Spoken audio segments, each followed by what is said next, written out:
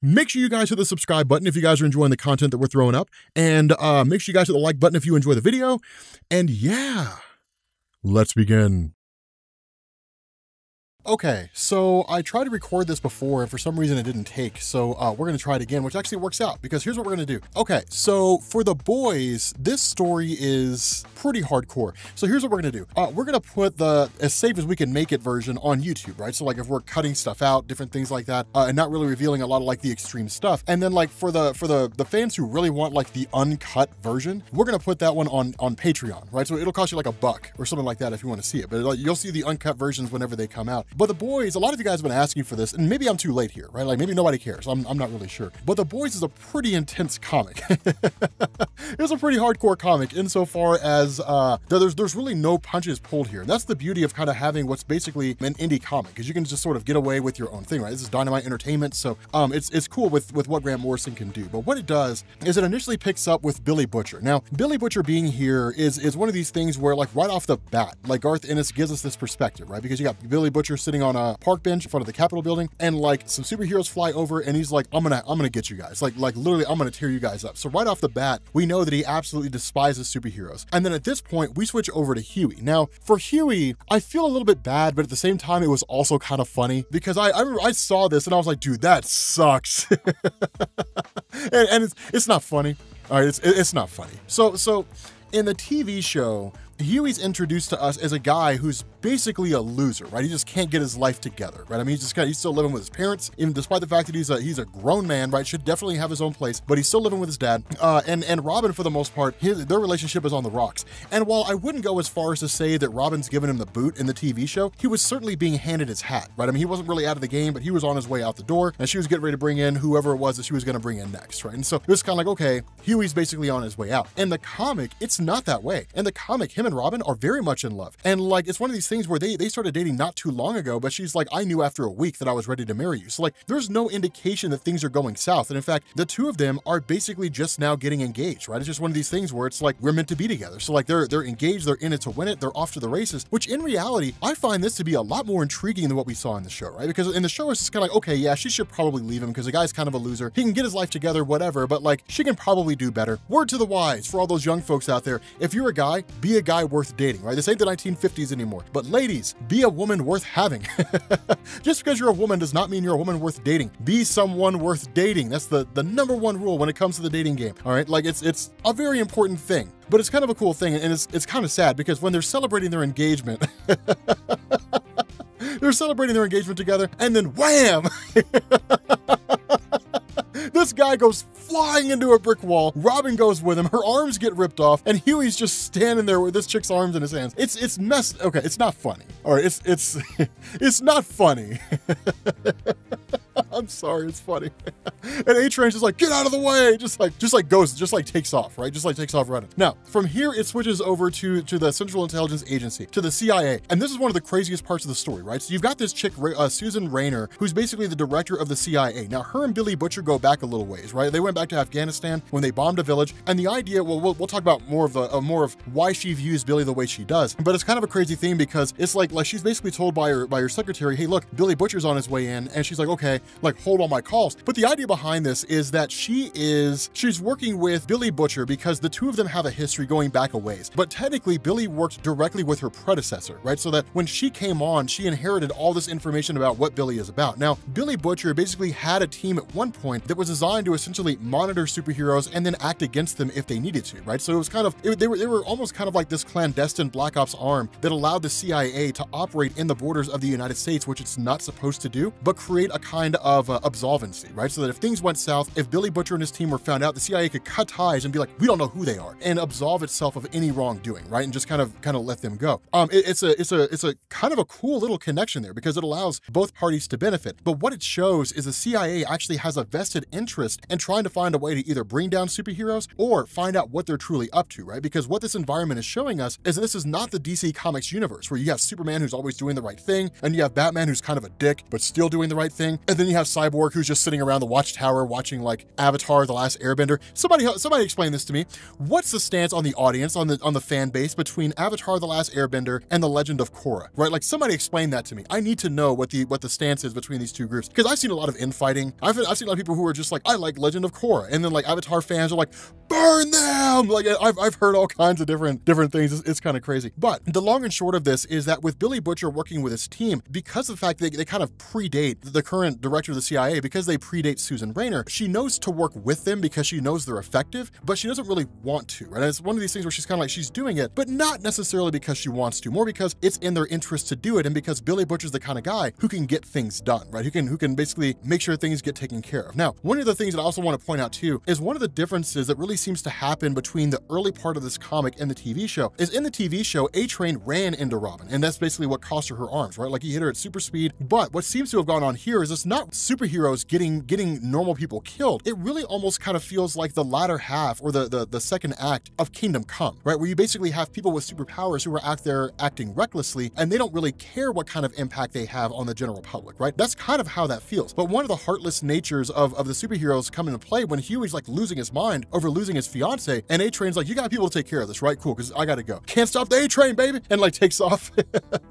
and just goes running. It's pretty heartless. Like, it's kind of a dick thing. But following this, we also go into what really kind of appears to be this darker clandestine situation here, when you have Huey, who basically met by these men in black. And so what they end up doing here is basically saying, hey, look, we'd like you to sign this agreement that basically says that you won't say anything and you'll be compensated accordingly, right? So what it looks like is there's a kind of entity out there that has a vested interest in trying to make sure that superheroes stay in a positive light, that any incident that involves a superhero potentially getting somebody killed, either by direct or indirect action, has to be hushed, has to be kept quiet, so the general public kind of goes on with the facade that heroes are there to save them, and they're there to do the good thing, you know, fight the good fight, that kind of stuff. Which again shows that it's superheroes acting in a very dark way, but also shows that you've got entities out there designed that are invested in making sure the superheroes are portrayed a certain way, right? So from there, you switch over to a guy named Kessler. Kessler's a guy who's basically a CIA analyst. Now, Kessler, working as part of the CIA, is kind of like the information man, right? So for those of you guys who are familiar with the Punisher, think of like Microchip, right? He's like the Microchip to Billy Butcher, basically, in the sense that he's the guy that basically collects information on behalf of superheroes for the CIA. He does it secretly. No one knows that he does. And then he used to pass that information off to Billy Butcher, and now he's doing it again, right? Like, Billy shows up and says, we're getting the team back together. It's time to start working together again. And so it's kind of a cool thing here, because this is when he basically learns about Huey. Now, to the average Joe out there, to the average person, they see whatever the spin was in the newspapers, right? They see what the newspapers want them to see, partly because they're probably only sticking to that source material, and two, because they're probably too lazy to look up anything else. But they basically see what the news wants them to see, but the reality is that Huey's caught up in a scenario where his fiance was killed by the action of a superhero, and Billy Butcher sees that. Billy Butcher says, okay, so this guy is someone that we can basically rally to our cause. And so where you have Huey sitting there just like struggling and dealing with the grief of losing his fiance, he's suddenly met by the arrival of Billy Butcher. And this is the cool thing here, is because Billy Butcher presents himself as a guy who's kind of like a very much a savior, right? Like, hey, I'm here to help you out, and I see you've been through some rough things, and I want to make life easier on you. You know, I want to make life better on you. I want to put you in a situation to where you can basically, you know, be okay, and you can help get past this. I know you felt like you lost someone. I can basically help you get to a place where you're going to experience happiness, and you're going to move away from this dark element, this dark place that you've been in. He really kind of shows himself and presents himself as a savior of sorts. You know, I can solve all your problems. And so at that point, it jumps over to Frenchman. Now, Frenchman in the comic, at least in this introduction, I think is actually more interesting than the TV show. He's cool in the TV show, but in the comic, he's almost kind of poetic. I mean, he is in the show too, but in the comic, he's kind of poetic insofar that he's kind of going on about himself and kind of minding his own business and so on. And some guys basically call him like start calling him names. They call him like a French and it's like, okay, so like whatever, man, like if that's the kind of game you want to play. And it's cool because with these guys giving him a hard time, he basically helps them to understand their place in the bigger picture, right? And say, hey, look, you know, you guys are coming to this from the perspective that I'm just like some average guy out there. Let me help you understand that I'm a person you don't mess with. And so these guys basically learn to understand that their place in the bigger picture is on the floor bleeding and suffering. It's cool to see bullies get dealt with in that way, right? And so it's a cool little moment, because then when Billy Butcher shows up, Frenchman greets him as a friend. And so this is, again, Garth Ennis basically telling us at some point along the line, Billy Butcher and Frenchman work together as a single unit, work together as a team. And that's kind of where we are now, right? The two of them kind of functioning together. And so from there, you go into the girl. Now in the TV show, the girl was introduced in a much different way, right? I mean, those of you guys who saw the show, the girl was introduced as somebody who was just like, you know, stuck in a cage, basically. You know, she was held in a cage down in like some really seedy, you know, place that looked like a meth lab, to be honest. And initially, the way it was depicted, it looked like she was a person being held for the purpose of just like whatever needs and desires the people who were holding her were using her for. Of course, we end up learning later on that there was a much bigger plot going on there. But in this instance, she just shows up at somebody's house. Now, we're not really given a backstory here. We just have her knocking on a door of what seems like a pretty seedy spot, like a, you know, a very violent spot with some very bad guys. And when they open the door, she massacres them all, rips one of their faces off, literally just kills everybody in there. And so it's kind of nuts because, of course, Billy Butcher's going to recruit her. And that's one of the common themes that I hope you guys are picking up. Billy Butcher is traveling around and recruiting people that have a vendetta against superheroes. And if you're going to be a person who operates against superheroes, that's really what you need, right? Otherwise, you end up running into somebody who gets turned into a double agent. And then suddenly your operation's dead before it even started. And so again, it's cool in terms of how all this is sort of coming together. But it's an interesting thing because the question that was asked by Huey is, why do you want me in your ranks? And indeed, us as the reader were asking that question. Why in the world does Billy Butcher want Huey? Like, what does Huey have to offer? He's just a guy. And the response of Billy Butcher is, I want someone who's felt it before. I want someone who knows what it's like to lose someone to a superhero. And what this indicates is that Billy Butcher himself has lost someone to a superhero. Now, for those of you guys watching the show, a lot of you guys are really familiar with that. But if you haven't, then this is one of those things where it kind of teases at the idea that Billy has lost someone. And that's really kind of seems to be his motivation behind doing all this. And so what it does is it switches over to Mother's Milk, right? This next, really the last member that he recruits for the team. And Mother's Milk, for all his size and his bravado and how big he seems to be, really seems to be a softie in a lot of different ways. Because when he's talking to Billy, he's kind of like, look, my involvement in all that wet work stuff, that Black Ops CIA, you know, all that kind of, you know, spy business, that's all done. I don't want to have anything to do with that anymore. I'm done with all that stuff. But the funny thing is that when his daughter walks in, who's dressed like a woman of the night, when Janine comes walking in, she just kind of starts mouthing off. And it's just kind of like, I can go where I want and talk to who I want, and I can dress how I want, and there's nothing you can do about it, and all that kind of stuff. It's kind of interesting because what Mother's Milk seems to have been doing is trying to settle down and basically like going through kind of like adopting kids, things like that, trying to bring them up and give them a more productive life so they can have an actual future as opposed to succumbing to like gang violence or drugs or any number of negative influences. And so what happens is Billy Butcher steps in. And so when Billy Butcher, when he goes outside and starts talking to these guys, these really like seedy looking guys that Janine's hanging out with, it's kind of like, hey, look, you need to go back in there and basically apologize to your dad. And one of the guys pulls a gun. Of course, Billy Butcher takes the gun, smashes it. The guys drive off because, you know, they're cowards.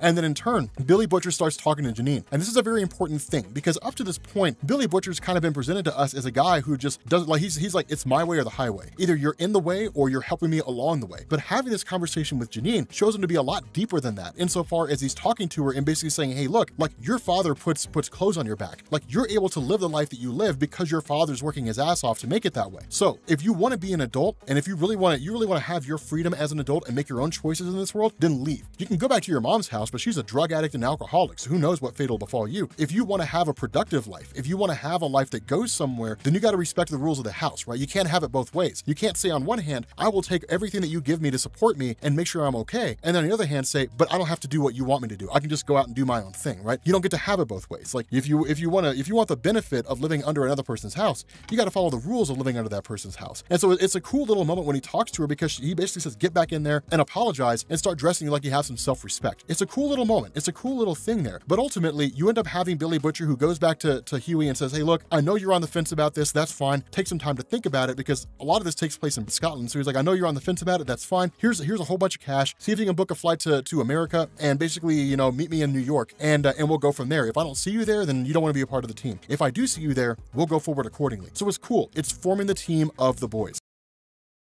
Okay, so we are getting back into The Boys, and much like we did with the first video, the uncensored one is going to go up on Patreon, right? The one that we make public on YouTube for all the world to see is going to be the censored version, and a lot of that's really just kind of maintain the family-friendly format that we have on the channel, or at least as family-friendly as we can get, and then, you know, allowing the more non-family-friendly elements to sort of just be broadcast out there for the world to see, right? I figured a credit card was a pretty good line of judgment there, right? I mean, parents, if your kids get a hold of your credit card, that's really more your problem than it is mine. So Nonetheless, getting into this, it's a cool concept because what it does is it initially picks up with the character of Starlight. Now, this is one of the more controversial moments in the story. And the reason why is because Starlight hails from a group called the Young Americans. Now, in the boys, there's two main groups out there, at least when it comes to the younger kids, right? There's the teenage kicks and then there's the Young Americans. The Young Americans are almost kind of like the Young Republicans, right? They're like really more of a conservative group, really hailing from various places, but for the most part, seeming to kind of be at least entrenched largely in kind of the heartland America sort of landscape. And then you go into the teenage kicks, which are more Generation X. We'll talk more about them, once we get to that portion of the story. But for Starlight's character, she's really young, she's wide-eyed, pretty conservative, right? So she was never really active out there in terms of being more liberal with her own, her own body and the kind of things that go with it. And so her, as a character, had always wanted to join the Seven. And it's one of these things where it's almost kind of like she'd been raised to believe the Seven is what you want, right? Like it's the inside of the inside, right? And indeed, it makes sense. The way that Garth Ennis writes this, the Seven is kind of an allegory for like the Justice League more so than anything else, or you can also kind of attribute things like the Avengers to it, kind of the creme de la creme of the superhero community. And so it's one of these things where if you've made it into the Seven, then you've officially made it in the superhero landscape, right? Like you're in it to win it. And so when she looks at characters like Homelander and other members of the Seven, she really idolizes them. And that's why it's a pretty huge shock to her character when suddenly she's basically asked to commit an act that's pretty extreme here. Now, and so it's kind of crazy because following up with the character of Huey, this goes into basically him being brought to America, right? And it's one of these funny things where when he gets here, he basically ends up getting a hotel in the South Bronx, which is like one of the crappiest places ever in the history of the world. And it's like he has no idea what he was getting into, right? Like he just looked up the classifieds and they were like, it's a cheap place basically. Like it was a really affordable place to stay. And it's like, yeah, man, that's because it's the South Bronx.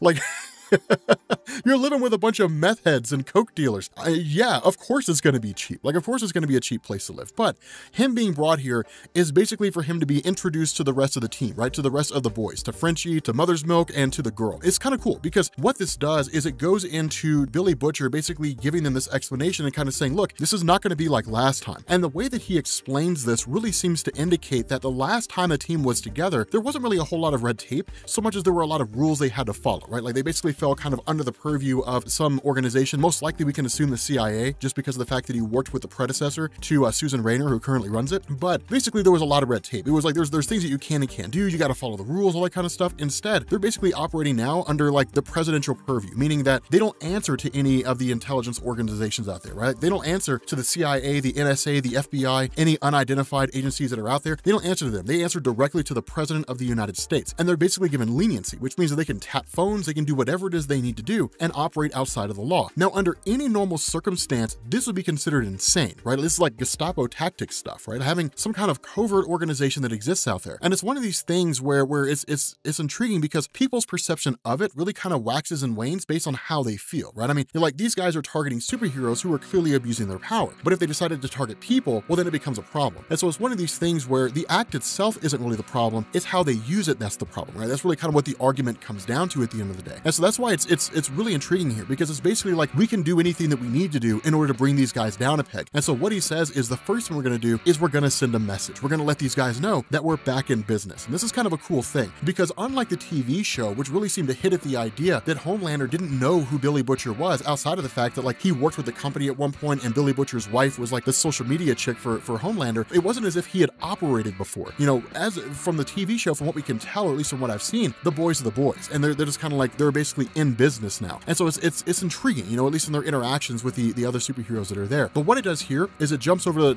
the character of Starlight after she's finished this deed. And again, where you would kind of look at this and you would expect like some solidarity, right, from Queen Maeve, you know, this idea that like there's another woman there, and the fact that, you know, that Starlight had been forced to commit this, you know, terrible act would at the very least sort of come with some kind of, you know, condolence from Queen Maeve. Like, yeah, it sucks, you know, it blows balls, but basically you kind of have to, you got to play the game. Instead, she's met with hostility, right? Like Queen Maeve is just kind of like, yeah, whatever, who cares? Like, that's the way the game gets played. Sorry about your luck. Take your sad songs and you're crying elsewhere. I've got better things to do than to listen to you. Like, it's very hardcore and it's very ruthless. And so what this does is it really kind of shows that unlike superhero themes that we would traditionally believe them being, right, in the sense of like superheroes working together and looking out for the other's best interests and different things like that, that it's really kind of every man for themselves. And all the people here are really just kind of bad people at their core, right? Like, this really kind of seems to be crappy human beings. Now, this seems to be more circumstantial than anything else, insofar as they probably started out as good people somewhere along the line. We'll kind of see how that plays out as the story progresses, but then along the way, they just kind of became corrupted and screwed up by the fact that they really didn't have to answer to anybody. And so as time progressed, they just sort of ended up in their current form. And so from here, again, we jump back to Billy Butcher, and this is really when the plan gets made, right? Because they're going after the teenage kicks. And what they basically say here is that as far as the teenage kicks are concerned to the general public, they're kind of edgy and they're sort of,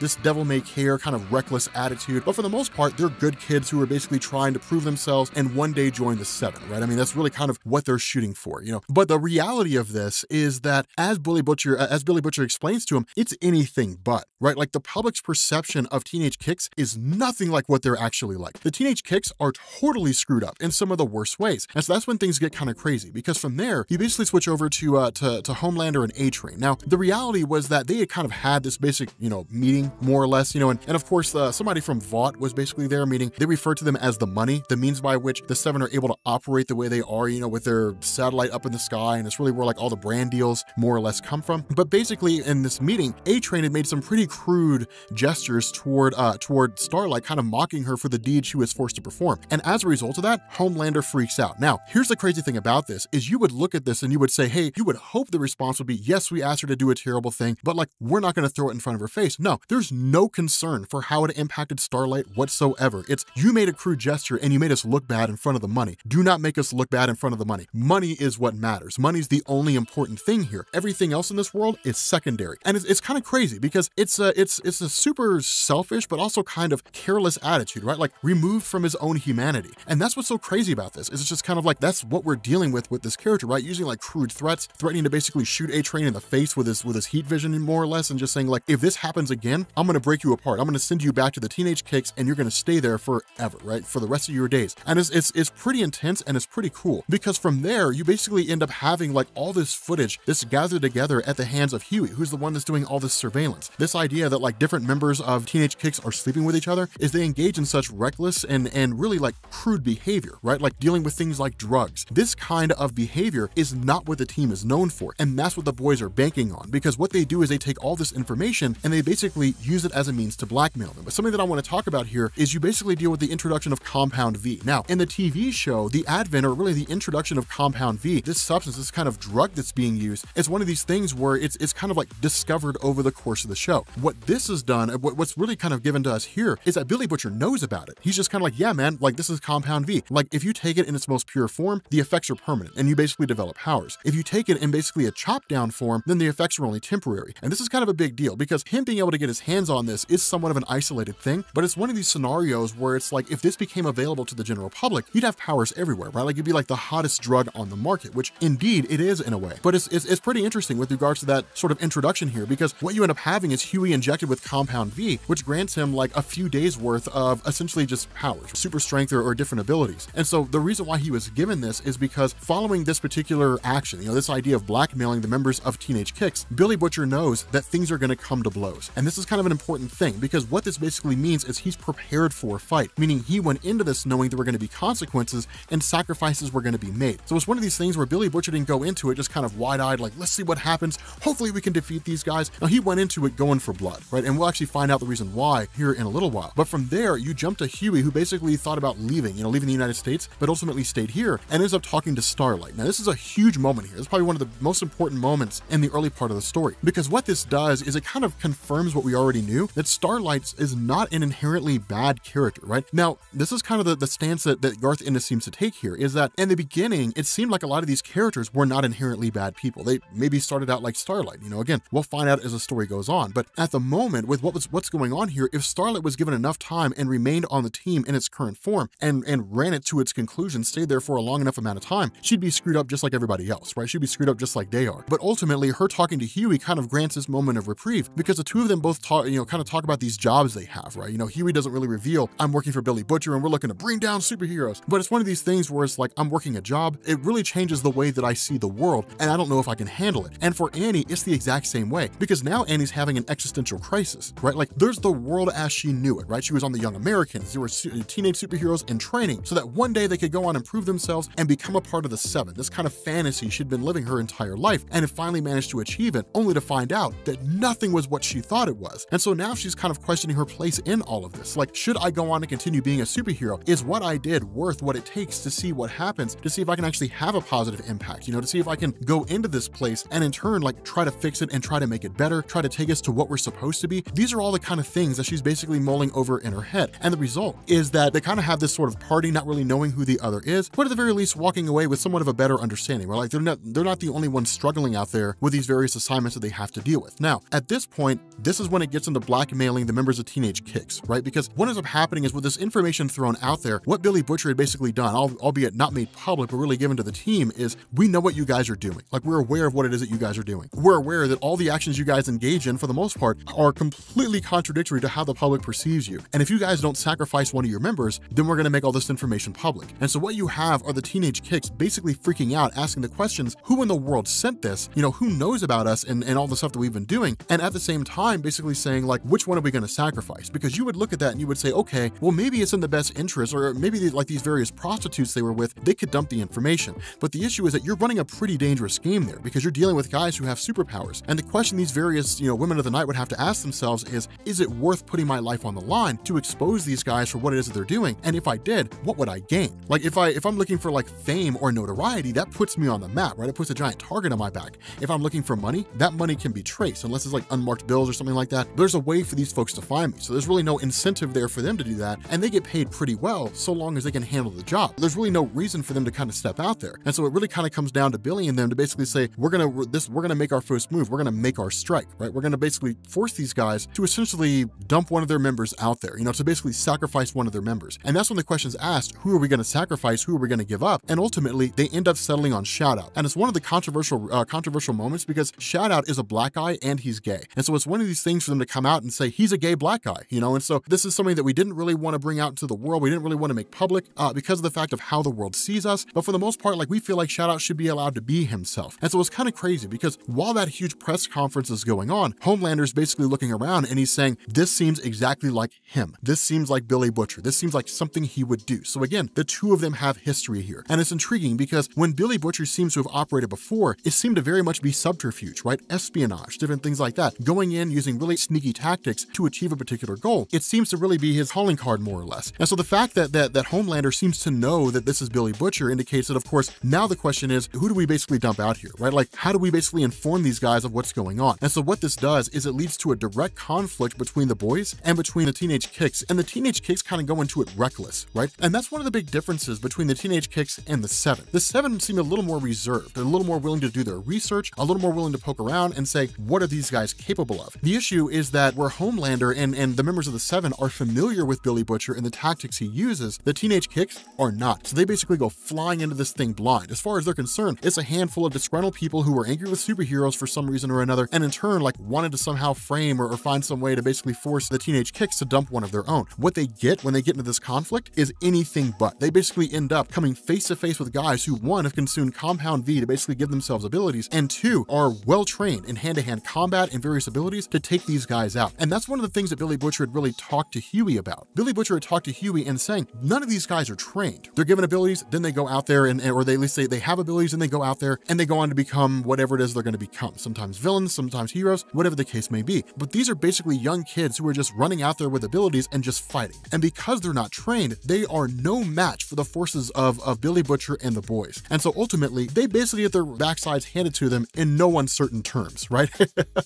Now, one of the other big things that happens here is one of them actually gets punched in the stomach by Huey in a moment of panic. And that's one of the things that was not supposed to happen, because they weren't supposed to start killing them. They were supposed to use tactics to basically force them to commit a series of acts or to reveal information they wouldn't normally want to reveal, staying kind of underhanded, staying very cloak and dagger. And so with one of them having been killed, what this means is the boys struck first, right? Like, the boys made their move, they struck first, and they killed one of the superheroes. And so what this means is that going forward, now it's basically gloves off. Now it's like, we can essentially do whatever we want to do, right? Like, we can take these guys out with extreme prejudice. Now, again, this was within the charter of what the boys were able to do. It just wasn't really supposed to happen so soon. And so this is kind of going to be taken as a personal affront by the members of the Seven. And in turn, they're going to respond accordingly. And so as a result of that, you kind of have this moment where Mother's Milk almost, really kind of talks to, or really sort of talks to Billy Butcher and says, hey man, have you ever wondered if like there were any superheroes out there who were not inherently bad guys? And this is very important, because what it does is it shows like the lack of concern from Billy Butcher, right? Like, he basically says like, do you believe any of these guys guys out there are not bad guys. So they're good guys. They're trying to do good things. And the response of Billy is maybe,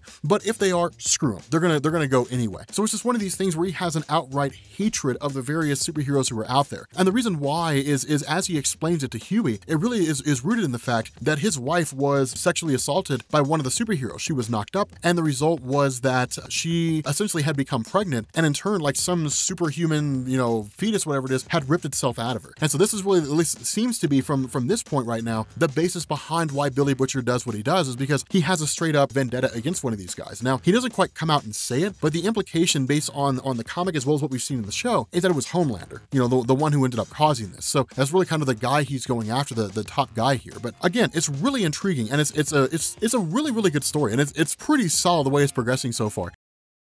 What's going on, guys? This is Rob, and we are back with The Boys. Yes, we are. The Boys, Volume 3. This one's kind of interesting. This story's kind of interesting. Much like we did with the last two ones, we're going to do the regular one here on YouTube, then we're going to put the uncensored one on Patreon, so you guys can check that out if you want to. As always, it costs like $1, right? So it's not anything unruly or anything crazy. Here's the other question that I have for you guys, too, about the Rob Core rings. The Rob Core rings are currently available on Patreon. People stopped asking for them. Like, whenever I would select the winners, people stopped responding. So I was like, okay, well, I guess people don't want them anymore. But people seem to have an interest in them now. The issue is that it's like $20 a month, essentially for a chance to win one, because I couldn't really think of a better way than to like mail them out all the time. And if I set up a store, they would be sold out like that. So maybe $20 is like too much. Maybe it should be like 5 or 10 or something like that. I don't know. Let me know down in the comment section if that's something you guys are interested in. I can't really think of a way to do it without, because I mean, it costs me money to get them. So I mean, I don't really want to lose cash and like sending them out to you guys, but I want you guys to be able to have them. Give me some ideas. Like, let me know what you guys think. But anyway, this one picks up with the whole thing with like Tech Knight, right? Now, Tech Knight, he's a character that we haven't really seen before, just now being introduced, basically. The problem and the funny thing about this is that when Garth Ennis first introduces him, Tech Knight's a guy who just can't stop like having sex with things, basically. And like when we're talking about things, like we're not just talking about people, we're talking about like everything, right? Like anything that seems to arouse him or turns him on, he can't stop like sleeping with it. And it gets kind of crazy because like when he's talking to the psychologist about this, what he does is kind of talk about how all this really seemed to kick in. And this all basically happened when he was on his superhero team called Payback. Now he of course is like a founding member of it, but they had basically received a tip, out there in the middle of nowhere that something was going down. It turned out not to be the case. But when they were on their way back, there was one of the guys there named Mindroid. He started looking at his backside and he was like, it's a really amazing backside. And it immediately got him aroused and turned him on. And while that's not the worst thing ever, what is a problem here is he tried to get with him while they were flying. He tried to get with the guy. Of course, he was kicked off the team. And the result is that he's just kind of in this rut now where like everything he sees, he wants to basically get with. It's funny. At least it kind of cracked me up. You pick up with Huey and you've basically got Frenchie and like the girl, again, we don't really know her name, who are playing Monopoly on a Clue board. Now, here's the thing. It's referred to as Cluedo, and I actually had to look it up. I had no idea what Cluedo was. I was like, maybe it is Clue, but I'm not sure. So like I had to look it up, and it is Clue. And then I found out they're doing a remake of Clue. Why? Like, dude, the original was amazing with Tim Curry. Dude, that movie's fantastic. But Huey's kind of like, why are they playing Monopoly on a Clue board? And the response of Mother's Milk is like, because they're just crazy. Like, because they're crazy.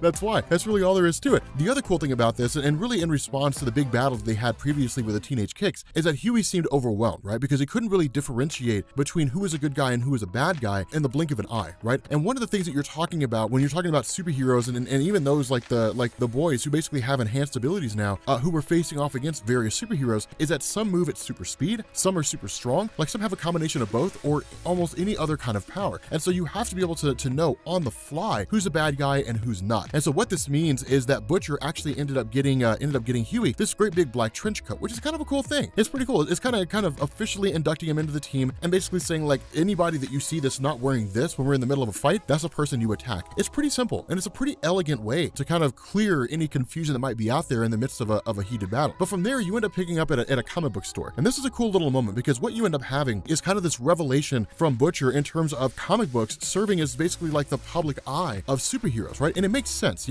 Comic books in the real world here, comic books give us idealized or fantasized examples of what superheroes would be like. In the world of the boys, the comic books are essentially propaganda. There's these superheroes out there, all these people who have powers, whether they've taken Compound V or not, and then it's how they're depicted by the world, how the world sees them, and the world sees them through the lens of a comic book. So it's basically like this character did this and this character did that, and see, they're great superheroes, and we have stories to model them after, right? And so the reality is anything but. One of the things Butcher points out is that a lot of the superheroes out there are gay, a lot of them are lesbians, a lot of them engage in inappropriate acts with children, some of them actually go through and perform surgical operations on themselves. These are people who, aside from the gay and lesbian community in the superhero group, are screwed up, right? Like most everybody else is screwed up in some form or fashion. Now, I'm not really, it's interesting to me that Garth Ennis would look at the example of gays and say like there's a problem with that. I'm not really sure that there is. You know, I don't really know why there would be an issue with a gay superhero, but what it does seem to do is point to the idea that in the world of the boys, the United States seems to be largely conservative insofar as being gay is not something that's really accepted at the moment. And so with that being the case, these superheroes who are gay out there, if they were to come out and reveal that it doesn't seem like it would go too well. But then you get into the character of Swingwing. And one of the things that really seems to come with him, and we'll talk about him here in a little bit, but one of the things that seems to go on with him is this idea that Swingwing is a character who is gay friendly. But we'll talk about that here in a minute because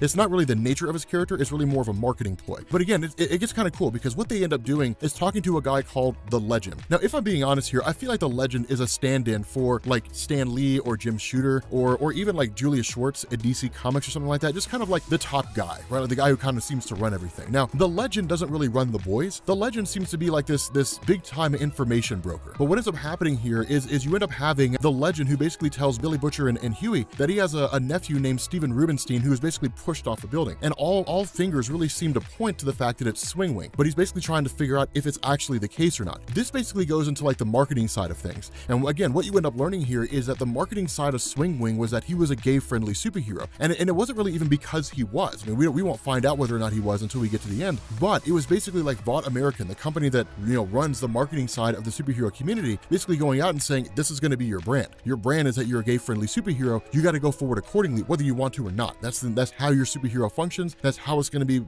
be perceived by the public. That's the role you're going to play. It's intriguing there because when you look at the nature of superheroes, you expect them to be characters who go out and do the right thing because it's what they do, right? The perception of Starlight with regards to like Homelander and the other members, you know, A-Train and so on, the other superheroes who are part of the Seven. But the reality is anything but. And that's why this really seems to bring us down the rabbit hole that nothing is really what it seems to be. And so from there, what you end up doing is picking up with Tech Knight and his butler Thomas. And it's kind of crazy because what you end up finding out here is that presumably in the middle of the night, Tech Knight essentially tried to sleep with his butler, but not in the traditional sense, insofar as he tried to like have sex with his ear is basically what he tried to do here, which is pretty screwed up. And it's kind of nuts, right? Because like this guy is in dire straits and you kind of can't help but feel bad for him, right? You kind of can't help but feel bad for this guy because I mean, we don't really know what set all this off. Like, we don't really know what caused all this. And so it kind of sucks and it's kind of messed up, but his butler basically bails, of course, basically saying, hey, look, you know, my job as your butler, as the butler for your family for the last 37 years, my job is to tend to the needs of the family, but not in that way, right? So like your secrets stay safe with me, but I'm out. I gotta go. I gotta bounce out of this place. But then what it does is it moves over to a bar called the Red Rooster. Now, here's the crazy thing here, is once they actually get into this gay bar, Huey kind of seems to be a little uncertain about it and like not really big on it. Let me tell you something, dude, gay bars are fun. Dude, oh, it's like drag shows, oh, they're fun as hell. Like any of you guys have ever, like if any of you guys have never been to a drag show in your life, like dude, drag shows are hilarious. Like it's funny. You're missing out. Like, and it's funny because it's like cosplay at a comic book convention, right? Like there's the ones who have cosplay and it's like, man, that's amazing cosplay. Then there's the ones who are like, you tried. And that's basically it when it comes to like drag queens, right? When it comes to drag shows. But the fact remains here that getting into this bar, what they end up doing is talking to a guy named Paul Drake. Now, of course, this guy, Paul Drake, this bartender is the guy that they're talking to. And of course, his boyfriend is sitting off to the side. But what they basically do is start asking this guy questions like, what can you tell us about Steven Rubenstein? And what can you tell us about Swingwing? And the funny thing about Swingwing is that where previous questions were asked by the cops, they kind of dismissed it, right? They were like, okay, so it's the death of a gay guy. Who really cares? That was the perception of the cops. But where you have like Billy Butcher and Huey showing up here, it's given a lot more credence and taken a lot more seriously. And so that's when questions start getting asked about Steven and Swingwing. What you end up learning is like Paul Drake's boyfriend Max was actually kind of jealous of the character of Steven, because Steven was young and he was attractive and would seem to come in here and draw the attention of a lot of gay guys. But also Max was afraid of the fact that Steven was gonna like run off with his boyfriend, like run off with Paul. Like Paul was gonna leave Max and say, hey, look, this young kid's more attractive. I'll see you when I see you. Peace. And that was gonna be the end of it. And so as a result, you know, it kind of seems like Steven has, or Max has something to hide. We're not 100% sure here, but basically you're given this bit of information, this perception that with the character of Swingwing, he would constantly show up to like different gay bars, different things like that. And he would basically help members of the gay community who were struggling with tough times, right? Who were struggling with the idea that they were being offended all the time, or people were like physically assaulting them, or whatever the case happened to be. But he would basically sort of talk to them and kind of assure them that there was like better shores out there, you know, greener pastures, so to speak, that in reality, you know, you just kind of got to keep on keeping on. But he was really a shoulder for a lot of members of the gay community to lean on. And then he also brought Tech Night a couple of times. But at the end of the day, it was one of these things where not a whole lot was known about Swingwing outside of the fact that he would just go out there and he would perform these acts and he would basically be a gay-friendly superhero. And that was essentially it. But from there, you kind of switch over to Tech Night, right? And Tech Knight's just kind of like, okay, you know, he basically gets this phone call, and the idea was that Tech Knight was supposed to be the newest member of the Seven, right? Until Starlight got the job. But what he's basically told is that, you know, by some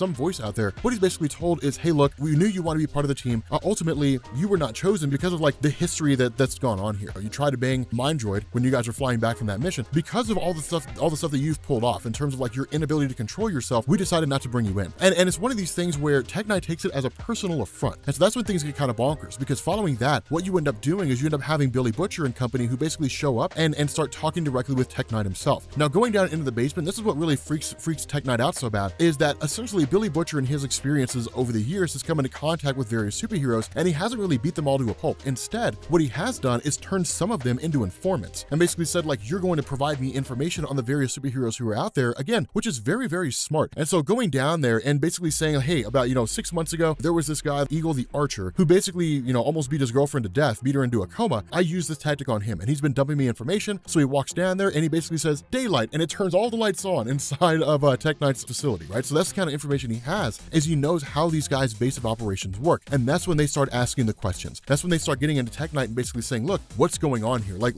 what can you tell us about Swingwing? And that's when Tech Knight really kind of seems to drop this bit and saying, hey, look, there were a few times we went to gay bars. I wasn't really digging it, but it was part of his character. And as far as I can tell, you know, he's basically gay. Like, he's a gay guy. It's designed to kind of paint this picture that like Swingwing was a legitimately good dude. And that really seems to be the case, right? Swingwing was like a legitimately great guy. He was a superhero going out there and being a superhero who was friendly for the gay community, for a group that kind of felt ignored or cast off by the larger part of society. And so there really doesn't seem to be a whole lot in terms of the relation between Swingwing and between Steven Rubenstein, because where legend told Billy Butcher and Huey, I think Swingwing was the one who killed him, the information doesn't really seem to line up with that. You know, why would Swingwing, a member of the gay, or at least a gay superhero who was pro-gay in his superhero actions, why would he in turn kill a member of the gay community? Like, how would that work? I mean, now, it's entirely possible for any number of reasons, but trying to connect those dots, that's the difficult thing to do. Now, from there, this is when things get really interesting, right? Because from there, Huey gets a package. Now, when Billy Butcher and Huey had shown up to talk to Drake at the gay bar and his boyfriend Max, they used aliases. This was designed for the purpose of nobody really being able to trace it back to them, because Billy Butcher's got a reputation. People know who Billy Butcher is, and they know he's a guy to look out for. But with these aliases, this phone is basically sent to their address,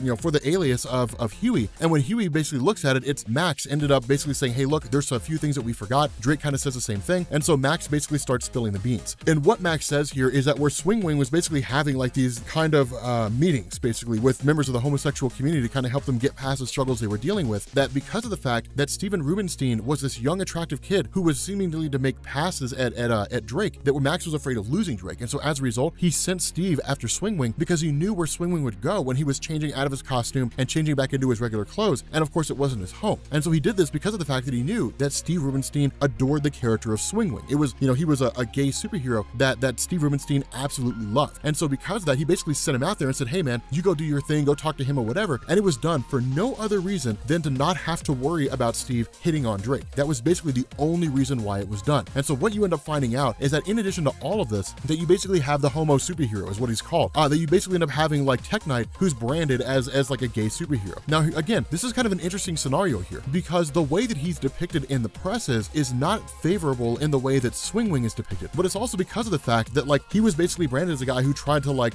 rape the family butler. That's basically how he's viewed here. And so because of the fact that he's viewed in that way, he's viewed in an inherently negative way, because the revelation of his sexuality came to light through a negative act. He's basically branded in a negative light. And so because of the fact this information is dumped out there, what we're told is that like the butler revealed it right off the bat, where the butler was like, hey, look, your secrets are safe with me. As soon as he was out that door, he went to the various presses out there and said, here's the story that I have on a superhero, who wants to pay the most, and basically set them all in a bidding war, and then ultimately sold it to the highest bidder, which ended up being the New York Post, which is kind of a crazy thing there. Now, the other thing about this is that Huey is still wrestling with the fact that he may have to take a life, right? It's one of the things that he's still struggling with as being part of the boys. Now, of course, like knowing that Billy Butcher has done it and knowing that Mother Milk seems to have done it, it's one of these things where it's not really a rite of passage. Like, you're not really a member of the boys until you kill someone. It's one of these things where inevitably that scenario is going to come along. Like, something's going to happen where everybody else is incapacitated or Huey's out on his own, and the only way for him to continue living is to take out the person who's trying to bring him harm. And so it's one of these things where he's not quite at that point yet. And Billy Butcher basically says, hey, look, you got to toughen up. There's the world as you see it, then the world the world the way it really is, right? Like you imagine this fantasy where you don't really have to do things like that, but in our line of work, you have to. No more being a child, no more being a little kid or anything like that. Everybody around here pulls their weight, no exception. And it's kind of a cool point. It's kind of a cool thing, right? Because that really is the way it is. I mean, certainly not like taking lives, but like this perception of the world the way we would like it to be versus how it is. Like those are usually two starkly different perceptions. Now from there, it goes into a discussion between Billy Butcher and Huey showing back up at Tech Night and basically saying, hey, look, so the information you basically fed us about Swingwing is a load of crap. So give us the truth. Like give us what's really going on. That in truth, like Swingwing he's not a gay guy. Like he's not a gay superhero. He's a straight superhero. And so the question is like, if that's the case, then what's going on? And that's when you kind of get this revelation. It was Vaughn American's idea. Like that's his brand. That's his propaganda piece. Like that's the role he plays. He plays a gay friendly superhero. And as far as the world is concerned, he's gay. But the reality is that Swingwing is not. He's not gay at all. Like he's completely straight. And so initially you have Tech Knight who sort of lashes out and begins to try to go and attack the two of them. And then of course the girl was brought along by Billy Butcher and breaks this guy down piece by piece. And this is one of the interesting things about her is so far we haven't really seen what she does. Like we've seen her kind of lose her mind and lash out and so on, but it's sort of kept off panel. And that's one of the things that I enjoy about this, right? You know, the idea that like she commits these acts and people get torn apart, but that's basically it. It was kind of a cool element to see in the TV show, but at the same time, the TV show kind of gave me something that I was looking for, which was what is she actually doing? Is she just like super strong and just ripping these guys apart, or what in the world is going on? It was good to get an answer to that kind of question. But what ends up happening here is Tech Knight basically says like myself and Swingwing ended up having a falling out. Like we basically end up having this thing where the relationship between the two of us went south because Swingwing was his sidekick Ladio when he was younger before he went on to become his own superhero. So it's kind of like Batman and Robin basically. And what you end up finding out here is that there was this character, this female superhero who existed out there who went by the name of Talon. And Talon was basically this younger woman out there, of course, with these claws and so on and so forth. But the way the Tech Knight looks at it, the way he remembers it, is it was really more of a game, right? I mean, they were relatively young at the time. You know, Swingwing was younger than he is now. Talon was a younger woman and Tech Knight himself was a younger man. And so it was really more of like a game that we were basically playing that really seemed to be going on. It was a cat and mouse game. Sometimes she was a hero, sometimes she was a villain. Sometimes, you know, she fought with us and against us, you know, sometimes whatever the case was, it was really more like, it really seemed to be more of like a romantic chase than anything else because it was kind of building up this sexual tension between the three of them. And it all really seemed to come to a head a couple years later when she shows up seemingly out of nowhere and basically says, hey, look, like you should call Ladio, we should get together, you know, we should kind of have a kind of reunion of sorts. And when that happens, like you basically end up seeing that like Talon seduces both of them. But from there, the question turns into, we have to go find Swingwing. Like we have to go ask this guy directly. Like we have to go figure out what's going on. Now, in all honesty, Huey had kind of been advocating this approach for a while. But the reason why Billy Butcher didn't really do it is because they'd basically be running up on a superhero with no real evidence and just kind of poking and asking questions. And the truth is that they don't know how deep the reaches of Swingwing go. And so it could very well end up being that the boys are heading to talk to somebody, some random person out there somewhere, and they're all dead before they heard the sound that killed them. Like that's entirely possible. So it's really Billy Butcher playing it smart, trying not to send up a whole bunch of flares and draw the attention of the superhero community to him and what it is that he's doing. And with things like this, with basically murder mysteries, it takes a little bit of finesse. Like you can't just go in and just start doing things. And so as a result of that, it's kind of cool because what you get is Huey just kind of taking the moment unto himself, really by force, where, you know, where they go in, they start talking to Swingwing, they're like, look, we need questions, like we need answers to what's going on with you and Steven Rubenstein, like what happened between the two of you. And of course, when he basically starts to deny and refuses to answer questions, Huey sort of begins to lash out and it's just like, you're gonna give us an answer, I'm gonna beat the absolute crap out of you. And of course, where a fight breaks out between himself and Ladio, this basically goes into Huey chasing him down, and then Billy Butcher just kind of being like, sorry man, nothing I can do. You know, the ladder's broken, so you gotta handle this one on your own. Now, in reality here, this is an important thing to bear in mind, is one of the things that, again, we've kind of mentioned here, is not all the superheroes who are out there have powers. Swingwing himself, he uses technology. He doesn't really have any kind of powers to speak of. He can't fly, doesn't have telepathy or anything like that. And so it's basically Huey fighting against a normal guy. And so where Huey starts lashing out, he ultimately just gives in and just says, okay, fine, if this is the kind of game that we play, this is the game that I'll play, and just absolutely pummels Swingwing. And so immediately he starts spilling the beans. And he basically just has like this immense amount of hatred for the gay community. Like he absolutely despises the gay community seemingly, because what he does is he basically says, like, somewhere along the line, like I was basically changing into my costume on a rooftop, and then this kid shows up out of nowhere. And right off the bat, I'm like, oh God, here we go. I got to play this role. We're talking to this kid, talking him down about, you know, the struggles of being gay, you know, all that kind of stuff, you know, and like where I'm communicating with this kid, and he's basically saying there's a guy out there that I'm in love with, and I'm afraid to say something because of how he'll react, and so on and so forth. That Swingwing says, just tell the guy how you feel. And that's exactly what Steven does. Steven says, well, it's you. You're the guy that I'm in love with. And so following that, like he basically loses his mind. He grabs a kid, pushes him off the building, and that's the end of Steven. And but the reason why was because he's just took an absolute personal offense to it. Enough was enough. Like I basically popped off. Like I had enough of this, and basically like flipped his mind and then pushed the kid off the rooftop. But again, like it really does kind of come down to interpretation, right? So that's one of the reasons why people will look at this and they'll interpret it based on how they want to see it, right? Based on what they want it to be, as opposed to what it might actually be, right? It's the nature of interpreting things. You know, it's just kind of left to your own biases and what direction that you want to lean in. But it's one of these cool things is because initially, like, Huey didn't really have the response to beat this guy to death, but we would kind of expect that Billy Butcher would, that he would like beat this guy within an inch of his life. But that doesn't really seem to be the case. Instead, what Billy Butcher does here is use this guy as an informant and say, you're going to go forward and you're going to continue to be a superhero on whatever team that you're going to be on. And from there, you're going to dump us information on everything that we need. If you don't, we're going to reveal this to the world. We're going to tell the world that you killed a gay person. And because of the fact that you're supposed to be a gay-friendly superhero, it will destroy your brand. And VOD American will abandon you like that. And everything that you've built up to this point will be gone. You'll be living penniless on the streets, and presumably the gay community will start coming after you, which means your days are numbered. And so it's kind of crazy because where Huey and Billy Butcher are having food following that, it's one of these things where Billy's like, did you think I was being too lenient on him? And the response of Huey surprisingly is, no, I don't think you were. Like, I think it's better to make him live with his crimes and then in turn have to be our informant and really nothing else, and then just kind of go from there. And so it's a cool kind of revelation on behalf of Huey because he's really starting to see how this all kind of comes together. He's really starting to understand the role that the boys play, not insofar as just going out and punishing superheroes, but in trying to systematically bring them down and do it in the most effective way possible, which is a combination of using guerrilla warfare tactics and subterfuge. Okay, so we are picking back up with The Boys. That's right, every Tuesday, it's The Boys. You guys get the censored version on YouTube, and then the uncensored one goes on Patreon for like $1. Honestly, I've been trying to figure out what stories I'm gonna do after this, and I think I know. I think I know what two series, one of them's gonna be really, really long, but I think I know what 2 series I'm gonna do after this. People who are following me on Patreon pretty much know what the next one's gonna be, but one after that, nobody knows yet, so it'll be kind of a cool surprise. But this picks up with The Boys. Now, the whole thing here is that, remember, the team is basically transitioning to Moscow, and originally we didn't know why, right? And it's one of the cool things about the way that Garth Ennis does this, right? He's like, the next story is going to take place in Moscow, and you kind of have to go read it in order to figure it out. But what we end up doing here is picking up with this particular woman named Nina Nemenko, but she's really referred to as like Little Nina. But with these guys being here, really with the boys arriving at around the same time, ultimately they're meeting with a guy named Voss. Now, of course, Monkey is the one that picks them up. Now, those are guys who are sort of catching up with us. With Billy Butcher working with the CIA, Monkey's kind of the intelligence guy. He's the liaison between Susan Rayner, who's the director of the CIA, and Billy Butcher himself, which again allows for the agency to sort of disavow him if things end up going belly up. But with Monkey basically meeting them here and then saying, hey, look, you know, I'm taking you guys to go meet Voss and all that kind of stuff, we end up picking up with Voss, who was basically a member of a superhero team at one point. And it's really sort of cool, the way this plays out is because he was originally part of a group that was called the Glorious 5-Year Plan. Now, we'll get more into that as time goes on, but even then, within the confines of the story, we don't get a full-on explanation here. Instead, what you end up having is Billy Butcher and Voss greeting each other as exceedingly old friends. And this really kind of seems to fly in the face of what we'd expect from Billy Butcher, right? I mean, this is a guy that vehemently dislikes superheroes. But the cool thing about this is that Billy Butcher's dislike of superheroes really seems to be limited in scope to, are you a superhero who does crappy things? Now, there have been some offhanded comments he's made, right? When he was talking about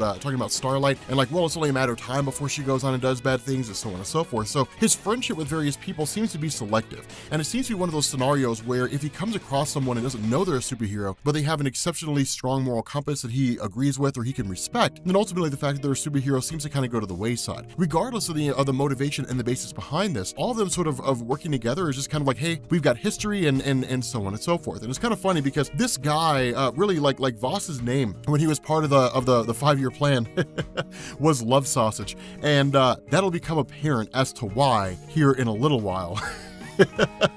It's an amazing name, but ultimately he ends up serving them some homemade vodka. Now here's the thing, I'm not Russian, nor have I ever hung out with Russian people in their own country, but I have hung out with people in the Appalachians, right? Like I have been to Tennessee, I used to live in Kentucky. I understand the notion behind like homebrewed alcohol. Let me tell you something, if it's anything like moonshine, I wouldn't mess with it, man. Like moonshine is intense. It's like pure alcohol. It's absolutely insane. But of course, Huey can't handle it. Huey can't handle his liquor, which again, I can't really fault him for. I mean, you're talking about home-brewed vodka from Russia. Like, it's gonna be some pretty intense stuff. But nonetheless, picking up with Nina, she actually ends up sitting down and meeting with a guy who seems pretty clandestine. Now, this conversation really seems to be business-oriented, and we'll find out who this guy is as we go on. But one of the things that's also sort of established here by the conversation that takes place with Nina, as well as the morgue that Billy Butcher and his guys were taken to by Voss, is it really sort of establishes that Nina is a no-nonsense woman, right? She's not someone to be trifled with. That when it comes down to it, she's cutthroat, and she'll do whatever she needs to do in order to ensure her plan is achieved. And so despite being a diminutive woman, she's not someone to mess around with. This really also gets us into the meat and potatoes of what's going on here, right? Because through Nina's conversation with this guy, as well as Billy Butcher and them being in the morgue, what we end up learning is that where Compound V is the substance used by Vought American and really by pretty much all the superheroes out there in order to have their powers, that other countries kind of wanted their own thing as well, right? Now, this is really Garth Ennis borrowing heavily from Marvel and probably other comics as well, but off the top of my head, pretty heavily from Marvel in forms of like the Super Soldier Serum. Captain America was Project 1, and then you got a whole bunch of other projects, and then eventually you landed on Wolverine with Project 10, with Weapon 10. But the desire to duplicate the Super Soldier Serum of Captain America is really how this resonates with me, right? The idea that what Nina seems to have done here is gotten her hand on a variation of Compound V. The issue with this is that it's more of a tamed down version. And so because of that, what this has done is it's basically created a scenario whereby people who were injected with this altered version of Compound V, their heads explode. Their heads end up blowing up. Now, it can happen one of two ways. The biggest way and the most unreliable way is that once they're injected with this, at some point along the line, their head will blow up, and you don't know when it is, right? Like they use one instance where they say that like some monkeys were injected with this altered version of Compound V, and it was like 2 years before one of their heads blown up, and they were sold to a zoo. The other half of this is that you can actually use a system to intentionally detonate them, right? The kind of radio frequency, so to speak. But the long and short of it is that the compound that Nina's been using is 98% effective, right? So it's not a pure perfect version of Compound V rather, but it's relatively close. And so it's an interesting thing here because what it does is kind of expand on things. And so it's kind of interesting here because when all this is going down and all this is happening, what's basically told to Nina is that Billy Butcher and his crew are here in Moscow, and that crew needs to be stitched up. Right off the bat, it's either Vought American or it's the government. They're the only two people that know that Billy Butcher and his guys are here, right? Like Vought American would know because they keep tabs on Billy Butcher following, Homelander realizing that Billy Butcher's back. And then it would be the government because he works directly with the CIA. They're the only two who would really know. And it's kind of funny the way that Garth Ennis plays this. He does it fast and loose because it could be either one. And where Billy and his crew had been relatively careful, ultimately when they order a pizza, it ends up being revealed that they've been noticed when they get a face on their pizza, more or less. And it's kind of interesting because this feels more like a message than anything else, right? Like we're aware of you and it's only a matter of time before you die. But the other part of this is that this guy who's here meeting with Nina really has his own backup system, right? Like things more or less are being monitored here. And it seems to serve two purposes. One, it seems to serve the purpose of keeping an eye on Nina to make sure things don't pop off. And even then, it also seems to kind of serve the purpose of being like an insurance plan. If Nina were to back out, or if she were to decide she didn't want to have anything to do with it, then it would be like, hey, look, like we got you on camera. We can dump this out to the world so everybody knows what you look like and how to get a hold of you and all that kind of good stuff. Or you can play ball, right? I mean, it's kind of a mishmash of different possibilities here. But ultimately, she ends up saying, okay, like let's get on to business, right? Like let's sort this stuff out. And so as a result of that, with Billy Butcher and his team being tracked down, Nina seemingly sending her goons after them, it's kind of cool because what it shows us is that Billy Butcher is usually always aware. And it's very easy to sort of dismiss him as a guy who's kind of painfully oblivious to everything going on, right? The Billy Butcher's a guy that never really, I mean, he kind of knows what's going on, but not in the extreme. And so what this does is it actually has the goons of Nina following them around. And then ultimately Billy Butcher just being like, yeah, we're aware of them. He sends Frenchie over to basically sniff them out and to figure out what's going on, to plant a device in their car to take them out. And then in turn, when the final guy is captured, literally Billy Butcher forces him to spill the beans, right? It's just kind of like talk, or I'm gonna break every single bone in your body. Now, of course, this guy dumps it all out saying basically we're working for little Nina, and that's all we really know, right? I mean, and that's true. They're hired guns, they're henchmen. They don't really have any information. They're given some envelope somewhere and they're told, go take these guys out. They're given some pictures, and that's it, right? I mean, this guy is he's a nobody, right? And so you can get what information that you can,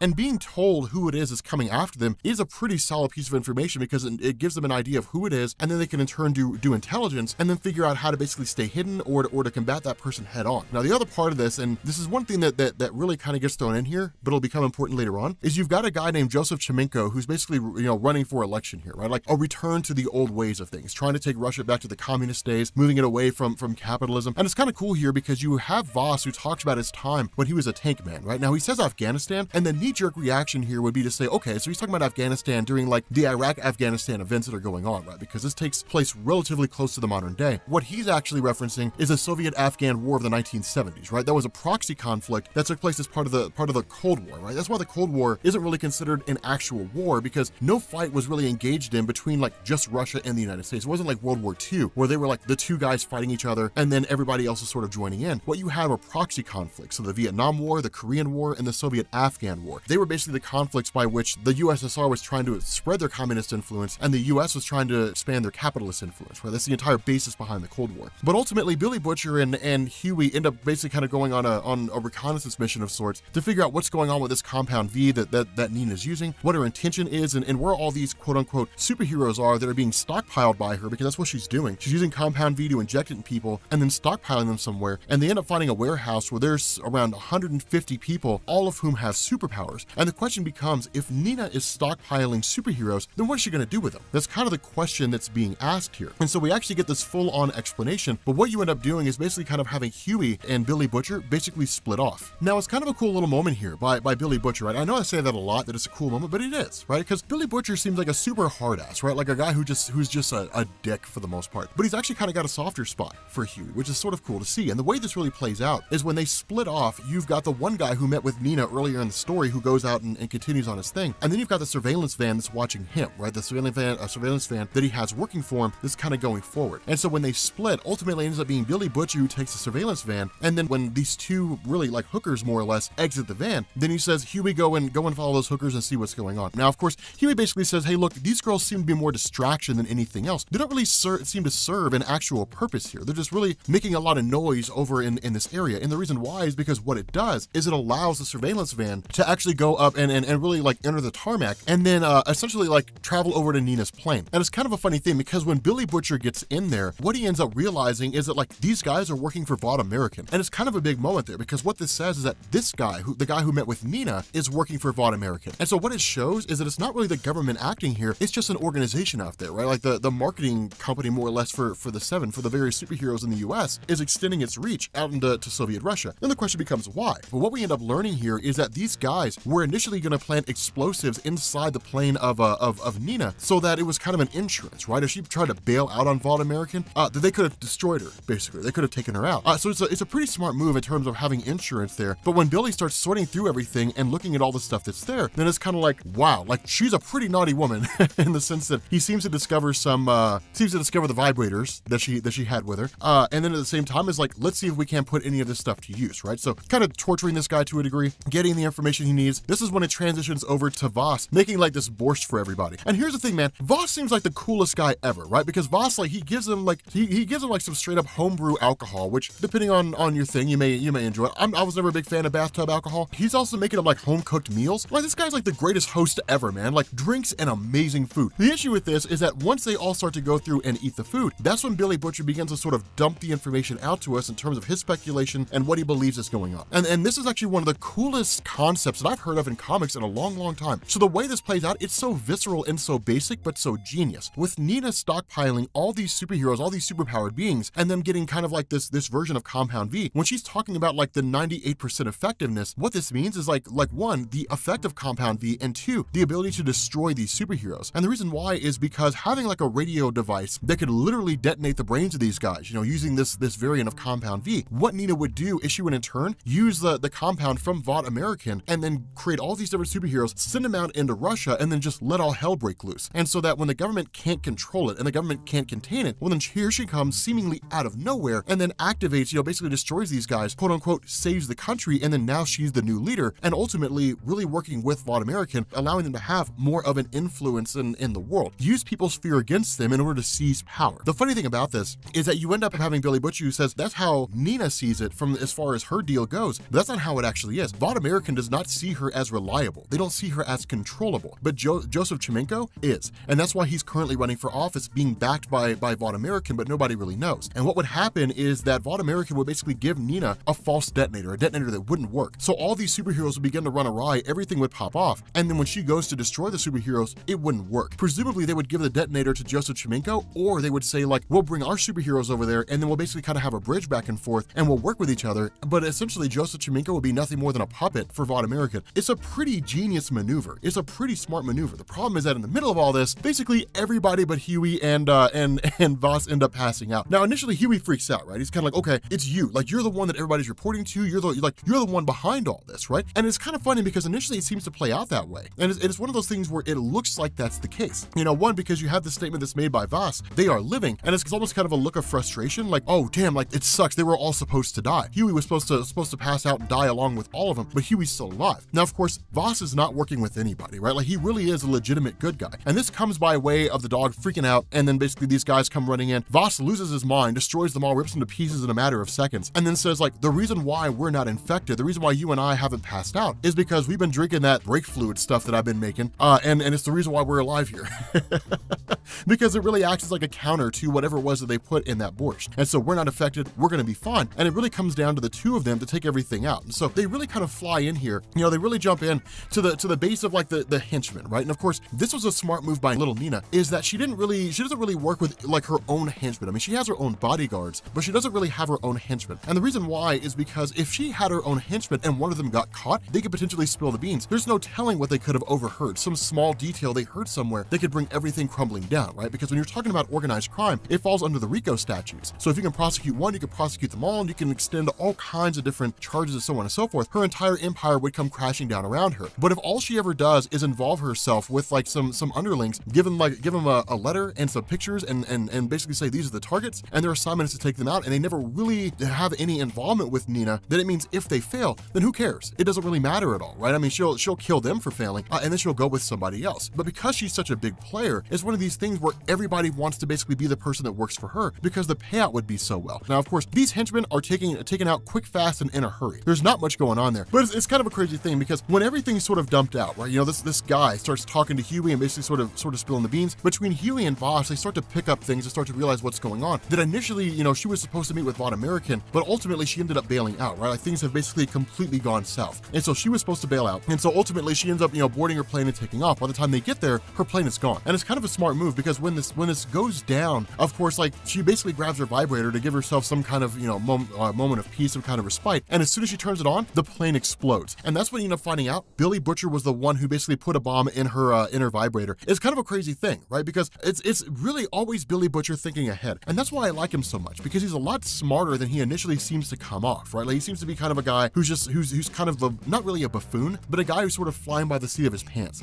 But to say that like he could think this far ahead to say, okay, should we need to take her out, and we probably will, let's put a bomb in the one thing she loves the most, right? Her vibrator, and like nix her off the field. Because remember, is Billy Butcher usually working against superheroes in their entirety and anybody who seems to kind of use them for their own purposes. So the fact that he figured, you know, all this stuff out and he planned ahead, it's really kudos to him. And that's why Billy Butcher is one of the coolest characters out there. Like it's really cool. But nonetheless, that's when you get this sort of revelation to a degree about everything that was going on. Because what you end up finding out is that in addition to basically, you know, sacking Nina Nemenko, little Nina, what Von American would have done is they actually would have given the right detonator to Joseph Chemenko. Like that's what they would have done, because then he would have been the savior of Russia, right? Like he's a person people would have elected without question, because this guy has the means to basically combat the superhero threat going on in the States, and it's something they don't want to have to deal with there. And so it's a really, really smart move, right? Like that was kind of the last tidbit of information in terms of how it was all going to go down. But that's the nature of the beast. It's really kind of Billy Butcher traveling from one place to the next. But then once he ends up meeting with Monkey, and after having dumped all this information to Susan Rayner in the CIA, Susan Rayner basically says, we're not going to do anything with it. And ultimately it comes down to the nature of fear. And that's why Von American has really rose and maintained itself as such a powerful organization, because they have superhumans on their side. By and large, for the most part, there's no real way to combat superheroes aside from other superheroes turning on them. Somebody with super strength equal to or greater than the various other superheroes out there who have super strength. And so if you're a company like that that's backed by superpowered beings who the government can't really cope with, and then you're in turn a government agency saying, let's basically try to take them out, all it would take is Von American sending the entirety of the Seven and all the other superheroes at their disposal directly to the CIA, and the CIA is gone. Like that's basically it, right? I mean, just like tearing down the government, you know, and saying like, we're just going to run everything from now on. It wouldn't be that hard for them to do. Fortunately, the goal of Von American, while it does seem to be having a lot of influence out there, at the moment, it really seems to be like serving as a means to control and be like a powerful organization, albeit not ruling everything. Now, as time progresses, Von American's motivations will become more clear, and they'll become a lot more clear cut as time goes on. But because of this, because of the fact that Susan Rayner's response is, you know, we're not going to do anything with this, and in turn, like all these other superheroes are still sitting in the warehouse,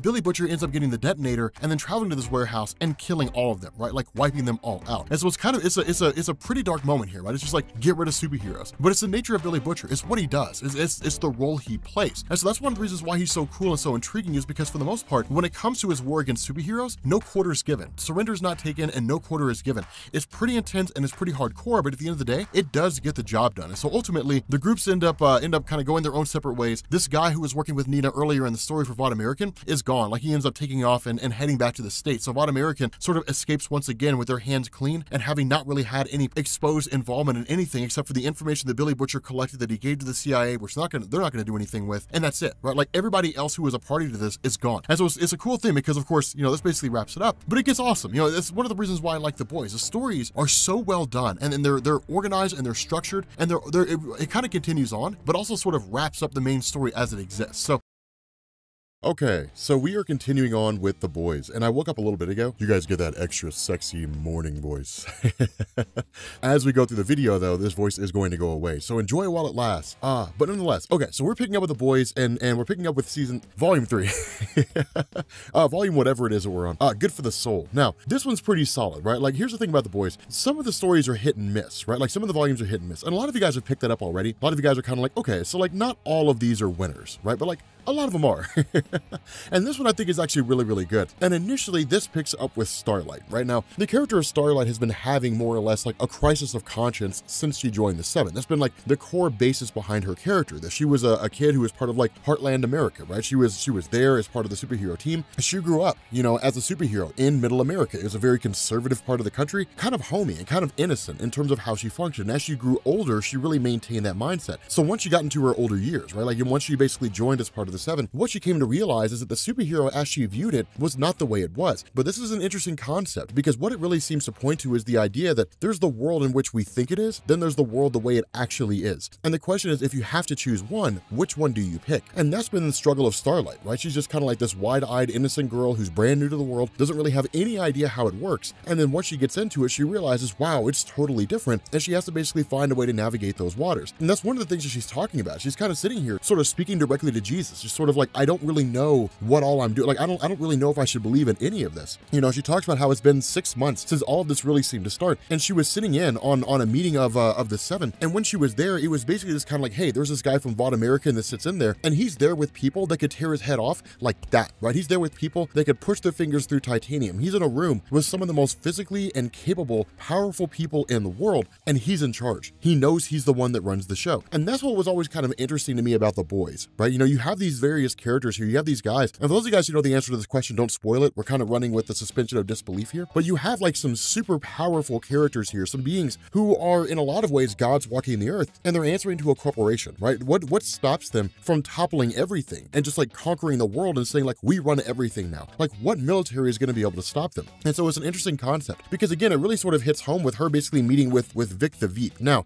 Vic the Veep, the vice president at the moment, one of the things to talk about here, because we haven't really discussed him too much. We sort of left this as kind of a thing that was out there and haven't really had a whole lot of discussion with it. So the sitting president at the time is Dakota Bob. And Dakota Bob is a guy who does not want to have any superhero members of the community, right? The Seven or anybody else. He does not want their hands in like the military, right? He doesn't want them in the Department of Defense or anything like that. They stay over there doing their thing. The US government and so on stay over here doing their thing. Vic the Veep is really Vought American's answer to solve that question, right? Like, to basically get the president out and then have Vic the Veep become the new president and then implement policies that would be wildly difficult to reverse, to basically have like the superheroes as part of the defense system, right? The US Defense Department. This really shows us like the full-on desire of Vought American and really like what all it is they want to achieve, right? Because Vought American is not just a company looking to achieve mass amounts of wealth, with regards to using superheroes as a means to, get out there and sell comics and all kinds of merchandising and so on and so forth. Vought American is looking to attain power. And to be this kind of hidden clandestine hand behind the individual who runs the free world is a huge amount of power. And that's one of the things that Starlight really seems to struggle with, because as she goes through this and as she sort of makes her way, through the Seven's headquarters, she begins to realize that like they're trying to find a way to get her out, right? They're trying to find a way to get rid of her. And the reality behind this is because she just doesn't fit in this world. She's too young, she's too innocent, she's too naive to really understand how the world works. And so it's a cool little thing here, because it's kind of like, is she capable of handling it in this world? Is she capable of making making it here, or is she just gonna be one of these individuals who kind of free floats, hoping she can change it one day and never really being successful in doing that? That's kind of the struggle that she's coping with. Now, again, those of you guys who know the answer, don't spill the beans.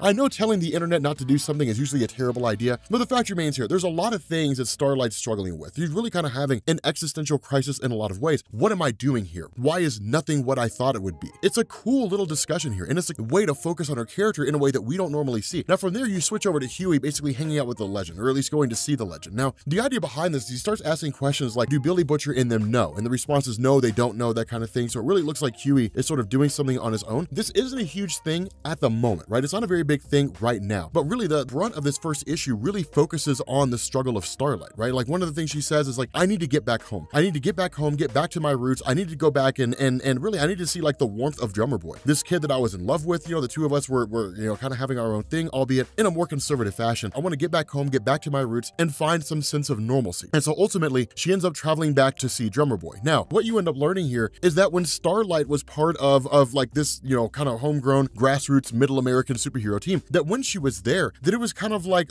she was literally the one who was kind of holding everybody back, right? She was the one who was kind of like, we can't say like the S word and we have to keep it super conservative and super Christian. And like, you know, she was kind of the face of the team in a lot of ways, right? Like how people viewed her is how they viewed the team. And so for the most part, it kept a lot of people in order. But this is kind of the reality of the situation that she's in, right? Like nothing is what she seemed. And that's why it's important to keep in mind that while Starlight is an interesting character, she is incredibly naive, right? She's an incredibly naive and really sort of baseline character, right? But it is kind of interesting to see that sort of innocence in this environment and to see what this innocence will become as the series goes on. But again, it's sort of intriguing there because ultimately what she really begins to ask is God real, right? If God has a plan for everyone, then that means everything that's going on is part of God's plan, right? Like if God exists out there and God could stop these terrible things, then God's not stopping these terrible things, which means God must be okay with it, which means God's not what I thought he was. And ultimately, Starlight kind of seems to walk away, and that's when she runs back into Huey again. Now, up to this point, Huey hasn't really been a romantic love interest for Starlight so much as somebody that she can confide in, and even then, it was only ever really a couple of times, right? She doesn't really know him. And that's one of the things that she kind of says here, you know, when the two of them are talking, when he basically says, hey, look, you know, everything will be okay, and I'm somebody that you can confide in, she really like kind of starts spilling the beans about everything, about like not really everything she's done insofar as like performing inappropriate actions as she deemed it with members of the Seven, but at the very least in saying there's things that I've done over the course of my life, you know, recently that I'm not proud of, and it's called into question my entire view of God and whether or not he's real. My entire life philosophy has just been thrown into disarray, and I don't really know how to interpret it. But as she starts talking to Huey, of course, she really kind of starts hitting at the idea that like, I don't really know you, like I don't know you that well, but I feel like I do. Like there's something about Huey that really strikes Starlight in such a way to where he's someone that she can just kind of open up to. Now, this usually goes one of two ways, right? For every guy out there who's been in this boat, this goes one of two ways. Either it's, man, I can really open up to you because you're a great friend zoned, or I can open up to you and I could definitely see myself knocking boots. Like it's one of those, it only ever goes one of those two ways, right? Luckily for Huey, it goes the good way. Huey doesn't get stuck in the friend zone, and Huey gets a chance to knock those boots. And because basically like he asks her out, says, hey, like, you want to get a drink sometime? And her response is like, yeah. Now notice this, gentlemen. All right, kind of sidetrack here for a second. Gentlemen, notice this, right? The guys who get the girls are the ones who make the move, not the ones who sit back like, I'm gonna be a gentleman and let her make the first move. No, because that is weakness.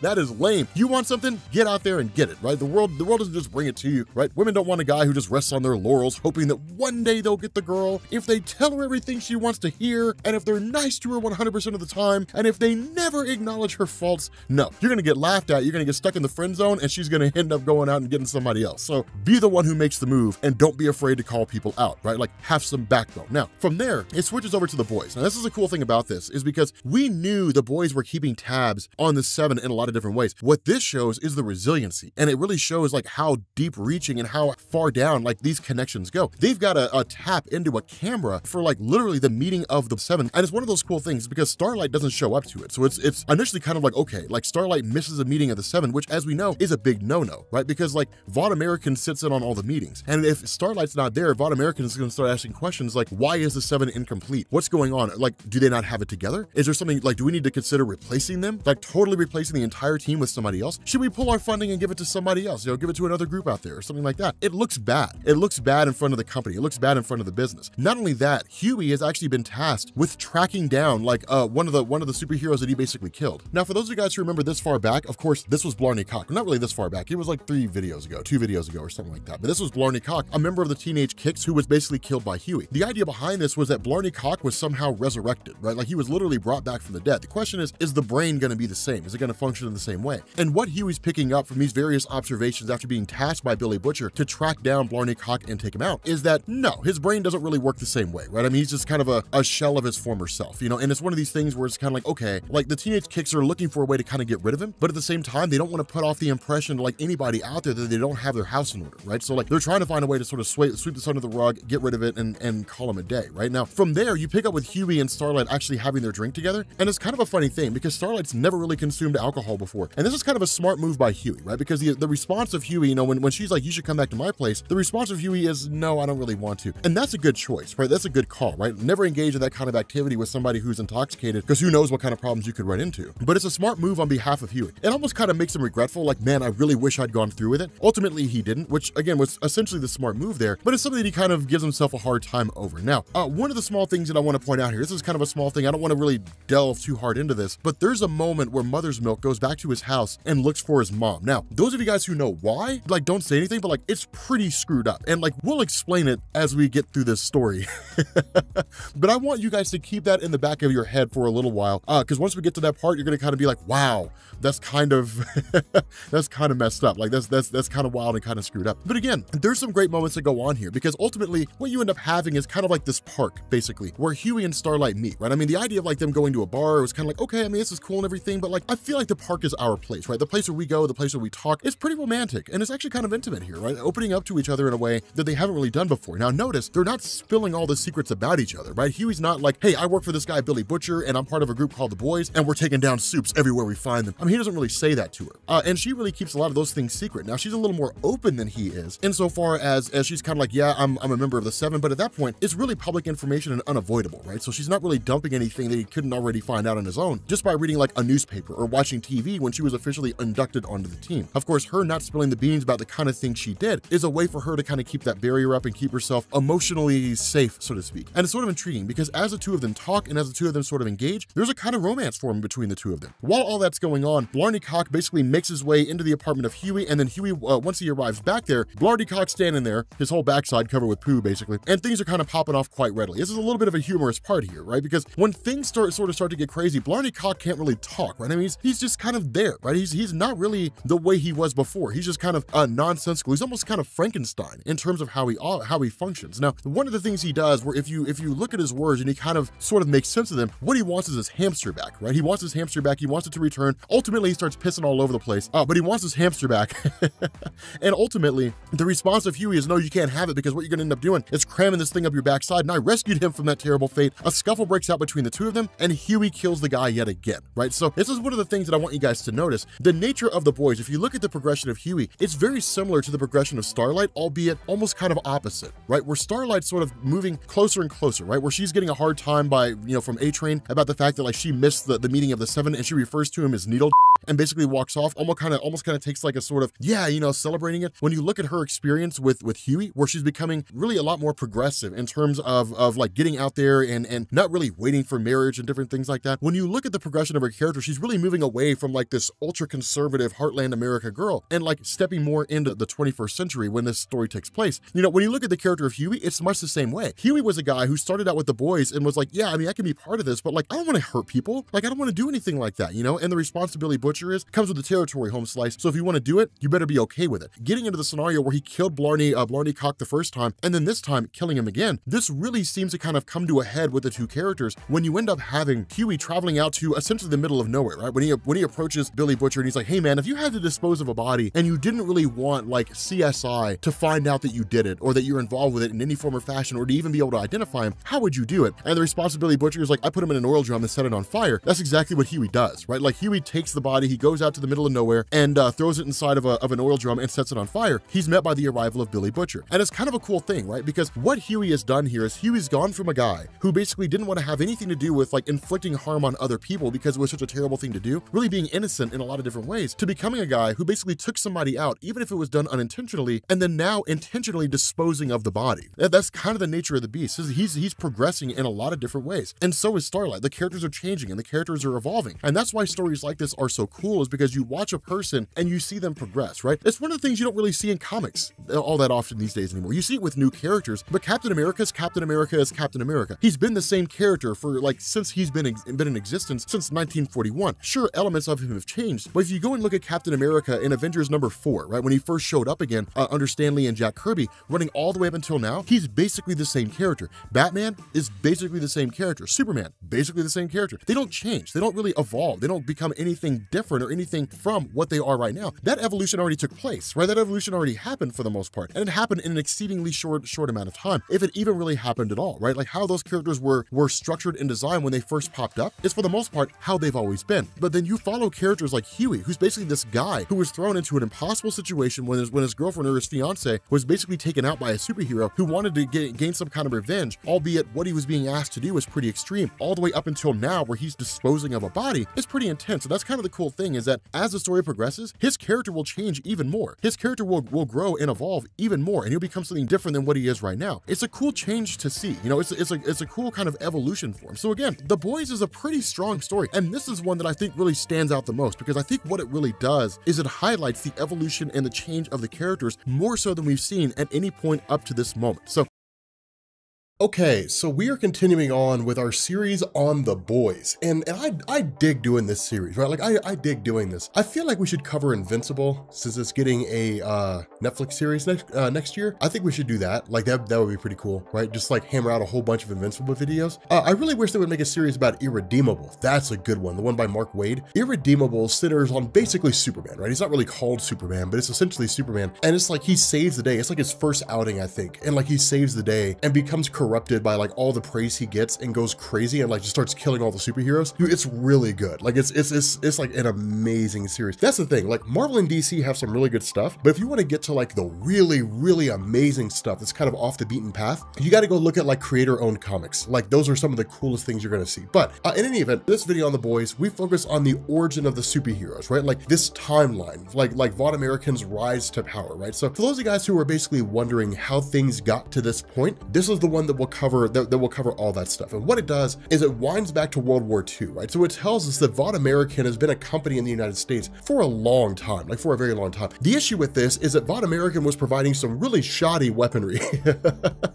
The Vought American, like a lot of companies out there that put profits over quality of product, was basically cutting corners everywhere. That they were creating like really shoddy products, right? Like they were creating like playing something called the Grizzly, which basically didn't really work, right? Like the engines would give out if you went too fast, the guns wouldn't fire consistently, and they were implemented in World War II by Vought American as a relatively new product that could help win the war. And the result was that the US almost lost the war because of it, right? I mean, the war in the Pacific was kind of the turning tide, right? The Battle of Midway, you know, like island hopping, things like that. Like if we'd lost the Battle of Midway, Japan would have taken and we would have lost. Like we would have lost World War II. And so or at least the United States would have been defeated during World War II. I won't go as far as to say we would have lost entirely. It's interesting with this because what it shows is right off the bat, in the very beginnings, Vought American didn't really care about the quality of the product they made. They cared about the money they can make off that product. Not only that, it shows right off the bat that what Vought American was looking for was to gain a foothold and really gain like kind of dominance over military contracts. And so all this is really told from the perspective of the legend, right? Basically giving this information to Huey. Now, there is a kind of segment that goes on here with regards to Billy Butcher and to Homelander, but for the most part, it's really just kind of them having a stare down and not a lot comes out of it, right? I mean, but the meat and potatoes of this is really the history of like Vought American and how it all comes together. And so what you ended up getting here is basically this idea that Vought American got some measure of a foothold, not a big one, but got some measure of a foothold in various military applications, more or less, you know, implementing their various schemes and different things along those lines. Like they got a huge hand in all of that. And the reason why is because they knew all the right people, right? They had people in all the right places. And so while technically they should never have had the opportunity to implement a lot of these really crappy products, they did, because they knew people who were not really presidents or vice presidents of the White House, but they knew people in like the Pentagon, they knew people in Congress, and they could basically get signatures on products that they were making in order to implement them in the military industrial complex. Following that went directly into Vietnam. And where their initial outing in World War II was kind of like, okay, so it didn't really go the way we'd hoped, but like, hey, look, we can make it work this time, all right? Everything will work, everything will be okay. What you ended up having was this scenario where a portion of troops were like outnumbered by like Viet Cong forces. And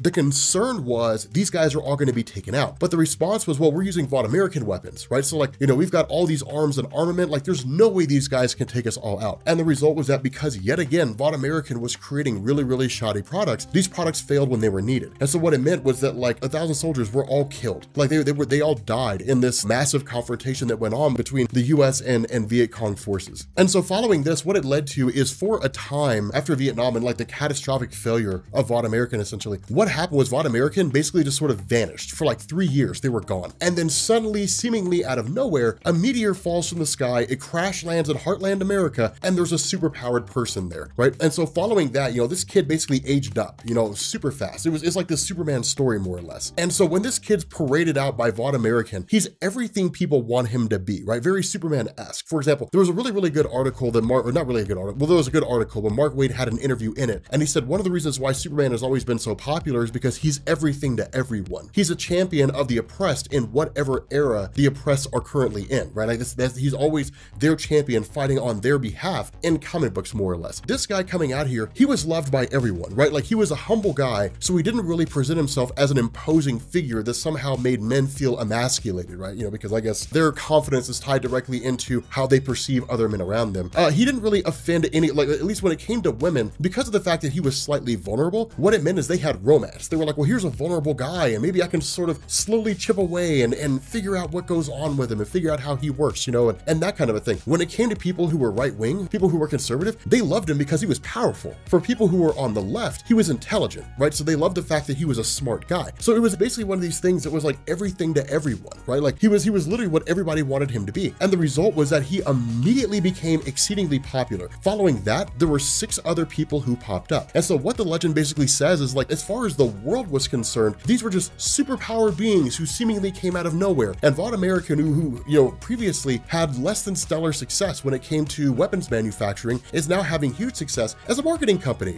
so it's like people never really tied the two together. But the reality is that Vought American created these guys, right? Because Vought American looked at their ability to create guns and like tanks and arms and armament, things like that, and they couldn't do it in an effective way that could generate a profit margin, right? Like they were cutting too many corners. And so they said, well, let's get into genetic engineering. Let's get into manipulating genes. Now, in terms of how that happens, we end up figuring that out later on, but they developed Compound V. And the result was that developing Compound V allowed them to modify a human being in the fetus and then in turn give birth to a superpowered being. And it's kind of a funny thing because Huey asked the question, why did they only create 7? And the legend says, well, like literally the injection you got from Billy Butcher that enhanced your abilities, that gave you what you have right now, that's just one injection, and that costs $19 billion.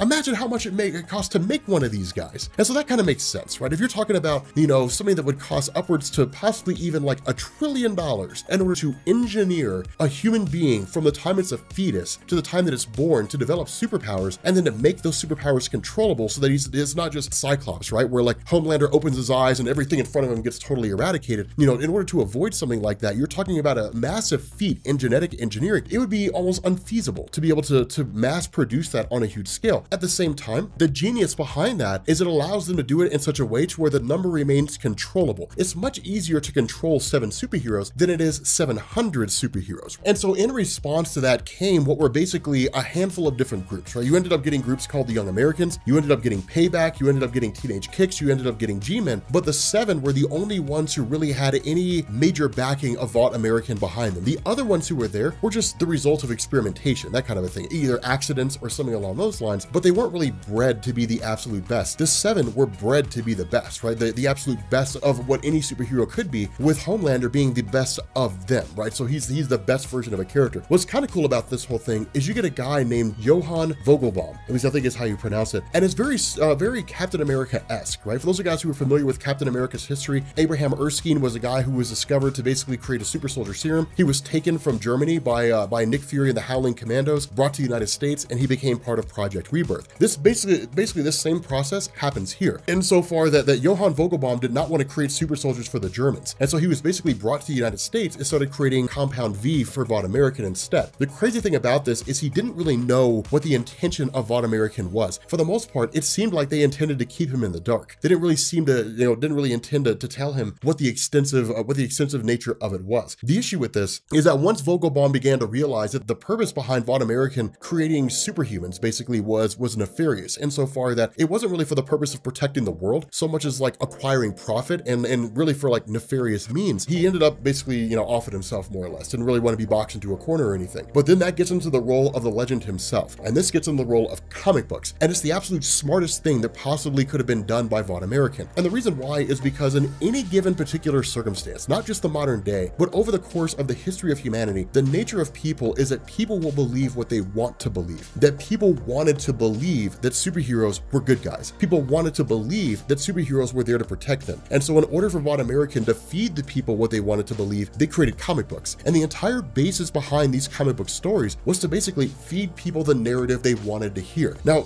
this is pretty bad. Like it's a really crappy thing to do. And the reason why is because for the most part, the American people can't really be trusted when it comes to things. Like the average person can't really be trusted with things, especially if what they want to believe flies in the face of what's good for them. And so because of that, like if people say like, well, we really want to destroy the country using nuclear bombs, well, that's not beneficial for society. So you can't put that kind of trust in the hands of people. You take that trust away from them and say what you want will lead to the destruction of society. So we're taking that away from you, right? Because you're an idiot, basically. You know, like you want to goose up yourself into your own oblivion. We can't trust you with that, you know? And so you can't always put trust in the hands of the people. But when you look at this and you say, okay, what you have here is them feeding the narrative that heroes are good guys, no wonder the world turned out the way that it did. Because what you had is you had a scenario where you had a company, a weapons manufacturing company that was producing biological weapons in the form of superheroes. And then people refusing to believe that there could have been a nefarious purpose there or even doing any investigation automatically assumed they're here to help us. And so because they wanted to assume that, they wanted to believe that. And so in turn, Vaughn American fed them what they wanted to believe. And then really just kind of people stuck their head in the sand and everything just sort of ended up where it is right now. It really is intriguing there because it's one half the fault of people and then the other half the fault of a company. At the end of the day, when it comes down to like who really bears responsibility there, who do you point the finger at? At the end of the day, I would point the finger at the people, right? I would say it's the people's fault. They could have done their own investigation. They could have done any number of things. They could have found the facts if they wanted to because the facts were there. It's interesting because what the legend would do is comb through all these different stories. And what he would do is he would take a scenario that happened in the real world and then he would change the outcome of that scenario to reflect what people wanted to see. And so there's this one situation where it's like, okay, he goes out to the middle of nowhere, out in some state somewhere, you know, and he ends up fighting against some villain, and where like he basically just like flies through the villain and like punches a hole through that guy and just kills him, you know, beheads him in the most gruesome way. The comic book story plays out much differently. Oh, well, we're fighting yet again, you know, and so on, you know, you can't defeat me this time. And it takes what's basically a careless superhero who has no real regard for the lives of the people who he's essentially facing off against and paints him as a guy who's a good guy. He's fighting the good fight, you know, all that kind of stuff. Very patriotic, you know, in that sense. And it's interesting the way that it's depicted because that's just not really the way the superheroes function, but it's the way they're depicted to function. So it's what people assume to be true. And so the question after that was, if Vaughn American has essentially engineered superheroes and is using them as a means to attain power, then the question becomes, what's the next step? How do you get Vaughn American from a company that's engineering superheroes to a company that has a foothold and has control in the United States? And so what they end up doing is they end up basically getting a former businessman to attain the position of the vice president of the United States to work on their behalf. The problem with this is that what Vaughn American is doing has not gone unnoticed. And that's why I said, you know, in my argument with the people, you could point the finger at the people and say it's your fault because you allowed this to happen by just ignoring the reality of the situation and believing what you want to believe. When you had other companies, other corporations looking at this and saying, okay, so like Vaughn American is basically engineering superheroes. Vaughn American is creating superheroes and then using that as a means to basically say, hey, look, we can use this to safeguard the United States. Just give us weapons contracts, US government, and everything will be okay. That other companies were trying to fight against them to keep that from happening. Now, other companies weren't doing this because it was the right thing to do. Other companies were doing this because they saw Vaughn American as a challenge to their rule. Why do you need tanks? And why do you need guns? And why do you need bullets and things like that if all you have to do is send Homelander in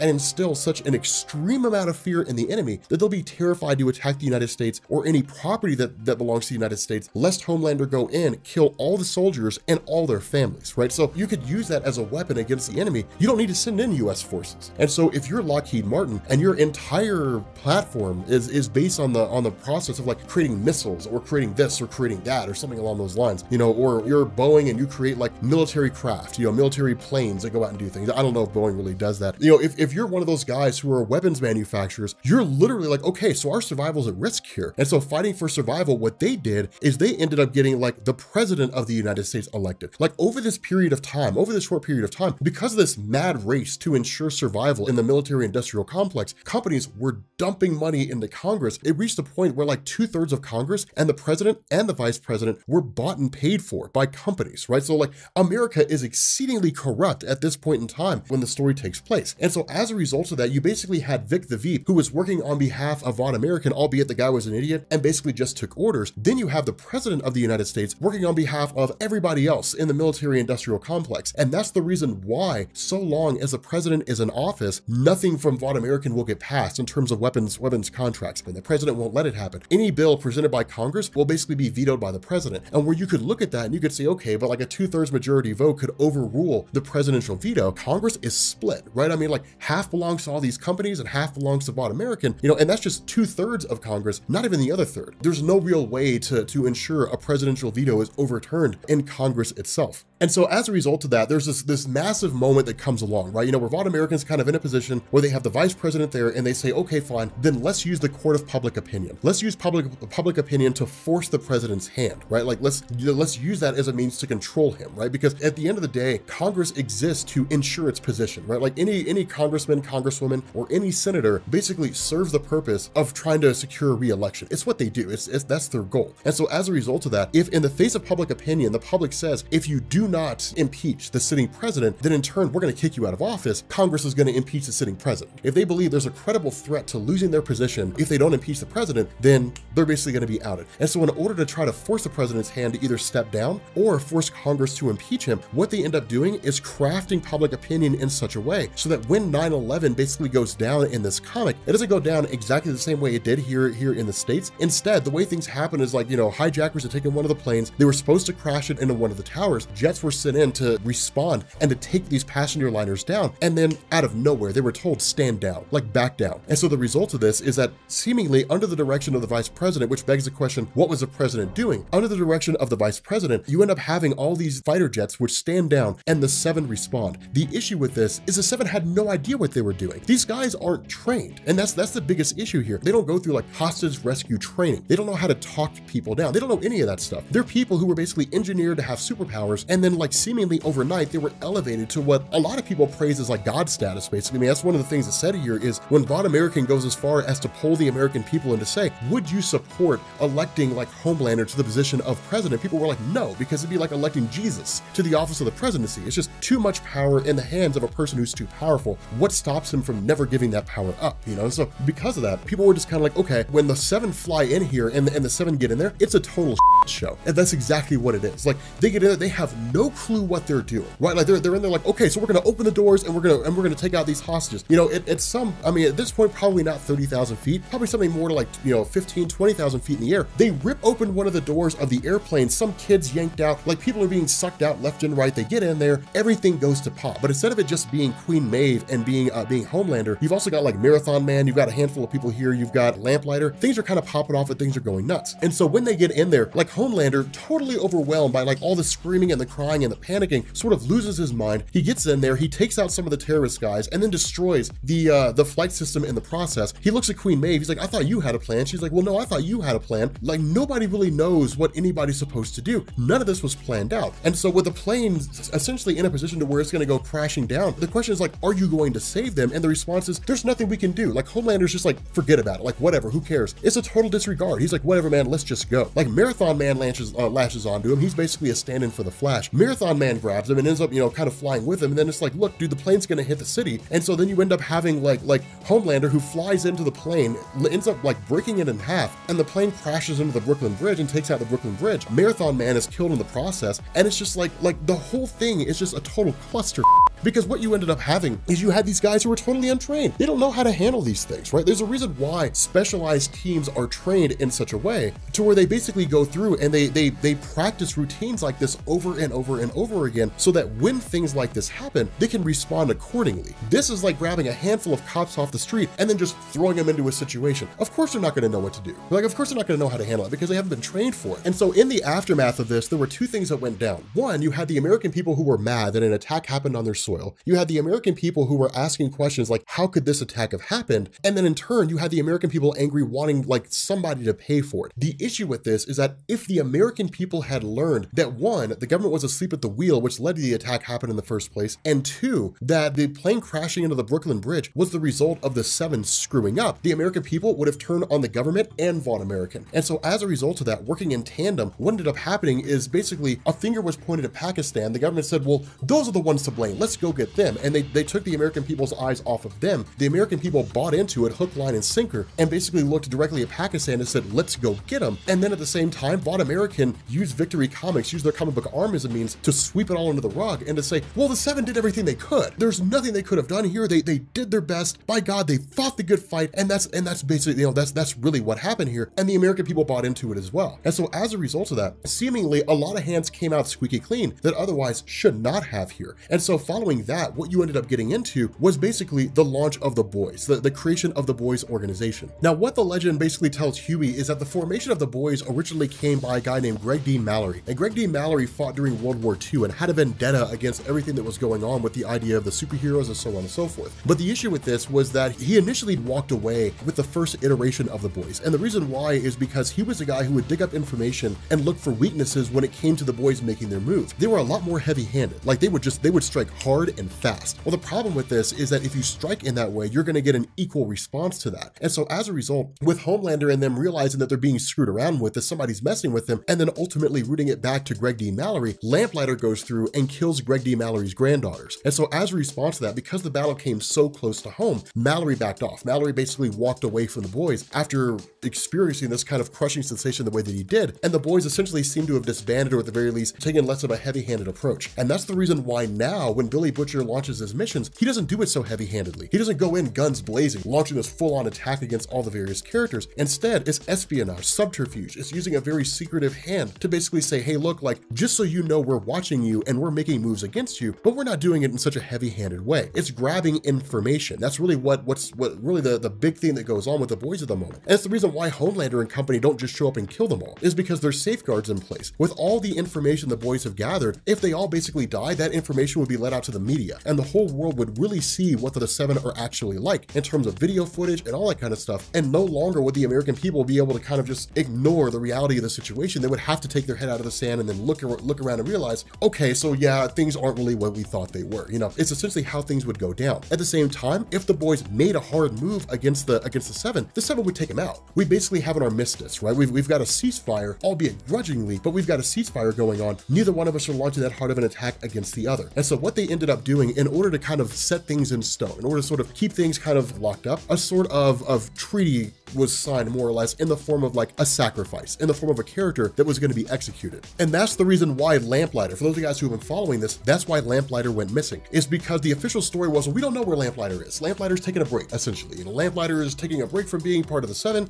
Meet our new member, Starlight. When the reality was, Lamplighter was sacrificed. You know, it was basically one of these things where the Boys were like, if you do not give us somebody, we're dumping everything out there. And so in response to this, the 7 said, okay, fine. Lamplighter is the one that killed the granddaughters of Greg D. Mallory. You guys get to have Lamplighter, and Lamplighter was killed by the Boys. And that was kind of the ceasefire that was basically agreed upon between the two groups, because the bloodshed was so extreme. And that was the reality of it. Both groups had so much to lose. They had so much to lose here that it was kind of like, okay, let's create a ceasefire. Let's kind of keep things, you know, sort of on the back burner at the moment. And so that's one of the questions that's asked here by Huey is, well, then what's your involvement in all this? You know, like, what led you to become the person that you are right now? Why are you divulging all this? And what we end up learning is that basically Legend has a vendetta against Vought American that stems all the way back to the Vietnam War, that he lost a son there, that he lost a son due to like their malfunctioning weapons and their willingness to cut corners and so on and so forth. And he's always held a vendetta against them. Once they started manufacturing superheroes and he started realizing how far down the rabbit hole it went, when he was working with the company, he was basically stockpiling information. Once everything came to a head and it was like, okay, so now they're creating superheroes and I'm crafting the narrative for these superheroes, you know, working for this company, Victory Comics, so on and so forth. It was stockpiling information to the side and using that information and passing it to the Boys later on, which is how he became involved in their organization in the first place. It's actually really interesting and it's really, really intriguing here. And so because we've covered so much in this short amount of time, I'm going to cover the other half of this in next week's video, right? Everything that was going on with regards to Starlight and so on and so forth. This is a lot of origin story to cover. It's certainly one of the most packed stories that Garth Ennis did when it came to the Boys, dumping like a ton of information in there, right? So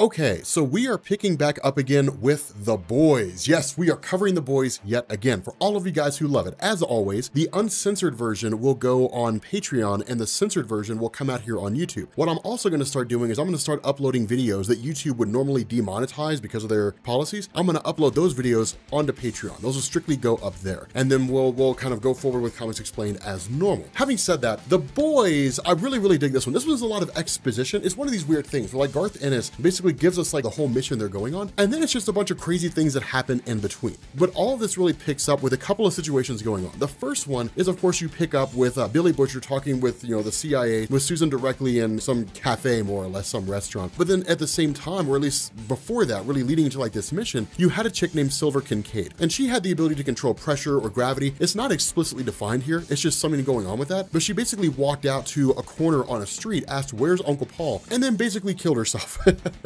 You know, it's kind of crazy because it looks like she used pressure to kind of cave herself in, but regardless of the situation, she basically ended up dying. And so the question that goes on here is why? Like, what led to this? What was going on behind the scenes? What caused her to do this? Remember, The Boys basically function where any kind of abnormal activity that deals with superheroes is always really assigned to them by virtue of the CIA. It's the nature of their team and it's the role that they play. And so what we end up doing is learning about this group called the G-Men. Now, the reality is that the G-Men were basically designed to kind of be like a parody of the X-Men. It's really what they are, right? They're a parody of the X-Men themselves, largely because of the fact that the group is basically led by a guy named John Godolkin, who's really like a stand-in for Charles Xavier, albeit far more sinister than anything else. But what you also have is basically G-Force, G-Wiz, and G-Style. Now, these are kind of under the G-Men, right? So it's almost like you have X-Men, then you have X-Force, X-Factor, different things like that is really kind of how this compares in terms of the groups and how they work with one another. But the big question that's being asked here is what's the deal with John Godolkin, right? Like, how does this guy function and what's going on with his character? The problem with this is that there's not really a lot of information coming out when it comes to the G-Men, right? They're not really a super clandestine group so much as a group where like people just don't really spill the beans, right? So the only way for the Boys to really learn anything about their organization is to send one of their guys in. They basically send in Huey, who's disguised as one of the G-Men.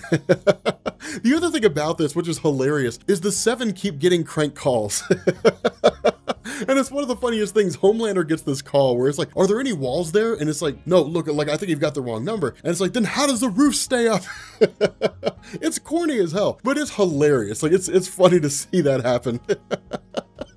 Because he's absolutely losing his mind. From there, that's when you basically start getting into G-Wiz, you start getting into the G-Men. Now, the idea behind this is Huey joining in as part of their group. This guy has no clue what in the world he was getting into here, right? The guy's got no earthly clue. Now, while all that's going on, you've also got Mother's Milk, who's kind of investigating from the other side. He's really focusing more on Silver Kincaid, more so than anything else. But the hope is that by investigating her, that will basically lead into maybe some trails, some breadcrumbs or something like that. They can kind of get him some information on the G-Men, and of course he and Huey can basically compare notes and see where the whole organization stands. But the problem with the G-Men is, or at least with these guys, these G-Wiz guys, is they're kind of all over the place, right? Like they're kind of bonkers insofar as the groups just sort of like let their whims and wants carry them abroad, right? It's a crazy life of like debauchery is really what it is. But that's when you also end up learning this group were the ones who were prank calling Homelander. And they got the number from like the directory, right? Is really kind of where they got this from, you know, making all these crank calls and so on and so forth. But the big gist behind this, and really one of the big things that comes out of this, is what you have going on here is that in response to the death of Silver Kincaid, you basically got this big memorial going on with regards to all the various G-Men groups that exist out there. Now, the nature of the G-Men, and really kind of feeding into the fact that it's like a parody on the X-Men and the X-Men related universe, there's a whole bunch of different groups here, right? So you basically got the G-Brits, you've got the G-Nomads, you've got the G-Coast, G-Style, and G-Wiz. You have a whole bunch of these different organizations, these different functions that are kind of out there with regards to them, you know, going out and doing their own thing. Something else that really seems to come out of this is that Vaughn American is aware of who the G-Men are, of everything that goes on with G-Men. They're aware of Godolkin and so on and so forth. The issue with this is that the death of Silver Kincaid, it'll drive people to start asking questions, which is exactly what's going on now. But remember, when it comes to Vaughn American, their charter, first and foremost, is make as much money as you can and don't let anybody interrupt the flow of money, right? Like the spice must flow, for those of you guys who know the reference from Dune. But still, there's a lot that goes on here with these different G-Men organizations. And so Huey getting in there and Huey basically pretending to be one of their members really passes like the initial test. And so of course, eventually he's brought before John Godolkin. And that's what the question is asked, like, why do you want to join this? And it's like, well, I've always wanted to be a superhero, which is really kind of like a pretty cut and dry answer. And it's one that's usually accepted, right? Because when it comes to the idea of the G-Men, or even with the idea of Vaughn American, the only thing that's really concerned about is, are you bankable? Do you have power? powers? And are you a person that can be marketed in such a way to where you can generate large amounts of revenue? That's the #1 overriding factor when it comes to VOD Americans' interactions with the entirety of the superhero community. If you're not marketable, they don't care about you. If you are marketable, then they definitely care about you, right? And there's a whole host of things that go into it. In addition to that, there's small little things that kind of pop up here and there that basically tell you something's not right? Because if you look at this on the surface, it's like, okay, it's just a bunch of crazy guys who basically do all kinds of stuff. It seems part and parcel to like what Huey and all them have seen as part of the superhero community, right? There's the front public face, the marketing face of the superhero community. Then there's everything else, you know, then there's all kinds of other stuff that goes on behind the scenes. And so looking at this, it's like, okay, it's basically just people who are a little bonkers and crazy, you know, but for the most part, Huey sees them as relatively good guys, right? I mean, they're not going out and killing people, but what ends up happening here is in the middle of this, you end up having Huey who basically goes to the restroom only to be met by Nubia, who's just kind of there and just saying, kill me, you know, over and over again, and scaring the absolute daylights out of Huey. Now, of course, Nubia is basically a play on the character of Storm, but when Huey starts to freak out and lose his mind, everybody else comes running in and is like, no, dude, that's the only thing she ever says. Just chill, relax, it'll be cool. And of course, there's a kind of hidden thing here where Godalkin is like, well, we've tried to stop her nighttime and, you know, excursions. We'll go ahead and put her back, and, you know, we'll put her back where she's supposed to be. The idea is that she's almost kind of like a dirty little secret when it comes to the G-Men. It's almost kind of like no one's supposed to know what's going on with this character. Nobody's supposed to know what's going on with her. The other half of this is that where Mother's Milk is kind of tracing down this notion of Silver Kincaid, right? This idea that she was an orphan and she was ultimately rescued, or at least taken from some kind of an orphan home and basically brought to become part of the G-Men. One of the things he learns is that there's no history of her living in that location, right? There's no history of her being there. Instead, it's just kind of like, you know, this girl seemingly just kind of appeared in the G-Men out of nowhere, and nobody really has any definitive answers as to how she got there or where she's from. The other half of this, and the reason why the G-Men are in reality kind of becoming a liability to VOD American, is it really comes by way of some statements that are offered, you know, from Critter while they're having their morning brunch. And one of the things that Critter says here is that the G-Men concept, the ideology, has basically expanded to around like 7 or 8 teams, and you have like 6 or 7 people per team. And so the problem with this is that it creates a scenario where the more people that are out there, the more people can say something. And the reason why is it's simple numbers, right? It's much easier to control what can or cannot be said. It's much easier to control the narrative when you're talking about like 6 people, right? Because, you know, it's just kind of like, hey, look, like I'll off all of you guys or something like that. But you can't really manage, you know, something. I mean, if we're talking about at max, you know, you're talking about seven people and there's 8 teams, you're talking about 56 people. One of those folks is bound to say something. So there's a lot of security issues that go on there with regards to this organization. So again, that's one of the interesting things about the G-Men is we're kind of given this depiction where you have this loose affiliation, not even really loose affiliation, but this affiliation of teams that are out there all under the banner of G-Men with no real oversight outside of like one guy, basically, you know. And it's just kind of like, okay, so like, how do you control a group like this? You know, how do you keep this group under wraps? How do you keep them contained and controlled? And we'll actually find out that their allegiance to Godalkin is really like second to none, but there's a pretty nefarious reason as to why that is. But one of the things that I also want to do is I want to focus here on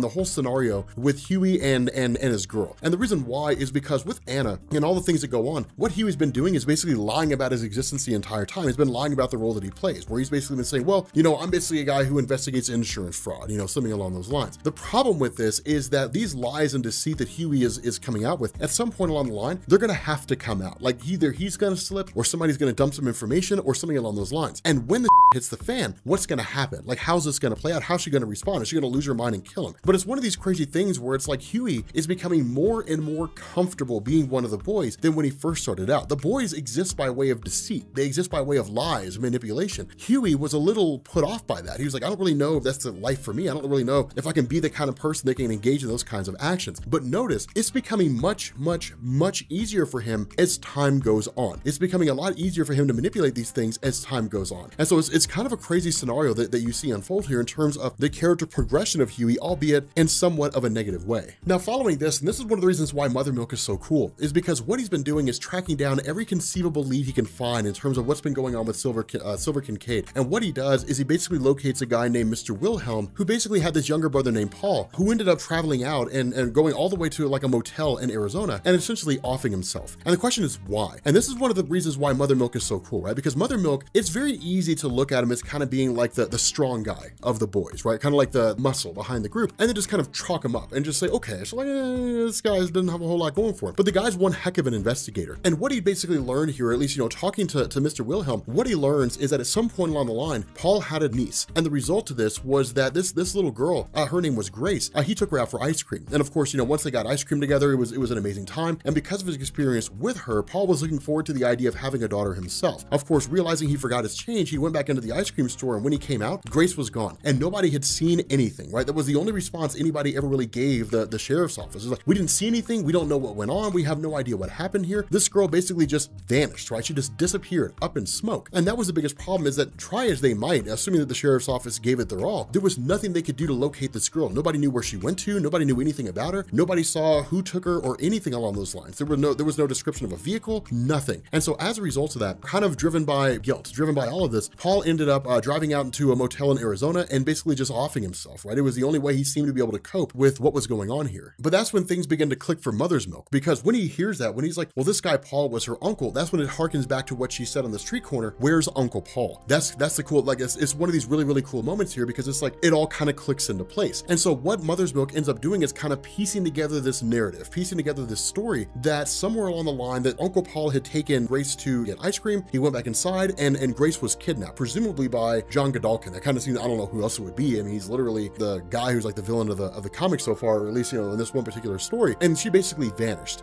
but because of the fact that Uncle Paul was her uncle, presumably she went through all these different experiences. Who really knows what happened, although we'll find out later on at the end of the story. And that's who she was looking for. Where's Uncle Paul? Like, I need an Uncle Paul. It's kind of a crazy thing, but there's actually a lot more going on to her character insofar as why she was the way she was. But there's this really, really cool conversation that takes place between Huey and Billy Butcher, right? Because Huey kind of finds these small little moments to basically break away and essentially report back. Of course, all these bits of information are kind of dumped out there, and of course he's planted the various monitoring devices and these bugs and so on and so forth. But what he basically says is like, look, they're not inherently bad guys. Like these are not bad guys. They're not villains, right? They're not like heroes that don't care about people or anything like that. Like they're just kind of guys who are there and they care about each other. But I don't think that we should really be going in the direction of like, let's take these guys out, right? Because we know that Billy Butcher doesn't really much care about any of the superheroes. It's about just like taking these guys out because they're all basically various threats. If they can't be used to achieve a goal, they can be removed from the landscape. That's kind of Billy Butcher's stance on things. But the idea behind what he was telling him is, look, man, like they're not inherently bad people. So like if we're gonna make a move on John Godolkin and we're gonna take this guy out, at the very least, what we can do is remove these guys from the equation and try to help them become like better people, right? It's a pretty cool thing. And it's good to see that Huey hasn't fallen so far down this path that he sees all superheroes as being like irredeemable in the same fashion as Billy Butcher. So again, like while Vaught American is making moves and essentially saying these G-men have become too extreme, they've become too much of a liability, Huey is basically taken by some of the guys from the G-men, kind of brought out to not really the middle of nowhere so much as someplace sort of off the beaten path from where the reunion's going on, I guess the memorial's going on. They drag him out of the car and they basically say, we know what's going on about you, right? Like we've been told that you're not looking to join the G-men, that you're a spy. So it's one of these instances right off the bat where Huey doesn't really get busted like immediately, but he gets busted pretty quickly. And it's kind of a funny thing here because what this really shows, and it's one of the big moments that goes on when it comes to the nature of the boys comic, as well as like even the superheroes themselves, is that for all the pomp and circumstance of Billy Butcher, kind of pointing the finger at superheroes and saying they're not really trained to be these kind of guys, they don't really know what they're doing, the same kind of goes for the boys. They're capable, and having some influence in the CIA, things like that, does benefit them, but they're by no means perfect. And the fact that Huey got busted in this way really kind of shows, hey, these guys aren't necessarily perfect. Now, of course, Godolkin had a hand in figuring all this stuff out, but where Huey is about to basically bite the bullet, right? These guys are going to take Huey out, they're going to kill him. Suddenly he's rescued by the female as well as Frenchie, and then the rest of the boys basically join in. And what they end up doing is saving one of these members of the G-men, not really for the purpose of like making his life better, but to basically say, spill the beans, tell us what's going on here. And what we end up learning is that Godolkin had been going out and kidnapping young kids. And so what he would do is once these kids were kidnapped, they would constantly inject them like once a week with Compound V, the serum that gives people superpowers. And one of two things would happen. Either they would develop powers or they would die. And that was just the way it was. And so as a result of that, for those individuals who lived, who ended up kind of going on and basically developing abilities, they would in turn be incorporated into the G-men and then basically go forward doing the bidding of John Godolkin. The reason why Vaught American allowed this to go on for so long is because the G-men produced a ton of money, right? I mean, they were basically viewed as like cast-offs, as people whose, by virtue of their power manifesting had like a kind of a different appearance or something like that, but they were viewed as like the underdog, and people love an underdog. And so they basically generated a ton of money for Vaught American, which is why Vaught American sort of let it go on. And so they were basically raised with this ideology of never tell anybody what happens to you, and you'll be able to continue living this amazing life. And when you're a little kid and you're as easily manipulable as the kids that are shown in here, and you're basically given every opportunity to do whatever it is that you want, it's pretty screwed up. Like it's pretty dark and it's pretty twisted. And so as a result of that, what you end up basically getting is this notion of these kids going forward and basically swearing absolute allegiance to John Godolkin, basically saying like, we're never gonna rat this guy out, we're never gonna turn on this guy. And, you know, once you end up having like Billy Butcher and all of his forces, or I guess really him and just the boys, who end up going to confront all these various superheroes, none of it makes a difference, because seemingly out of nowhere, you have all these soldiers, all these henchmen for Vought American who come running in here with Stinger missiles, with helicopters, flamethrowers, and just torch everything. They torch and eliminate everyone, like every single member of these G-men. It's literally just like a great big huge sanitation project. They sanitize everything. They eliminate all of them, like all of them are gone. And the reason why is because now there's no more liability. There's no more having to worry about other people talking. And what it really does is it points to this idea that nothing is beyond Vought American. They'll do whatever they need to in order to make sure that their assets, their profits are kept in line, that nobody gets in the way, that nobody stops the flow of money. And they're willing to cut off some money. They're willing to cut off the financial flow from the G-men so long as nobody gets in the way, right? And here's kind of the crazy thing about it. Because Vought American approaches this from a marketing standpoint, what they could really do here is they could spin the narrative to say any number of things, some extreme group out there, whatever the case is, you know, they went through and took out all the G-men. And so that way, Vought American kind of paints them as like martyrs, more or less. And so that way it'll increase the sales of their comic books and Vought American will continue making money.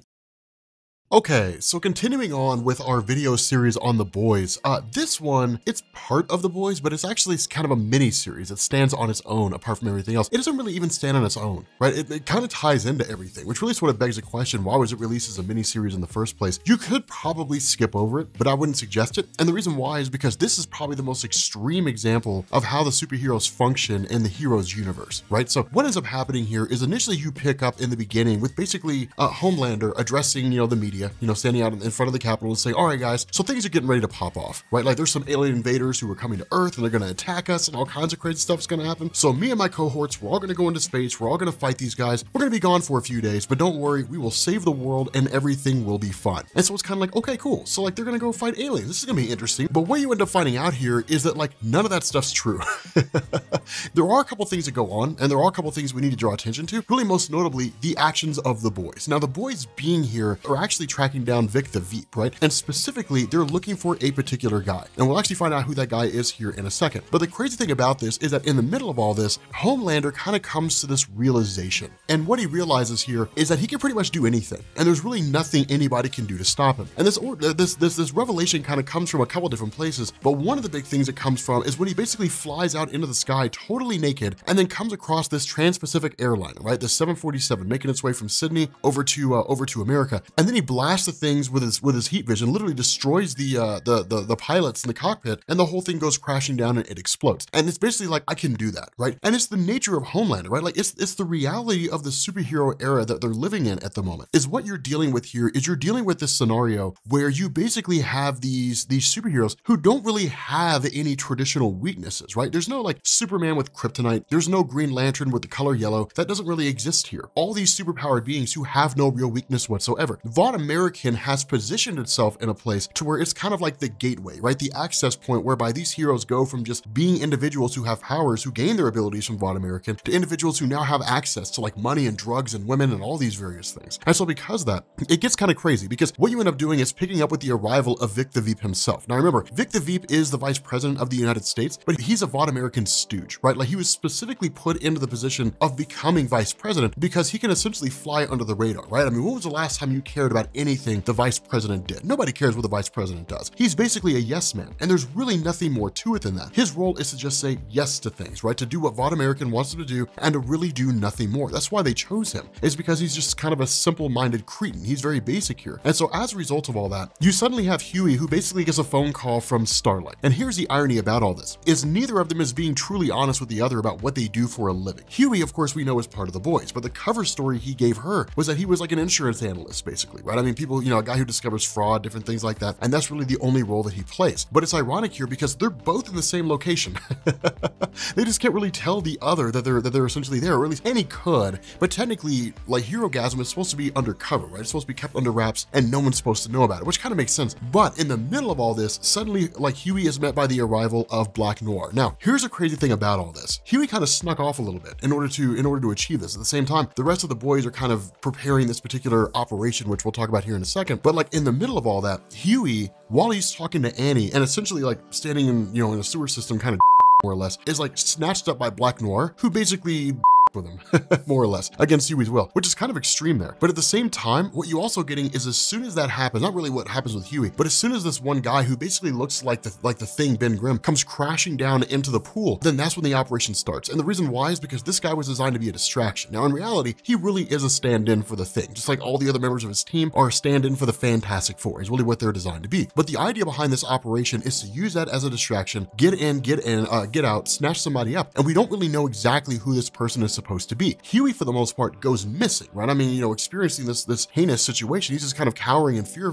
just terrified by this whole scenario. And so ultimately, Billy Butcher's not able to find him quite readily. Instead, Huey's just sort of there and just kind of out doing his own thing. But all this basically comes to a head when you end up having Huey, who basically comes to, who essentially wakes up and then goes out there, finally ends up, meeting with Billy Butcher, only for Billy to kind of, chastise him a little bit, say, hey man, what are you doing? All this kind of crazy stuff. But for us to find out the person they were going after was a Secret Service agent by the name of Michael Lucero. Now, this guy is exceedingly important. And the reason why this is important, the reason why I chose to do this one is because this builds off what we saw with the origin of the superheroes, right? And with regards to I guess, the superpowered beings with regards to the Boys comic. And the reason for that is because while they're interrogating Michael Lucero, he basically spills the beans, right? He spills the beans on essentially everything that's going on. And what he ends up saying here is that Vaughn American positioning Vic the Veep to basically kind of ensure that they would eventually control the White House was not enough, right? They had to put him in there, then they had to orchestrate a series of events or have a hand in series of events that could basically position him so that either the president could be deemed incapable of doing his job, whatever the case is, Vic the Veep would ensure the popularity of Vaughn American. And so if you guys recall from our video where we were talking about the origin of superheroes, one of the things that Vaughn American wanted to do was they basically wanted to show that superheroes could be credible defense against whatever threats happen to be out there on Earth and to get them involved in the military-industrial complex. And so what ended up happening is with this guy, Michael Lucero, his idea was that he always wanted to join the Secret Service. But ultimately what ended up happening is when he joined up, he was assigned to Vic the Veep. But this basically goes into the events of 9/11. And the reason why this is important is because what we talked about in the origin of superheroes is that something happened in the war room. And Dakota Bob, who's the sitting president at the time, was the one who was basically orchestrating the orders and taking control of the situation and the whole 9 yards. The issue with this is that with Vic the Veep being there, the idea of Vaughn American was to position superheroes so they could be,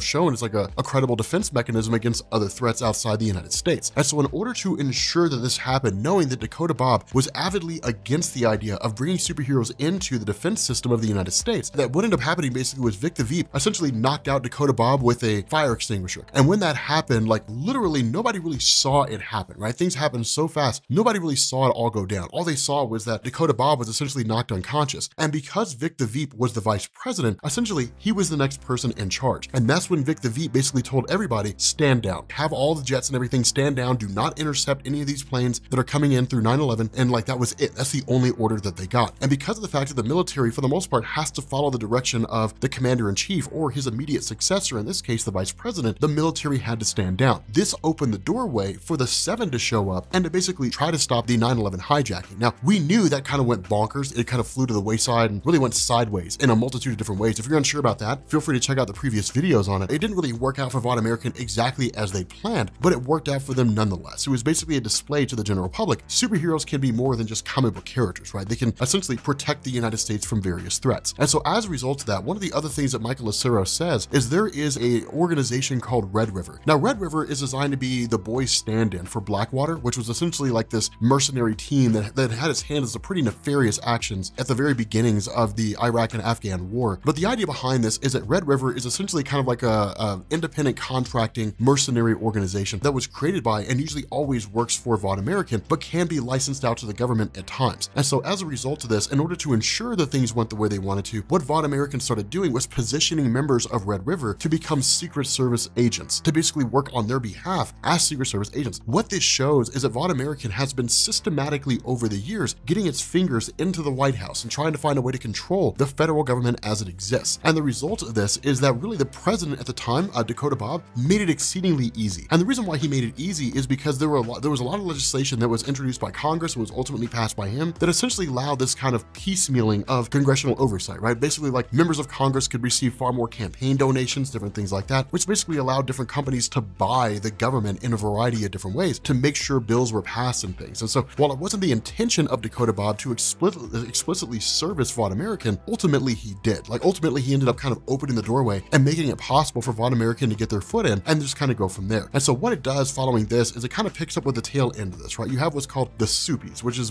basically just like the superhero award ceremony that kind of goes on here. And it's kind of a crazy thing because you sort of see this great big huge gathering of all these various guys who are here. But Michael Lucero being released by the boys really serves the purpose of allowing him to kind of continue his mission to figure out which members of the Secret Service agency are like Red River agents and which ones are legitimately loyal to whoever they're protecting, right? Because the role of the Secret Service is they're not really loyal to the president. They're not really loyal to the vice president. They're loyal to the position, regardless of who's holding that position, right? So their job is to protect the president or the vice president. It doesn't matter who the president or the vice president is at the time. And so as a result of that, it's really kind of working in the benefit of Vought American. The problem with this is that in the middle of this whole Soupies award, Homelander basically gets up and begins a process of saying like, hey, look, here's what I did. Like I came to this realization that there's really nothing stopping us out there. We could do pretty much anything we want to. But before he spills the beans on it all and basically says, I shot down a transatlantic airliner because I could, and there's nothing anybody can do to stop me, Vought American basically walks in, right? Like one of their guys essentially walks in to look at everything that's going on, and that basically shuts down Homelander. And the reason why is because even if Homelander wanted to make the move, and even if he wanted to basically say, we can conquer everything, we can tear everything down, and to really incite all these superheroes to become kind of like their own vigilantes, right? To take the law into their own hands and to do whatever it is that they want to do in absence of whatever it is that Vought American or the government wants them to do,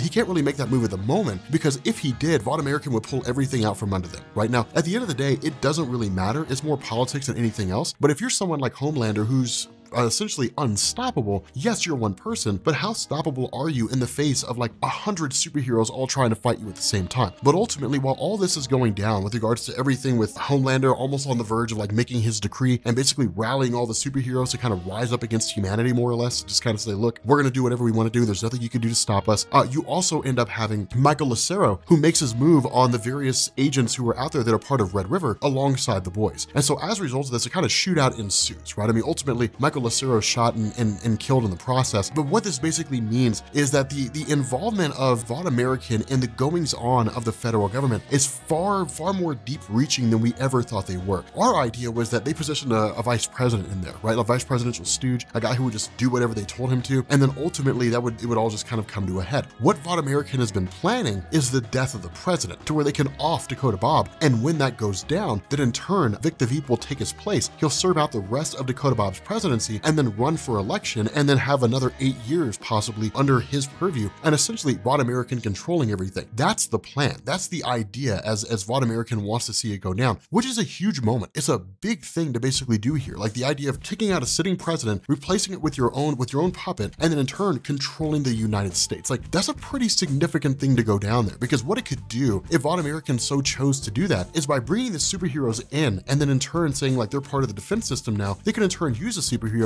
to totally conquer the United States, right? And then like basically make themselves a kind of dictatorship, so to speak. And so it's kind of bonkers to see this whole thing play out, because that's kind of the question is, if this is the big revelation that comes out of everything that was learned from Michael Lucero, and the question is, how do the boys stop this? Okay, so we are picking up with the boys, and here's the thing. Technically, the next story that takes place after the one that we just did is called the Self-Preservation Society. But what I want to do is I want to sidetrack that for a second, and I want to go over this origin of Mother's Milk. And the reason why is because we can kind of do this, right? The origin of Mother's Milk, it doesn't really take place alongside anything. It's just a totally self-contained story. So it's not like we're really missing anything by not covering the Self-Preservation Society. We'll do that in the next video. But a lot of you guys have really expressed a lot of curiosity about Mother's Milk, especially why they call him that and so on. And so I thought it'd be kind of fun to go ahead and cover this. And so what this does is this initially picks up on a bridge with Mother's Milk speaking to Huey. And this is one of the cool things, because what he does is really start to spill the beans about his life. And this is kind of a cool thing, because the reality is that over the course of the boys series so far, while Huey's been fighting alongside them, for the most part, he doesn't know anything about them. And it's something that didn't really occur to me until we got to this story. This is kind of interesting. He doesn't really know the origin of any of the members of the boys, right? He doesn't really know how they all met. He doesn't know how they all got started. All he knows is that there was a guy named Mallory that seemed to essentially unite them at some point in the past. And then everything with the boys' first outing in terms of their crusade all went belly up. And now this is the second kind of coming together of the team. And so it's a cool idea, because what you end up doing is picking up with Mother's Milk, essentially talking about his youthful days. And what he says is that when he was younger, when he was a little baby, of course, like any child, he was nursed by his mother. The problem with this, or the difference here, is that under normal circumstances, eventually eventually you're weaned off of nursing, right? And then eventually you start getting to the process where you start eating solid foods, different things like that kind of graduates you into being a child, where you're just eating like your peas and your, so on and so forth, and doing what you're supposed to do. For the mother's milk,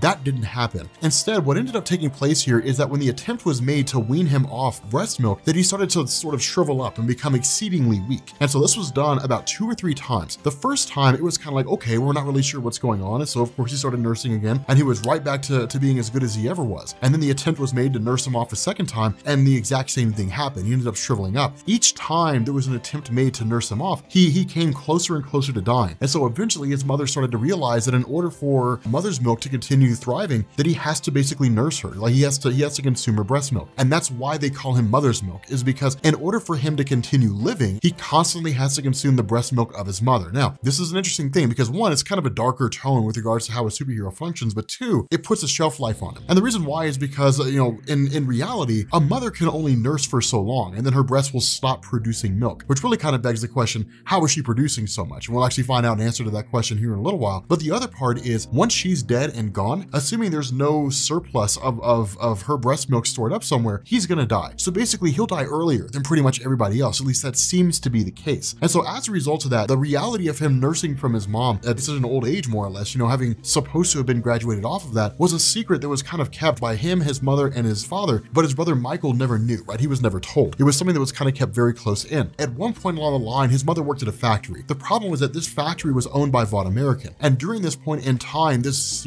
produce section of this factory, basically, that was designed to can things, was essentially used by Vought American as a means to experiment and try to create superheroes. What this meant was that Compound V, the substance that creates superheroes in the Boys series, had basically permeated this entire place. It infected the water supply, it infected the air, the whole 9 yards. The problem is that Vought American, being a corporation, did what corporations do, and it cut corners. It didn't tell anybody about that or anything along those lines, because like most corporations, it doesn't really concern itself with the goings on of people. It's just interested in making money. And so as a result of that, what you ended up having was all these different women who were infected, like 300 some odd women who were working in this factory who were infected with Compound V. Of all the women who were infected, only a few of them actually ended up going forward without any ill side effects, right? The mother of Mother's Milk was infected, but she basically ended up passing that on to him and his brother. And of course, that's why he has to nurse. For all the other mothers who were there, they developed things like cancer, right? Their organs started shrinking up and going away. They were experiencing these horrific side effects, basically. Their bodies were literally falling apart. And that's why the substance is so incredibly dangerous, because even though it's used by Vought American to basically be fed to babies in order to attempt to develop superpowers, the possible side effects and what can happen there usually outweigh the possible successes. Despite the fact that it's refined, despite the fact that it's perfected, it could still cause all kinds of problems. When you look at that refined version of Compound V, and then you in turn talk about these 300 some odd women and God only knows how many others who were exposed to an unrefined version, well, God only knows what kind of effects it was going to have. And ultimately ended up killing most of them. And so as a result of that,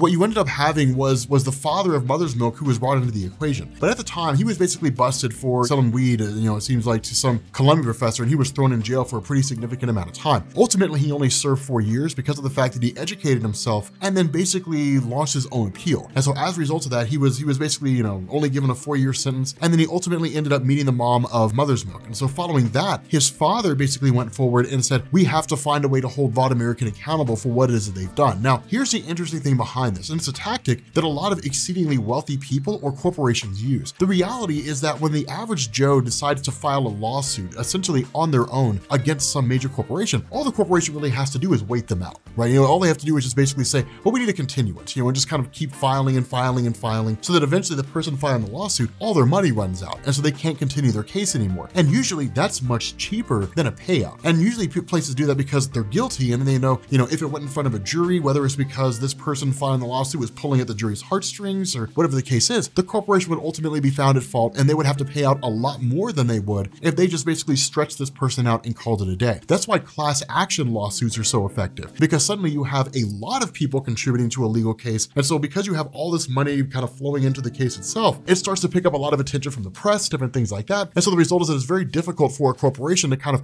push them out. Instead, corporations kind of have to go forward with this suit and then try to prepare the best defense they can, and then the legal system determines the rest. The issue with this is that for the father of Mother's Milk, a lot of the women out there, a lot of the individuals who have been impacted by this unintentional consumption of the unrefined version of Compound V were either too far gone to be able to do anything, meaning their bodies were too far falling apart. Maybe their minds were gone, they had kind of gone insane, or they developed Alzheimer or dementia or something like that. Others were too scared. Some just couldn't afford it. It ended up really just being Mother's Milk's father. He was really the only one that was able to do anything with this. At the same time, while he did hire a lawyer, the lawyer wasn't really the best, right? He really couldn't afford a super high-end lawyer. And that's the reason why the father ended up doing most of the work on his own. And so eventually, after like 8 or 9 attempts to basically bring this to court and to have a judge preside over it, ultimately he ended up being successful. The payout was not substantial, right? It's not like he got like millions and millions and millions and millions of dollars. In reality, it was a drop of the hat for Vaught American. There was really nothing there. But notice this. This is what really set in motion the absolute hatred that Mother's Milk has for Vaught American, insofar as when the lawyers were leaving, it was like, well, you win some, you lose some. That in reality, like people's entire lives had been destroyed and turned upside down. But for Vaught American, it was like, well, you win some court cases, you lose some court cases. And that was it. They didn't really care.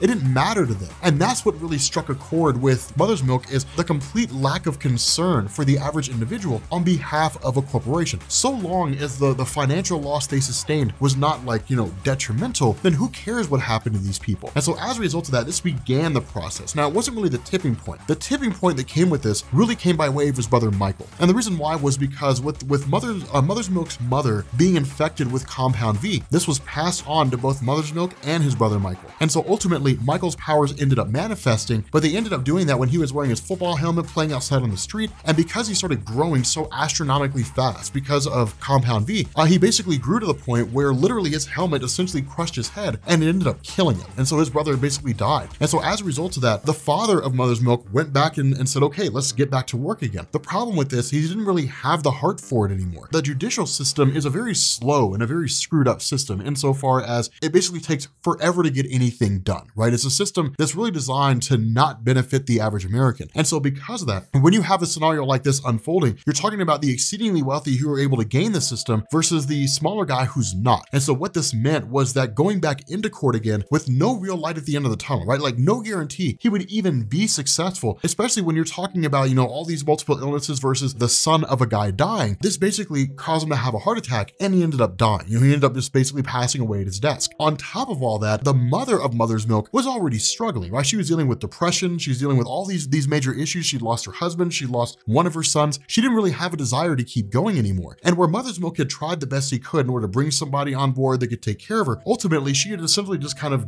given up. She just sort of just walked away from it all because the life that she lived up to this point had taken so much out of her. And so as a result of that, what you ended up having was Mother's Milk basically saying, okay, then Vaught American's gonna have to find a way to pay. And if we can't make Vaught American pay through the legal system, then we'll use unconventional means. And so following that, this is ultimately when Mother's Milk ended up joining the military. And it's kind of a crazy thing because he was joining the military and, engaged in these various fights, different things like that. It's one of these scenarios where he essentially joined the army because it was the only real way for him to make money that in turn could pay off a lot of the debts that his mother owed. But the funny thing about this is that in the middle of this boxing match, suddenly his powers manifest. And when they do, he literally punches a guy's head off.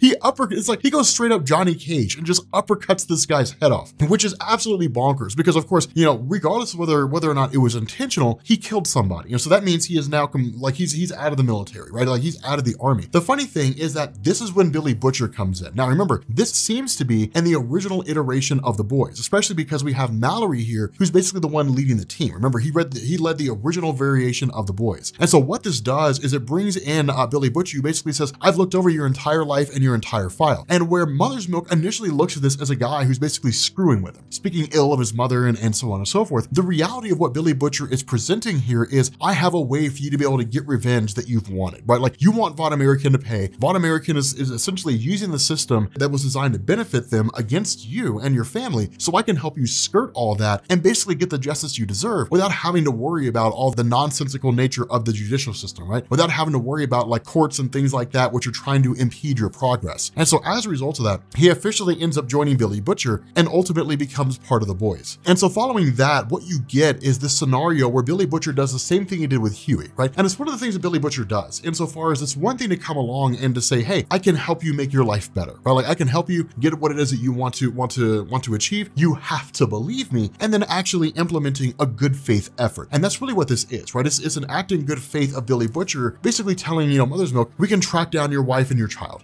essentially. Like we can track down what's going on with these two people that you haven't really been able to find. And so it gets kind of nuts because with Mother's Milk joining up with Billy as well as Mallory and going on this crusade against Vought American, what he began to realize was the same thing that Huey realized, that nothing he believed about superheroes was true, that you had superheroes who were engaging in these insane actions of debauchery and all kinds of nonsensical stuff. And so with that in mind, he really didn't feel any remorse towards taking these superheroes out, that in his mind, Vought American had engineered this circumstance whereby people were given incredible power and then given no real oversight. The only rule they were given was don't do anything that disrupts the flow of money. And so it really kind of paints a darker picture of people, that if you put people in a circumstance where they can do or say pretty much anything they want to with no recourse to their actions whatsoever, they will bend to their darker sides. They will basically bend down and become the worst version of themselves. Following that goes into the whole incident of the Brooklyn Bridge, basically like 9/11 more or less as it went down. Now we talked about that in the previous videos, right? 9/11 was going down, and as a result of that,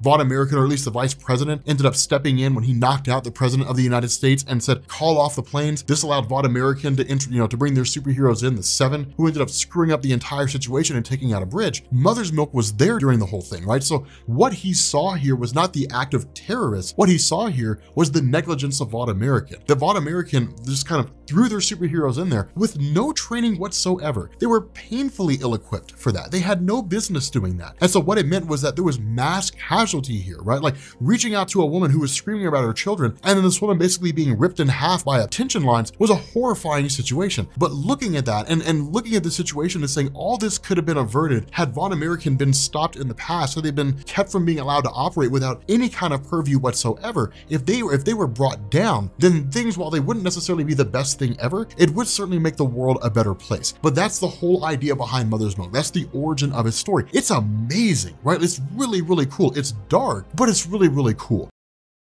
Okay, so a lot of you guys really seem to enjoy the origin of Mother's Milk, so I figured we would go ahead and record the other origins, right? Record the origin of the female, and then record the origin of Frenchie. Eventually, we'll talk about Billy Butcher here after a little while, but this origin of the female is actually pretty solid. Like it's really, really, really good. So originally, her great-grandfather resided in Hiroshima at the time that the atomic bombs dropped. Now, for those of you guys who don't know, this is one of the creepiest things about the atomic explosions in Japan at the end of World War II. Is what you have are called the ghosts of Hiroshima, and I think you have ghosts of Nagasaki as well. But the idea here is that when the bomb dropped, those individuals who weren't at ground zero, right, who weren't at like the immediate explosion point. It's kind of crazy. Atomic bombs don't actually explode on the ground; they explode above ground. But for those individuals who weren't at like ground zero, right, who weren't initially like immediately incinerated in the blast, and who were caught in essentially the shock waves, their residual images, more or less, what they were doing at the time, was imprinted onto the walls of various structures and things around them, at least those that still stood. And so as a result of that, they're called the shadows of Hiroshima, because what you essentially have are individuals, and you see exactly what they were doing when the bombs dropped. It's like they never left. It's a pretty creepy concept. It's a very, very spooky and a very creepy concept. As far as I'm aware, it's a really, really culturally sensitive topic, right? So it's not something you kind of like poke fun at and make fun of or anything like that. But following that, her grandfather had actually taken up really kind of the job of more or less sea fishing, right? Like trying to attain different things, different artifacts, so on and so forth. But what ended up happening here is his foot got caught in a clam, and ultimately he ended up drowning. And it kind of followed the same suit, right? Like all the men in her family, leading all the way to her father, were essentially just products of death, right? Like a sense of bad luck. And the reason why is because then her father in turn was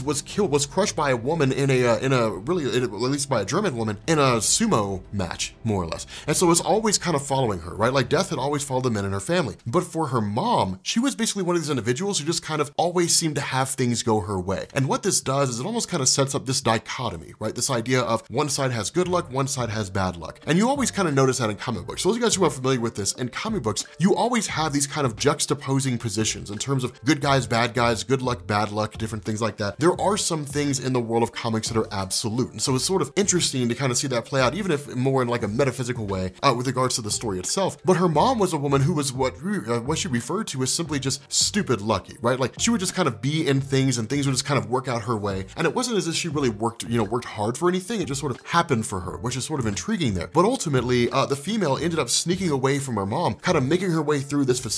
Now, this facility, this office her mom works in, is essentially kind of a spin-off of Vought American. It's explicitly stated that it's not actually Vought American, And that's an important thing to remember, because this, the entire idea of Vought American creating superheroes is designed to hit it home to like the super soldier program, right? Captain America basically ends up dying, quote unquote, or at least he's frozen in ice during World War II, but everybody thought he was dead. Dr. Abraham Hershkind, the one who created the super soldier serum, died. And so everybody tried to create their own version. With Vought American rising to power, when we saw the origin of Vought in terms of how they got to where they were, when Vought American rose to power, then the idea was you had all these other companies and all these other countries who were trying to duplicate them. Well, we've talked about that before. When it comes to trends, when it comes to finding success, if you find success in something, everybody else will copy you in an attempt to find the same level of success. Some will fail, some may come close, but none of them will ever truly be that original product. And that's what you're seeing here with Vought American, is that you have all these companies trying to duplicate Vought American, but at the end of the day, none of them are actually Vought American. None of them have really achieved the same kind of success that Vought American has. But the idea here is that what you ended up having was this kind of spin-off substance of Compound V, right? Which is initially, at least as it's indicated, seems to have been a kind of failure, a kind of waste of sorts. But what ends up going on is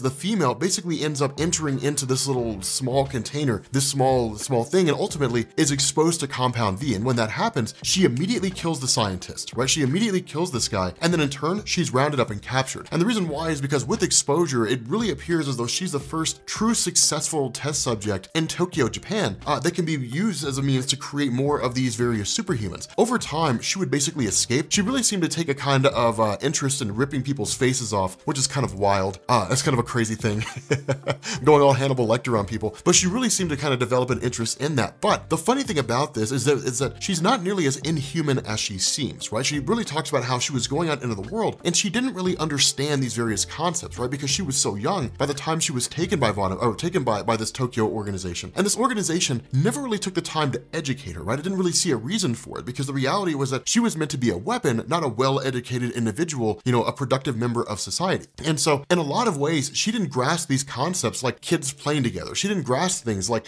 birthdays and celebrations and so on and so forth. They were foreign to her. In a lot of ways, she's almost kind of reminiscent of X-23 from Marvel Comics, in the sense that she was born and raised in a world of violence, and it's all she really knew. And so ultimately, she would make her escape, and then she would be recaptured, and it would kind of go through that process over and over and over again. They would grab her, they would tranquilize her, they would basically bathe her, they would clothe her, and in her mind, these were all things that she should have been doing on her own. And so as a result of this, she ends up escaping one final time, and of course, this Tokyo organization sends guys after her. Now, here's the funny thing about this, and initially I was reading this, and I was like, what in the heck is going on here?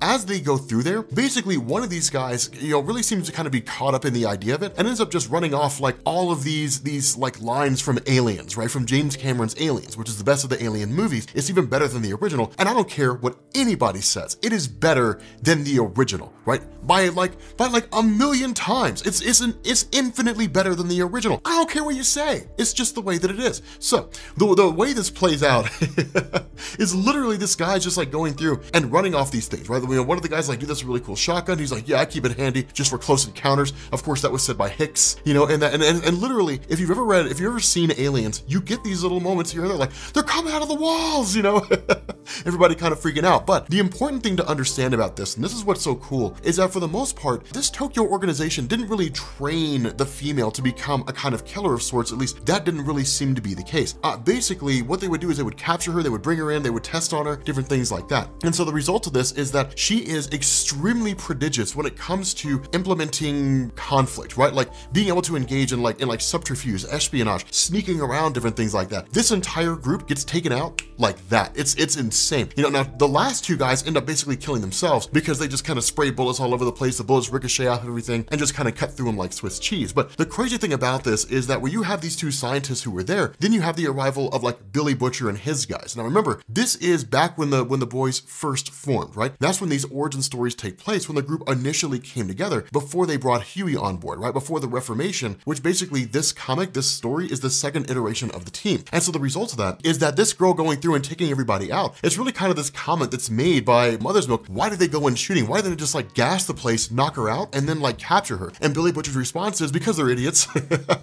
Because they're stupid, because they think guns are the answer to everything. And so this is another instance of how smart Billy Butcher is. And while I do really bring that up a lot, I feel like that can't really be overstated, right? When you go through and you look at this, you're like, Billy Butcher's a guy who just does things, and he doesn't really come off as like a lumbering buffoon, so much as a guy who's not super intelligent. And it's cool to see it done that way, And so ultimately, what they end up doing is they end up bringing her on board. And of course, Frenchie is the one who steps up and says like, I volunteer to educate this this girl because she's a living, breathing human being, right? That's the general consensus from like Billy Butcher and everybody. She's a living, breathing human being. She's not going to be weaponized, right? They're not going to turn her into like a tool, a means to an end. Instead, they're basically going to educate her. They're going to give her the life that she deserves and then present her with a choice and say, do you want to join us or do you want to go out and do your own thing? And the result is that because she really came to view them as family, right? Because Frenchie really took to her insofar as educating her, treating her like a reasonable human being, treating her the way any normal human being should, she ended up latching on. She ended up basically seeing them as family of sorts. And so ultimately that led to her basically joining the team, especially when they kind of gave her all this information about her life, at least as most, the most that they have. And this is one of the other funny things about this is the question is asked by Huey, okay, what about the origin of Billy Butcher, right? Like, because technically the origin of Frenchie comes before this, but each one is individual, right? So we can kind of do them out of order if we want to. But the origin of Frenchie technically came before this. And so with Huey having heard all the various origins of these characters, then the question becomes, well, what's the origin of Billy Butcher? And that's when things get interesting because then it, really you kind of have this statement that's made that essentially says, if there is an origin of Billy Butcher, if there is a story of how Billy Butcher came to who he was, then it's sealed, right? There's no real means of accessing it. And this is interesting because what it means is none of the members of the boys, at least as it seems at the moment, know the origin of Billy Butcher. They don't know where he came from. The funny thing about this is that what it shows is that they don't really need to know, right? Because even not knowing the origin of Billy Butcher, they still follow him, which means the cause that Billy Butcher is fighting for is just and true in their eyes, right? They see that what he's doing is a reasonable thing. And at the end of the day, that's really what matters most, right? It's not necessarily about your origin story. It's not necessarily about where you came from or what you believe in. It's about whether or not people can believe in you. It's about whether or not you're a person that people can look to and say, okay, so this person basically knows what they're doing. They have a general idea. They're fighting the good fight, at least as I see it, and kind of going forward from there. It's really cool. And it's subtle and it's small, but it's a great way to show what it is that Billy Butcher is about. So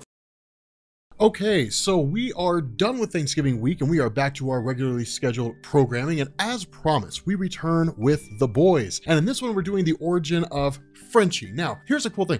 Frenchie's origin story is actually really cool. Like, it's a really cool and enjoyable origin, if not probably one of the funniest.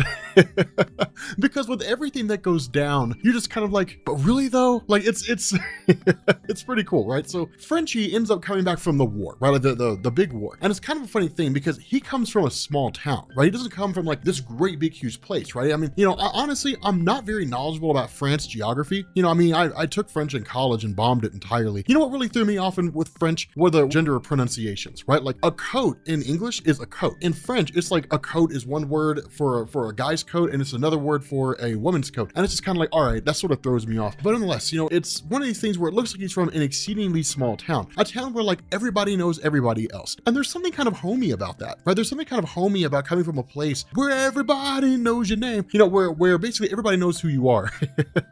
I don't mean to invoke Cheers, but like where everybody knows who you are, right? There's something kind of comforting about that. Now, the funny thing is, of course, with Frenchie having left, being greeted by his mom and his dad, the first question he asks here is really, whatever happened to Marie? And the cool thing is that we end up learning that in his younger days, Frenchie was in love with a young girl named Marie. And for the most part, it was like a summer of passion, right? Now, the nature of being like young and in love is that it really is usually just a passion-fueled thing, right? I mean, I can't really think of very many 17-year-old people that I know that I grew up with who stayed with the first woman that they were with, right? I mean, it doesn't really happen too much. It's just kind of really, it shows like a summer fling is really what it was. Now, and ultimately he ends up finding out that what had happened is that when he'd left, basically he came face to face with Mr. Steal Your Girl.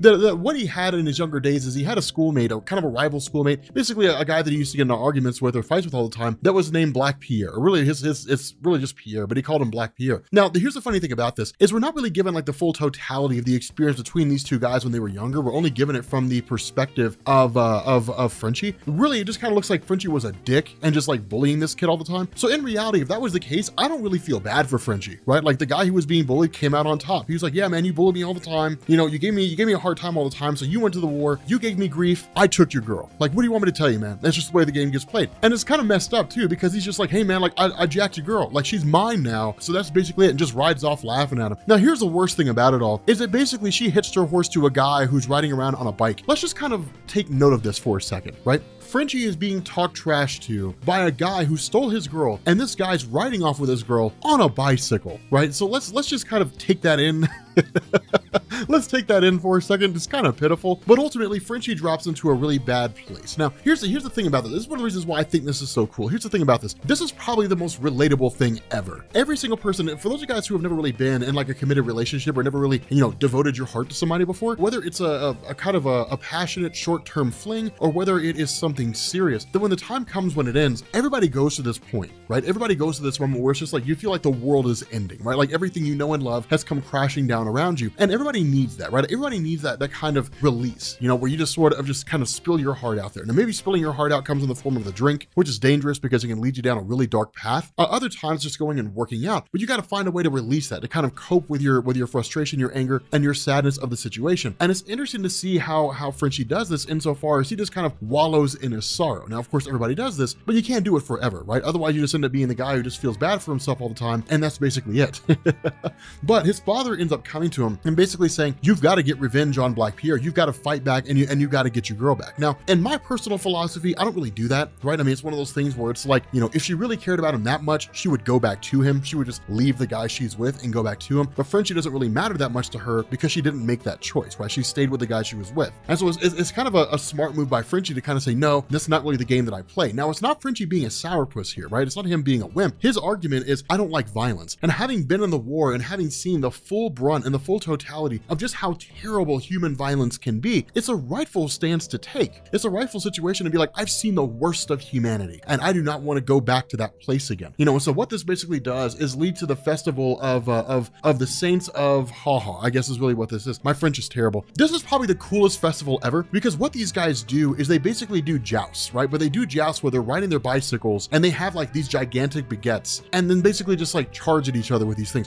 That would be amazing to see. The real question is, how stale are these baguettes, right? Because there comes a point where things get so stale, they just kind of crumble. So I guess it's got to be just before that point where it really is like getting hit with a stick, because stale bread can hurt, man. Like it really, really can. But in the middle of all this, Black Pierre is really kind of like the champ, kind of like well, not really the champ, but he's kind of one of the top guys here. And the issue is that the father of Frenchie really kind of views him as a coward because he won't fight for what's his, right? He won't stand up and say like, that's mine and I'm going to go fight for it, right? And again, this is when things get kind of crazy when it comes to the notion of love and it comes to the notion of romance, when it comes to the notion of, hey, but she's a grown adult though. So like she can kind of make her own choices and that kind of thing. The issue here is that it's not really just about Marie anymore. It's really more of the family honor insofar that what you had is you had Black Pierre who essentially took something from Frenchie, left him in a vulnerable state, made him look weak, and then Frenchie is doing nothing to correct that. And so what it does is it makes Frenchie's family look weak. And so as a result of that, his father shows up and basically challenges Black Pierre to a baguette joust, which is kind of hard to take serious, but at the same time, it's amazing. And ultimately, in the middle of all this, what ends up happening is, of course, Frenchie tries to stop him and says, hey, look, man, you're old, your heart can't handle this. And ultimately, you end up having Black Pierre, who more or less cheats, ends up like ruining the bicycle and really kind of tripping up Frenchie's father, which sends him flipping over and basically kills him. And so in response to that, Frenchie loses his mind because in his mind, he's basically lost it all now, right? Because he's like, his mom died shortly after from despair. So he essentially, like, this guy stole his girl and then killed his dad, and then his mom died because of his dad's death, right? Black Pierre cost him everything. And so it's kind of crazy because at that point, it's like, all right, well, now it just comes down to general principle, right? Like now it comes down to, okay, this guy stole my girl, that sucks, like I can find a new one, whatever, but like he killed my dad now, and like that's a problem. So like that's one of those things where you're kind of like, okay, so Black Pierre needs to come to an understanding about his place in the bigger picture. Black Pierre needs to be reminded where he resides in the great sphere of things, and I am going to do that.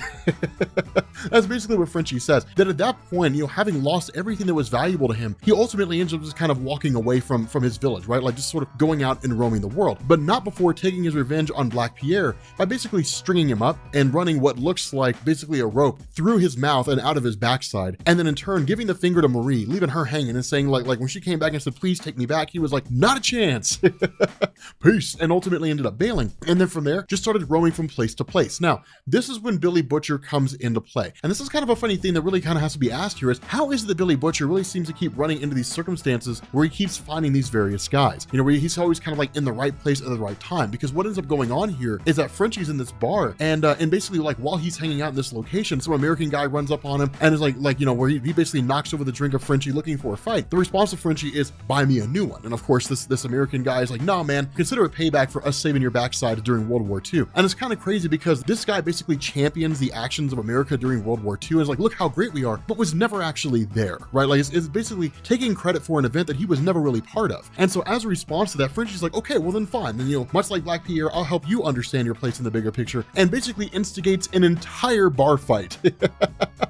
And takes on all these guys by himself. And that's what Billy Butcher was looking for. Billy Butcher was looking for a guy who wasn't necessarily broken, but a guy who had basically been pushed to his limits, a man with nothing to lose. And that's one of the things that really makes a guy the most dangerous. When a man has nothing to lose, he's not afraid of anything. He has no fear there because there's nothing else for him to lose anymore, right? I mean, he's not afraid of losing his family. He's not afraid of losing his friends because he doesn't really have any or anything like that. It's basically just him in the world by himself. And so ultimately, French is a guy who can take all comers. And that's really what it is. That's really why Billy Butcher wanted him, is because he's a man at his wits end and doesn't really, is really kind of like, at his limit. And at that point, that's what he wants. He wants a guy on his side who will do whatever it takes to win, because ultimately he doesn't have to worry about repercussions for anything except for himself. And so it's one of those things where Frenchie's attitude is kind of, so long as they don't catch me, I don't really care what happens, right? They can't do anything to me. They can't take anything from me because I have nothing left to take. It's really one of the reasons why I would argue Frenchie is probably the most dangerous of all the boys. Okay, so we are continuing on with our discussion on the boys. Yes, we are. As always, if you guys want to see the uncensored version, make sure you go check out my Patreon, patreon.com/comicsexplained. I've also got my monthly comic book review show that's on there, and I've got the versus videos. So those of you guys who are curious about the versus videos and you want to know whether it's worth it or not, the last one we did, I think, was Franklin Richards versus Dr. Manhattan, and I think the next one we're probably going to do is Franklin Richards versus Matthew Malloy. You guys really seem to love like the super OP characters versus the super OP characters, so like I think we're going to stick with those for a while.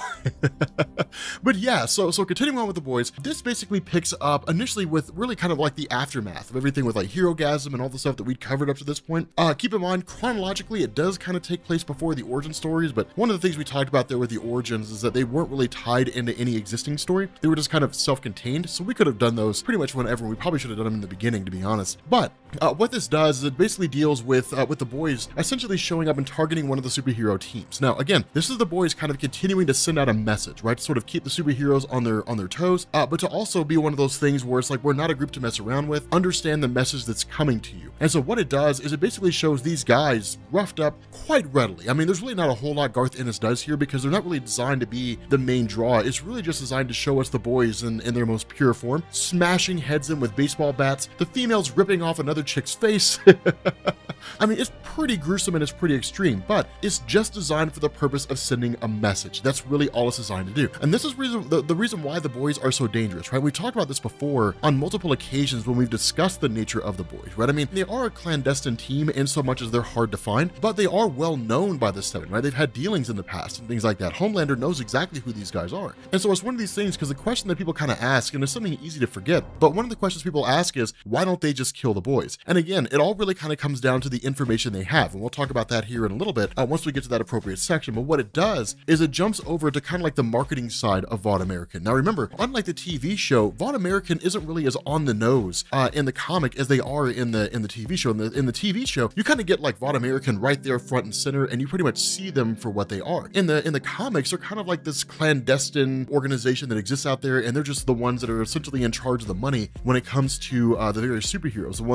The ones that write their stories, they construct how their comics are going to function, all that kind of stuff. They're really like the marketing side of things. But for the most part, up to this point, we don't really know much about them, their inner workings, how it all functions, or anything like that. So that's something that I wanted to kind of point out. A lot of you guys have asked questions over the course of the videos, like, why aren't you covering what goes on with Vought American? Because we don't really know, right? The comics, Vought American functions differently, or at least is shown differently in the comics than it is in the TV show. And I just kind of wanted to point that out for some of you guys who were asking that question. But one of the big things that goes on here is that Vought American has really sort of come in with the notion of saying, hey, like, we're going to basically assign new costumes to everybody, right? Like, everybody gets new costumes, everybody gets new outfits, and everybody gets new origins. This is explicitly in response to the fact that the boys took out the G-Men. If you guys remember our last video on that, the boys had basically taken the team out. And the result is that with the G-Men essentially being gone here, kind of like the X-Men more or less as they function in the boys, the result is that because they were the highest selling team, now the Seven kind of have to make up for those lack of sales by having like their origin stories relaunched and having like new outfits, things like that. Basically, it's kind of like, Garth Ennis's way of saying, this is Vought American's way of kind of providing new number ones in comic book form, right? You know, for most of you guys who have been reading comics for a while, you know that new number ones always sell more than anything that's not a number one, that new origin stories always perform well, and VOD American's well aware of that, both in terms of the superhero comics as they're being sold within the story, as well as how the public perceives superheroes, right? So when VOD American comes out and says, hey everybody, like we've got updated origins for everyone, and the seven go out there and they basically parade and they tell their news story or some part of their story that nobody knew before, it's very titillating. And a lot of people are really interested in that kind of stuff, right? They want to know as much about the superheroes as they possibly can. And so that's kind of the basis behind this. The issue that you run into here is that a lot of, not really all of them, but for the most part, the ones who have been part of the seven for a little while are kind of like, okay, it's business as usual. We're going to change costumes. Like they sort of just go with the flow, right? Because the one rule they have there is don't mess with the money. VOD American is the one that pays their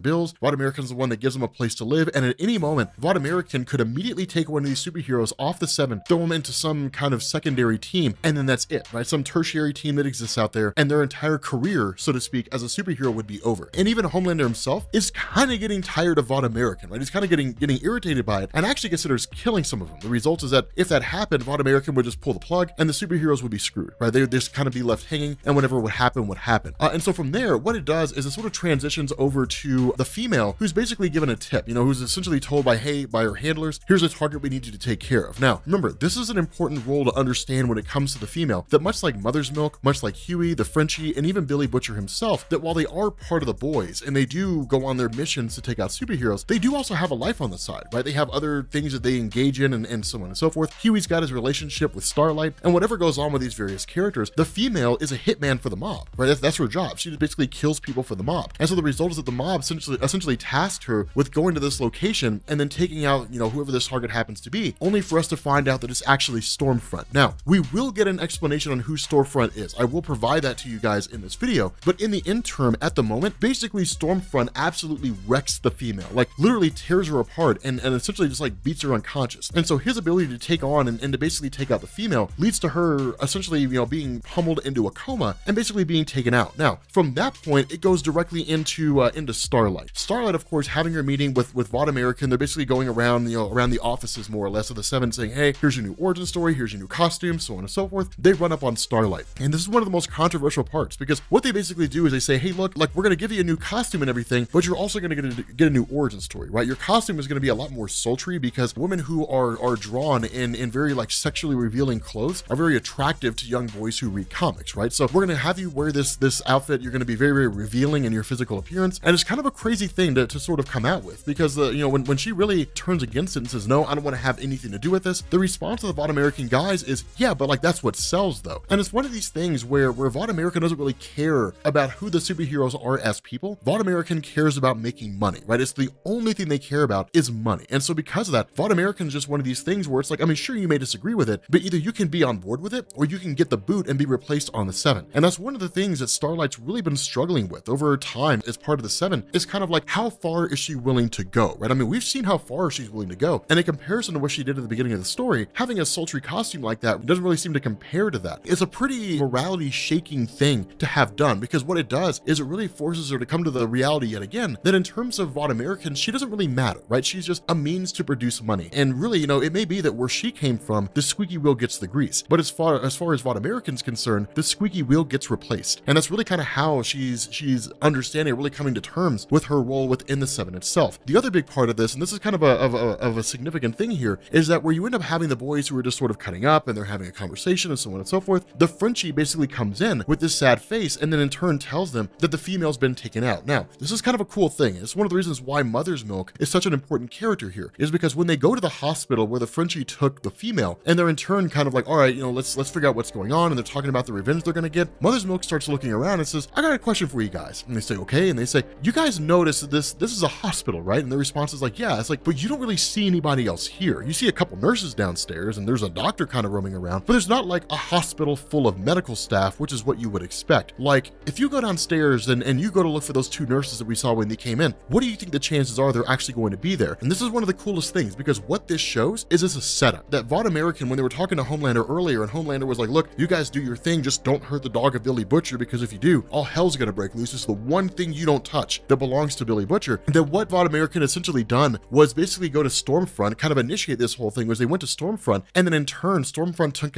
out the female, and then of course, Frenchie brought the female to this location location believing it was a hospital, only to turn around and find out that it's basically just one great big huge trap that's been set up. And then immediately Payback, the group that Homefront is a part of, comes flying in, and this great big huge fight breaks out. Now, this is where things get a little crazy here, is because what these guys Payback begin to realize is that by messing with the boys, and explicitly Billy Butcher, that they've bit off more than they can chew. Quite literally, because literally Billy Butcher bites off a guy's nose. He bites off Soldier Boy's nose, which is kind of wild. The issue here is you're talking about some pretty powerful heavy hitters, and so the boys are taking as much damage as Payback itself. And of course, you have Stormfront on the scene, meaning that they really kind of like have this really solid heavy hitter on their side. The boys end up having to retreat. Now, Billy Butcher basically takes off alongside Huey for the purpose of drawing the superheroes out. Crimson Countess, of course, ends up following Billy Butcher, and then once she actually gets out to an alleyway only to see the dog where she goes to attack it, Billy Butcher comes up behind her and strangles her, and that's when everybody begins to panic because they realize Billy Butcher killed the Crimson Countess. And then from there, one of the guys who's able to kind of establish this telepathic link through Crimson Countess herself ends up getting this kind of phrase basically that comes through Billy Butcher where he says like, "You guys are next." And so essentially like it's kind of a crazy moment here, and it's one of the reasons why Billy Butcher is so awesome, because on the surface you would look at this and you would say, okay, so like basically you have the Frenchie and you have Huey who are loading up mother's milk into the back of an ambulance. All three of those guys are going to take off, and Huey's like, Billy Butcher's in there, it's 5-on-1, and Frenchie turns around and says, yeah, they're stuck in there with him. I almost kind of feel bad for him, right? It's like that scene from The Watchmen, with Rorschach, where he's like, I'm not stuck in here with you. You guys are locked in here with me. This fight's only going to end one way, and I promise it's not going to go the way that you think. And it's one of the coolest things, because from there, Billy Butcher basically just starts like going through and taking out each one of these guys piecemeal. And that's the cool thing about it. And it's the reason why Billy Butcher is such a great character, right? Because Billy Butcher is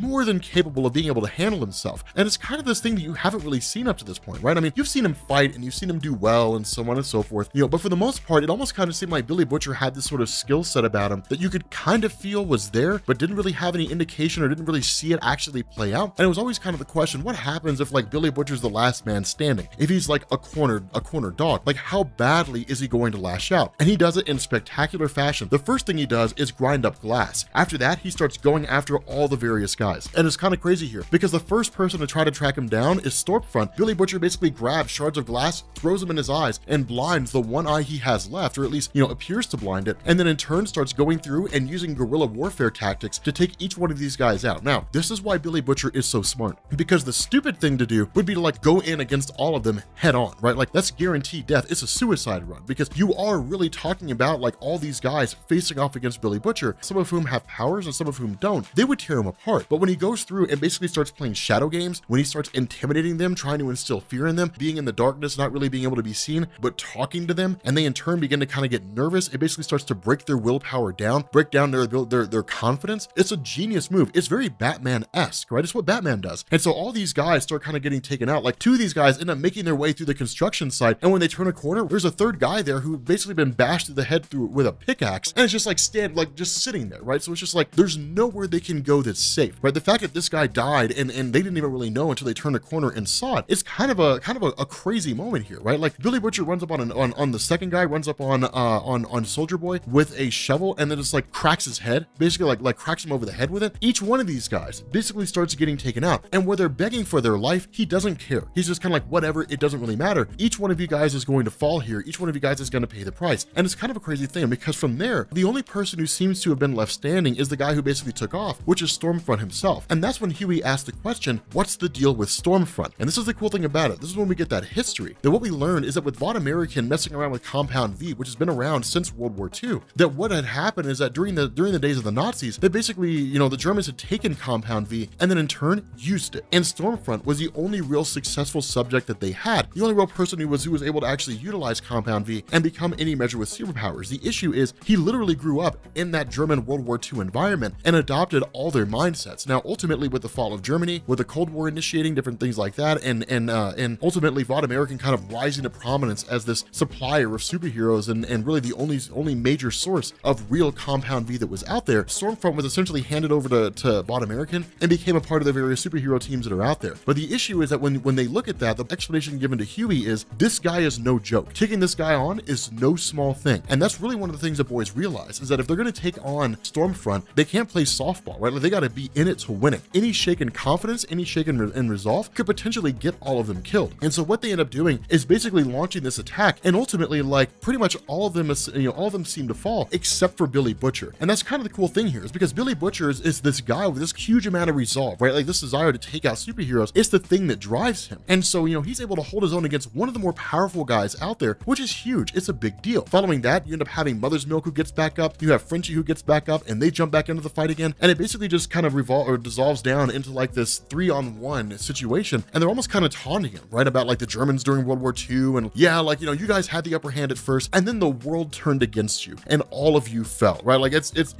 kind of a cool little thing there, because what you end up getting here is basically Voss from the Glorious 5-Year Plan, and basically fights alongside the boys to take out, to basically eliminate Stormfront. But that's basically it. The whole thing essentially wraps up insofar as like once he's done and gone, like he's essentially defeated here, right? Like there is no more payback. The team is basically destroyed and eliminated. Not only that, the guy who appeared to have been running Vought American died of a heart attack in the sauna, right? So this member of Vought American, who's been spending time with Homelander and talking to him, appears to be the guy who's going to be running the show now, which is kind of a big deal, because the question becomes, what role is he going to play? And so with the female still in a coma, ultimately while everybody's recovering and Huey starts snacking on a piece of candy, suddenly she wakes up, right? It's like suddenly she comes to. And so where all the boys begin to kind of celebrate the fact that the female's back now, that she's not permanently stuck in a coma, that Billy Butcher basically leaves and says, okay, I got to take care of some business, only for us to find out that Billy Butcher kept Soldier Boy alive. He's got it chained up in a room. He walks in there with a giant like butcher's knife and is like, tell me who it was that sent you.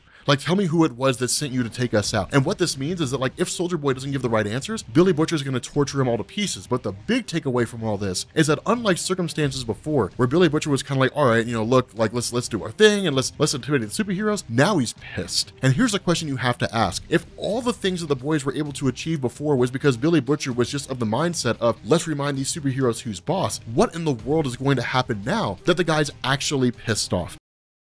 Okay, so we are continuing on with our discussion on The Boys, and as always, if you want to see the uncensored version full of swear words and everything, make sure you guys go check out patreon.com/comicsexplained. Costs like $1 a month, so it's not a great big huge expensive thing, and we're going to do Punisher Max after this, which, believe it or not, is even more hardcore than The Boys. But what this does is this picks up with the group with a superhero group that kind of sucks. They're called Super Duper, and it's kind of funny, right? Because it's like, in reality, Super Duper is just kind of like, I mean, they mean well, right? Like, and it's kind of interesting because it's like, they're the only really good superheroes that we've seen so far, which I guess really sort of shines into light the nature of the Boys comic, that like, when you do encounter a team of superheroes where all they want to do are good things, that like, you can't really take them seriously because they're kind of goofy. Like, one of the guys has Tourette's, and he just yells out like, and it's just, it's kind of messed up. It's kind of screwed up in terms of him just like dropping swear words all the time, but the team does the best they can, right? The big thing that goes on here, and the reason why they matter, is because what ends up happening is Billy Butcher goes to meet with the Legend. Now, as you guys know from our discussion so far, the Legend is the guy who really kind of gives them the scoop on like the targets that need to be tracked down, or kind of insider information, and he's sort of the intelligence house that allows the boys to function in the capacity that they do. But in the events that have kind of transpired so far, Billy Butcher had ultimately ended up discovering that Huey was basically kissing Starlight, and the two of them were in a relationship with each other. It's the first time Billy Butcher learned that he was dating one of the superheroes. And so the result is that it changes Billy Butcher's entire perception of Huey, because what he starts to do is look back on all these situations that Huey was in, and the way it looks is that where Huey had in reality seemed to escape by the skin of his teeth, that what it looked like is that Huey was put into the boys by Vought American to essentially be a mole, to be a spy, and that all the scenarios that unfolded where he basically should have died because he was unprepared for the various fights or what have you, that essentially the heroes are going light on him because their secret mission was don't kill Huey. And so basically it looks like Huey is a Vought American spy, and that's what he pitches to the Legend, and the Legend immediately calls it and says, no, there's no way that's possibly true, right? Like, this seems like a lot of nonsense. One of the things he says here is, have you ever considered the possibility that Huey doesn't know who Starlight is, that he doesn't know that she's part of the Seven, that he just sees her as a girl? Now, the story as it's been depicted so far lends itself to that, right? Like, there were two people who just randomly met in a park and struck up a conversation and started going from there. But the stance of Billy Butcher is, because of the nature of the boys and what they do, it would be an insanely high coincidence if Huey, who's a part of a group that tracks down superheroes and either kills them or forces them to divulge information or uses them for their own cause, would somehow be unaware of who Starlight is as a member of the Seven. But remember, Starlight wears a mask for the most part. She doesn't really go out there with her face being seen by the entire world. And so because that is kind of intriguing, right? It's kind of interesting because it looks this, like, in reality, it seems like a massive coincidence, but there's also the possibility that Huey really is a mole for Vought American that's spying on the boys. It's cool. Like, it's a really interesting concept that's sort of just thrown in there. The other half of this is that the team Super Duper is kind of a team that's just sort of there for the sake of the nostalgia, right? They're kind of like the science fiction team, like from the future, you know, that kind of a thing. They're almost like the Legion of Superheroes to a degree from DC Comics, but the way that this plays out is that their leader is essentially gone, right? He's been taken out, and he's basically being replaced by a pretty hardcore guy. And I don't mean hardcore insofar as he's like hyper violent. Well, I mean, I guess he kind of is, but hardcore in the sense like he doesn't really care about anything, right? So we'll cover that more once we get into it. But this guy's name is of course Malchemical. And so in response to the fact that Billy Butcher believes Huey might be a spy for Vought American, what he ends up doing is actually sending Huey to basically go and spy on Super Duper, and to in turn install these various little, you know, monitoring and spying devices and so on and so forth. And that's kind of the issue, is it's like Super Duper's a team that can't really be taken seriously. So why is Huey being sent to spy on him in the first place? And that's what Huey asks, right? Like, this mission is stupid. This team is ridiculous. They can't really be taken seriously. They don't do anything nefarious. They never have. So there's no reason for us to spy on them, right? But in turn, Billy Butcher's like, this is your assignment. Go and carry it out. And it's one of these things where while the boys usually disagree, or they can disagree with what it is that Billy Butcher wants them to do, at the end of the day, he's the leader of the team. And so they essentially carry out these various missions here. And so it's kind of intriguing because, of course, what this does is it leads to really kind of returning to the Super Duper team. And they're just kind of characters who are a little bit goofy, right? Like, one of the characters, for example, she has the ability to phase through things, but like her powers don't really work that well, right? Like, they kind of work occasionally. And so she goes to phase through a wall and walks into it. And that's why she's got like a black eye and a broken nose, is because her powers don't really work consistently. They just kind of go on and do their thing. And that's why it's messed up, because then you basically jump into the introduction of Malchemical, and the guy immediately starts treating him like shit, right? Like, that's the first thing that happens. He starts treating him like crap. Like, he's making fun of the guy who has Tourette's and just like yells out swear words, basically just kind of poking fun at him, laughing at his disability, different things like that. The guy's basically a total jerk. And when you have like Aunt Sis, who's there as kind of like the leader of the team, really more of like a mother for the team, kind of encouraging them and saying, hey, like, you guys can do this, and you guys are capable and all that kind of stuff. And in a lot of ways is really sort of the emotional linchpin for the team. Like, Malchemical doesn't really take her seriously. He's like, you know, you're adorable, you know, but like, this team is basically a bunch of goofballs. Like, I don't even know why you really waste your time on them. Like, they're all really just kind of ridiculous. And so what you end up having is the team that goes on patrol. Now, admittedly, this is kind of silly, right? Like, when they go on patrol, it is kind of laughable because, I mean, they're doing good things, but like their patrol is like they're going around their neighborhood and there's literally a cat stuck in a tree. And so one of them, who has the ability to shapeshift, basically like taps into the tree and then in turn just like scares the cat off. And the idea is for one of them to essentially lay down on the ground, this great big huge, you know, overweight kid lay down on the ground, and the cat will like jump down and it'll land on him as a safe landing, and then the cat will be okay. The team is silly, is really what it is. Like, it's sort of this kind of goofball team, but at the same time, you can't help but feel bad for them, right? Because like, they're trying their best. But the big thing, or really at least one of the big things that comes out of this is really like mother's milk. Now, this is important because what this shows is that just because Billy Butcher is leading the team does not mean they follow Billy Butcher with like some sort of religious fervor, right? Like, Mother's Milk sits down and says, okay, so like he's talking to Frenchie and he's like, here's the problem here. Super Duper is a team that can't really be taken seriously. And the whole pitch by Billy Butcher is Malchemical's being moved to become the leader of the team. So maybe like Super Duper is going to be moved up in the ranks and they're going to become like a more serious contender. And that's why he sent Huey to spy on them and to make sure, you know, to see if that was going to be the case. But the reality is they were a team that's incapable of really doing anything meaningful. So there's no way Vought American would invest the time or money to move them into like a more serious position, because they're not meant to be taken seriously. They're there just for the sake of sales, and that's it. They just play their role, they do their part, and they'll never be anything more than that. And Frenchie's like, yeah, that kind of makes sense. And so he's like, if that's the case, why would he send Huey to spy on that team? Like, there's something else going on here. Like, Billy Butcher's doing something else. None of this really seems to make any sense. And so that's the issue, is because at the end of the day, like, it's one of these things where Billy Butcher seems to have his own scheme, and Mother's Milk's trying to figure out what's going on, because the reality is that Malchemical is a character that's not to be trifled with, right? Like, he's crazy, he's just a horrible guy and exceedingly dangerous. And if Huey was sent on what amounts to a suicide run, then ultimately it could get him killed. And so essentially the way that Mother's Milk sees this, Billy Butcher's got his own agenda, who even knows what it is, and he's literally sent Huey into the lion's den, and Huey could die. And that doesn't sit right with Mother's Milk. It's one of these cool things where basically the members of the boys look out for each other, especially when they're being sent on a mission that's questionable by Billy Butcher. And so what you end up getting is kind of transitioning back to Malchemical into Super Duper. Malchemical really just kind of starts teasing Aunt Sis and making fun of her and saying, look, like, why do you really even care about these guys? Like, I get that what you're trying to do is a good thing, and that's adorable, but in reality, like, this team is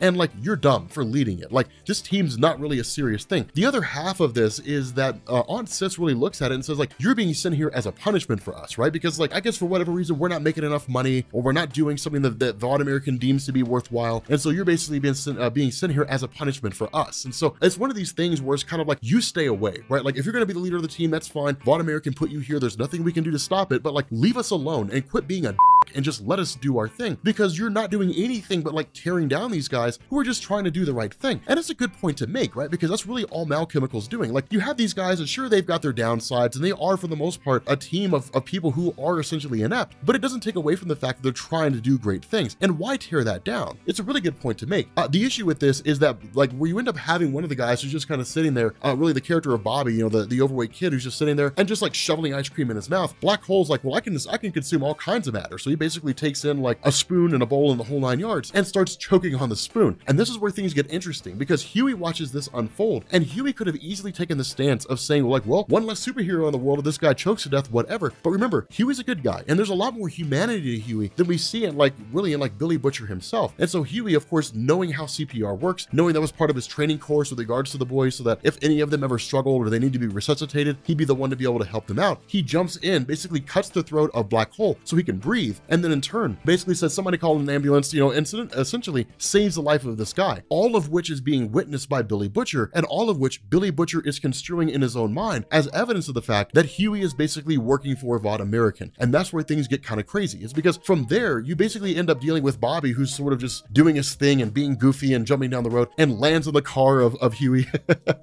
absolutely smashes the car, and then everything begins to pop off. Because what ends up happening is, of course, they bring Huey in order to get Huey some medical attention, you know, Huey basically being a friend of Super Duper at this point. And then in turn, like Malchemical comes in, he's like, who in the heck is this guy? You know, and Huey starts planting, you know, various spy devices around there, different things like that. But the result is that Huey's kind of welcomed into the team. Malchemical's just kind of in and out, right? He's a guy who doesn't really take the team seriously, doesn't really care. He's just kind of doing his own thing. Huey's officially like welcomed into the team, like, hey, you know, like we're glad to have you on board, and you know, you're a friend of the team, and that kind of a thing. And that's when stuff gets kind of nuts, because what you have is you have Bobby who sits down with Aunt Sis, and then like the two of them start talking about like their own secrets and different things like that, right? You know, they're really dark moments and so on. And of course, Huey's kind of continuing to spy on the team. And Aunt Sis basically reveals that she's got a fear of giant underpants. And the reason why is because when she was a little kid, when she was an itty bitty baby, she was staying with her aunt, and basically like on a windy day, her aunt's underpants blew off the clothesline, landed on her, and basically like scared the crap out of her. Well, what you end up finding out here is this is not Bobby.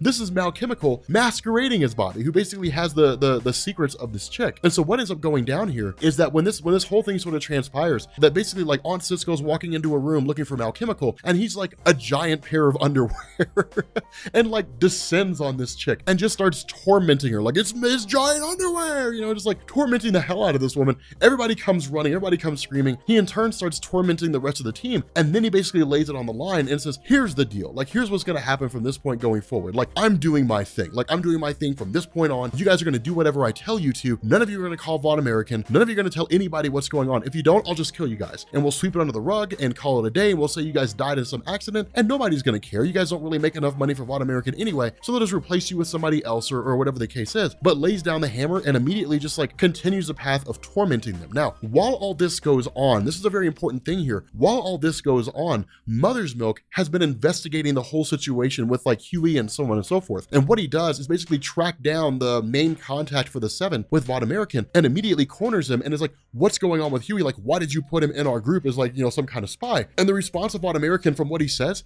Huey's not a spy, right? He doesn't work for them. He's like, I don't care what you guys do to him. Like, he's not our man. And so in response to that, Mother's Milk basically has a confirmation he needs, and then calls up Billy Butcher and is like, what have you done? Like, you sent this guy on a suicide mission to monitor some stupid team with one of the most dangerous characters, one of the most dangerous superheroes that's out there, because you believe that he's a spy for Vaughn American. You sent this guy on the, you know, into the lion's den on a suicide mission because you're being stupid, because you're being paranoid, and you're getting carried away with your own nonsense. And that's when Billy Butcher basically says, yeah, but like I saw the guy making out with Starlight, you know, and that's when Mother's Milk kind of gets the other half of the equation. And that's what was going on here, is both sides were basically operating with only half the information. Mother's Milk only ever had half the story, and Billy Butcher only ever had half the story, but neither one really seemed to go into and investigate what was going on with the whole scenario. They just ran with what they had and called it a day. From there, like Malchemical sort of goes nuts and says, here's what's going to happen. Like things start getting insane. Now, of course, Huey pops up here and basically says like, this is not gonna happen. But basically like Huey jumps in and says, this is not gonna happen. The problem with this is Mal Chemical's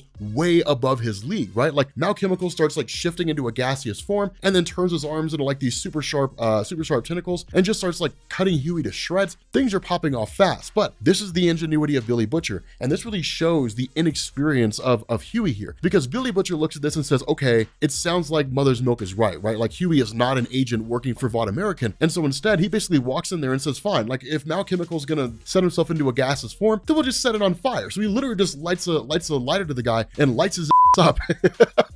Which is hilarious because he just turns into this giant ball of fire and just like burns to death. And it's kind of nuts. But then from there, like he grabs Huey and they basically end up departing. Now, of course, it's not initially without an initial skirmish of sorts between Billy Butcher and Super Duper, because of course, one of them starts popping off with his Tourette syndrome, and Billy initially takes it as an offense. Of course, now, of course, Huey ends up being the one to save him and says, look, they can't help it. It's the guy's thing. You know, he's got Tourette syndrome. There's nothing you can really do about that. But once you get back to their base of operations, everything pops off between Billy Butcher and Mother's Milk. And that's the cool thing, is because Mother's Milk is not a guy who just follows, right? He's not just like a follower here, right? The guy does what he needs to do. Like he goes through and says, look, like here's how things really are. I'm not just gonna idly sit by and let like Billy Butcher send one of us on a suicide mission. That's ridiculous. Like it's silly to believe that that's gonna be the case. And so as a result of that, what you basically end up getting here is ultimately Billy Butcher backing down. And it's like, okay, look, it was my mistake, right? Like I screwed up. I didn't trust our guys. And that's kind of the big issue here, is that ultimately Billy Butcher doesn't really trust Huey, and in reality, I would say he doesn't trust anybody. He doesn't trust any of those guys. And that's kind of a big deal, right? For him to just kind of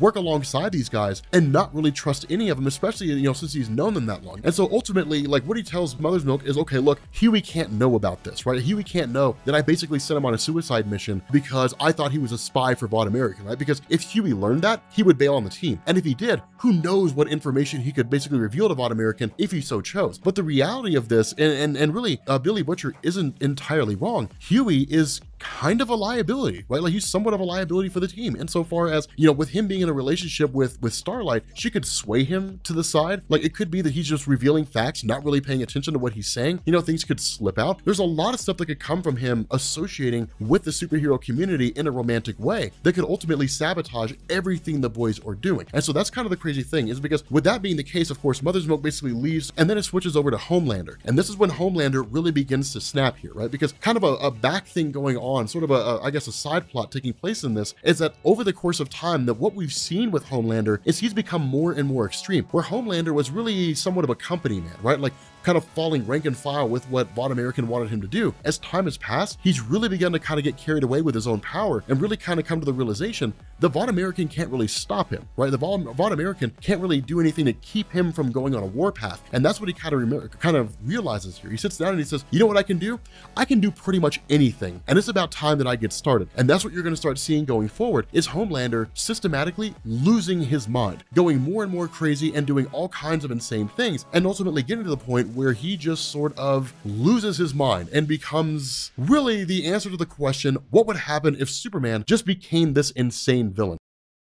Okay, so we are continuing on with The Boys, and in this one we are covering the story arc of Believe, and this is probably one of the coolest story arcs throughout the entirety of The Boys. I absolutely love this one, because what this does is it kind of hits home with regards to like all the various things that Vought American does, right? So initially it picks up with Homelander basically meeting with the representative, or I guess really the guy who's running Vought American now, and ultimately it's just kind of like, okay, so like, you know, here's the agenda for everything going on with the Believe event. Now, Homelander hates this, right? Like he hates the Believe event, and up to this point it really makes sense. You know, not even so far in terms of what the Believe event is about, but in the sense that Homelander just doesn't like dealing with people, right? He just doesn't really like the general public. Now, of course, once Starlight shows up, well, then it's kind of like, okay, you got to do the Believe event as well. Now, the reality behind this, in terms of really why the Believe event really exists in the first place, is that it's a Christian themed event, right? It's designed to tie into not just Homeland America, but the percentage of America's population in excess of 65% that is historically believed in Christianity. And so with that being like a huge percentage, in order to kind of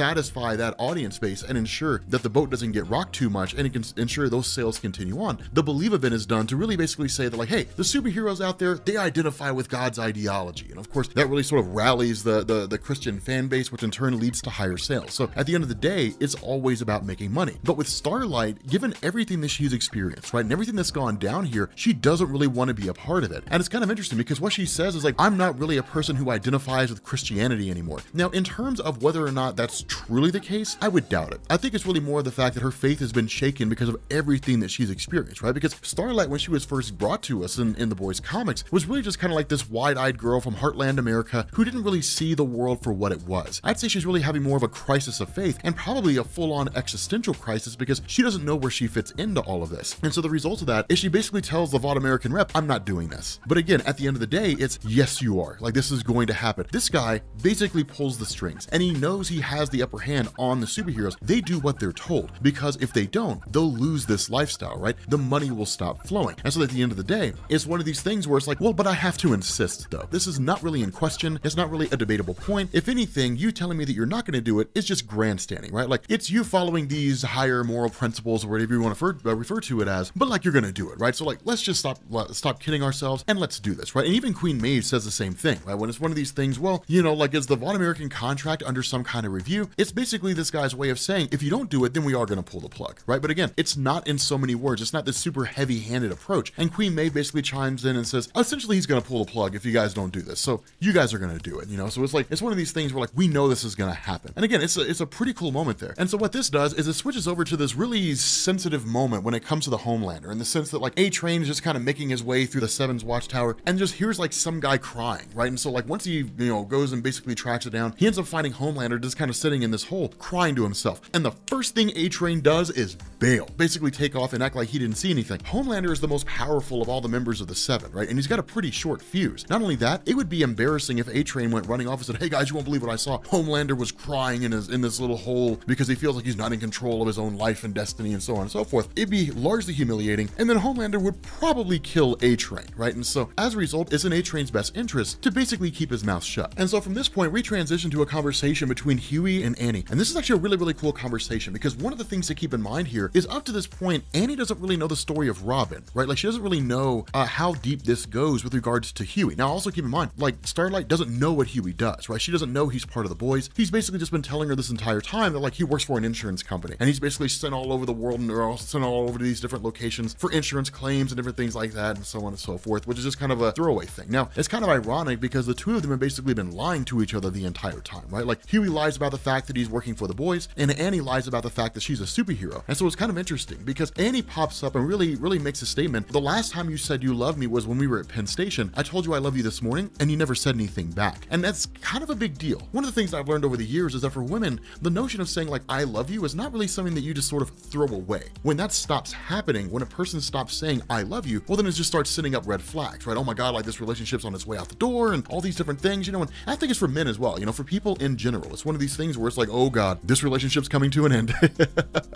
And so as a result of that, Huey really kind of jumps in real quick and says, well, it's not because I'm having second thoughts. It's because we're getting really, really serious. And the last time that I was in a relationship as serious as this, I lost the person that I loved, i.e. Robin. And that's when he basically starts spilling the beans and talking about everything that's going on with regards to the fact, you know, where he doesn't really seem to name her directly. He goes on to basically say like, there was this woman that I was in love with and ultimately, you know, she was killed by a superhero and different things like that. Essentially everything that we saw unfold at the very beginning of the story. And it's interesting because what he's doing is kind of confiding to her in a way that he hadn't really done before, right? Like letting her in to this very sensitive part of his life. Not only that, like once he starts going through and naming names, what he says is that like the person that basically killed his girlfriend was A-Train. Now, if you remember back to the very beginning of the story, it wasn't like A-Train just ran up on her and just punched her really hard or anything like that. She died as part of collateral damage. But it's a cool thing because when he basically reveals this, Annie begins to kind of have not really a moment of panic, but she gets sick because A-Train's one of the guys in the Seven that she essentially when she became an early member of the team, when she first joined up. And so with that being the case, she does the only thing that she really feels is the right thing to do, which is to spill the beans and to basically reveal the fact that she's a superhero to Huey, to basically say like, I'm an individual with superpowers. Now there is both a kind of a benefit and a drawback to this. The benefit is of course, Annie's opening up and she's telling Huey the truth. The drawback to this, and what's kind of ironic about it, is she basically tells Huey, not knowing that he's part of the boys, you don't know what these superheroes are like. You have no idea what these guys are like. Like all I ever wanted to do was be a superhero when I was a little kid. And in reality, again, that's kind of the nature of the boys' landscape, is how these kids are raised, right? Those individuals who have been exposed to Compound V and are kind of brought up with this ideology that superheroes are the greatest thing ever. It's almost like a religious cult. Believe in this thing, right? Like, believe that superheroes are great, because if you do,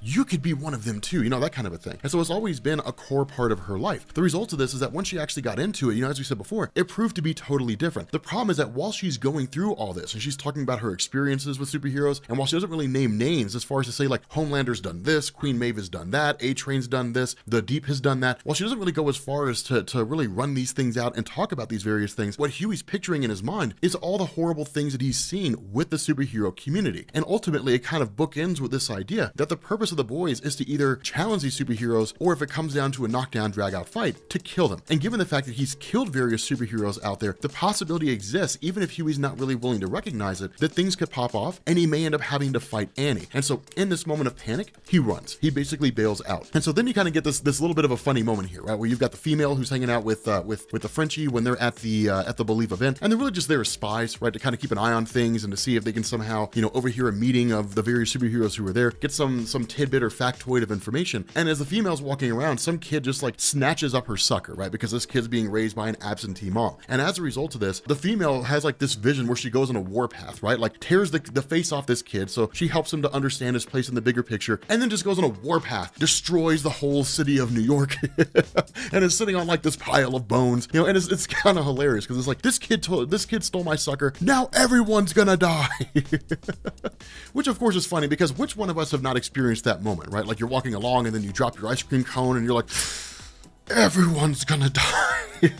Just experience this extreme rage, you know, or something like that. It's one of these funny little moments. And so because of that, Frenchie's like, okay, so like you need to back off. So he buys all the balloons at the Believe event and then puts the female in them to keep her in disguise, to keep her hidden. And then of course this kind of sends her floating along and then carries her along the way. And so what this does is this jumps over to basically the sidekick 12 and Oh Father. Now, of course, again, this is not like some group that exists out there and Oh Father's just kind of like, hey, like, you know, we're like a religious superhero team. They are, but again, they're Vought American guys. But something that I want you to notice here is that when it comes to Oh Father, he's very much aware of everything that goes on, but it's kind of ironic, right? Because with almost any kind of religious system, the religion is where the money is. And so that's when it comes to that, you know, when it comes to the character of Oh Father, he's kind of got the perfect gig. So long as he keeps people believing in the correlation between superheroes and God, then like the religious money keeps flowing, and then in turn, Vought American keeps making that money, right? So at the end of the day, like when he's talking to Homelander, it's just kind of like, yeah, man, like Homelander asked the question, like, do you really believe, like, how do you feel about this whole thing with Vought American trying to position superheroes, you know, in a spot where they can basically go on and be part of the defense system of the United States? And the response of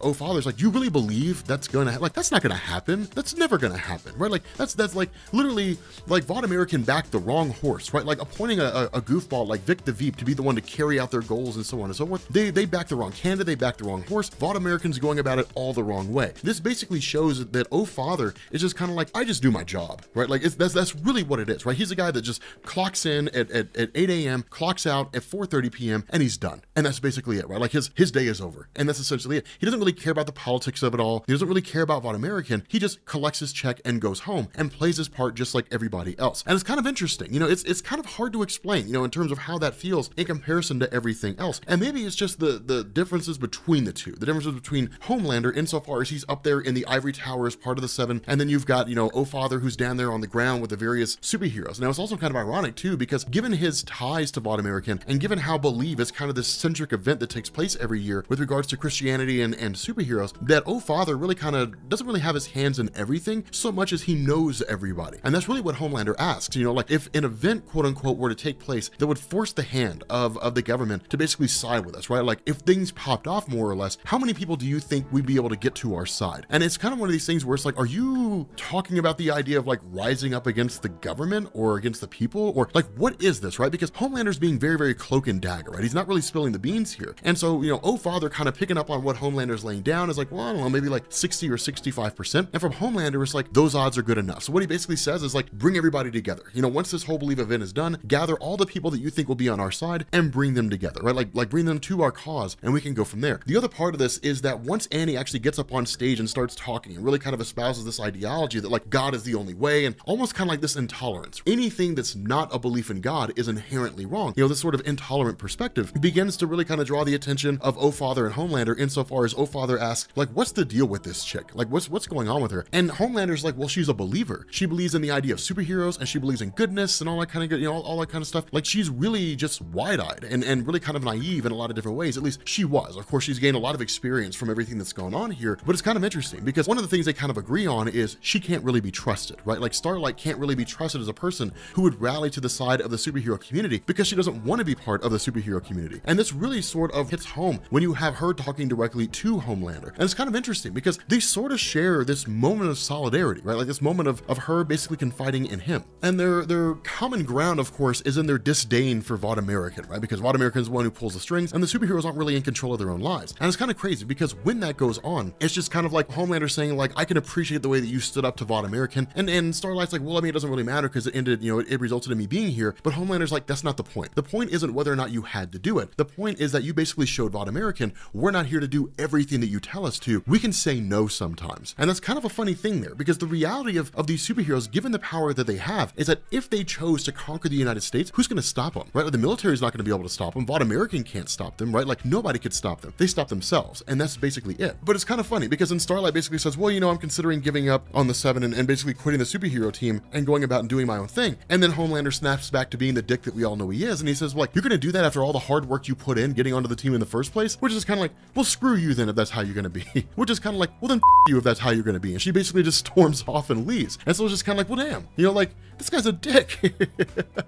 And so following that, what you basically get is this sort of coming together between Huey and Billy Butcher in a way that wasn't really there before, right? Because Huey basically goes through and just starts spilling the beans to Billy Butcher and saying, like, here's everything that's going on with me and Annie, like with me and Starlight. And it's one of these things where Billy Butcher kind of seems to have a lot of the answers or seems to know what's going on, but doesn't have all the details. And Huey opening up is really designed to say, hey, look, if I'm going to be part of the boys, then I'm going to tell you everything that's going on, right? To kind of try to build this trust between the two of us or something along those lines. And of course, he goes through and starts saying, like, this is how long we've been together, and this is how we met and all that kind of stuff. So basically everything that we've seen in the story so far. But then Billy Butcher in turn, where Huey kind of has this moment where he believes that Billy doesn't trust him anymore, then Billy basically says, no, here's what's going on, right? Like, here's my end of the bargain, right? Like, here's me basically telling you what you didn't know before. And what he says is that when the question was kind of asked in the beginning, how do we have all this secret information and all this stuff on all these various superheroes? How are we able to monitor the Seven the way that we are? Billy Butcher's like, it's Queen Maeve. Queen Maeve is the spy that we have inside the Seven, which is a massive revelation because then the question is like, how did they manage to get their hands on Queen Maeve? And so what we end up learning is that at some point in the past, when Queen Maeve first joined the team, she basically kind of defected to a degree. And the reason why was because if you guys remember, the Legend was an employee of Vought American insofar as he basically worked for Victory Comics, worked for the direct arm, and then eventually basically parted ways with Vought American and became an information broker of sorts, working directly with the boys themselves after becoming, more or less an enemy of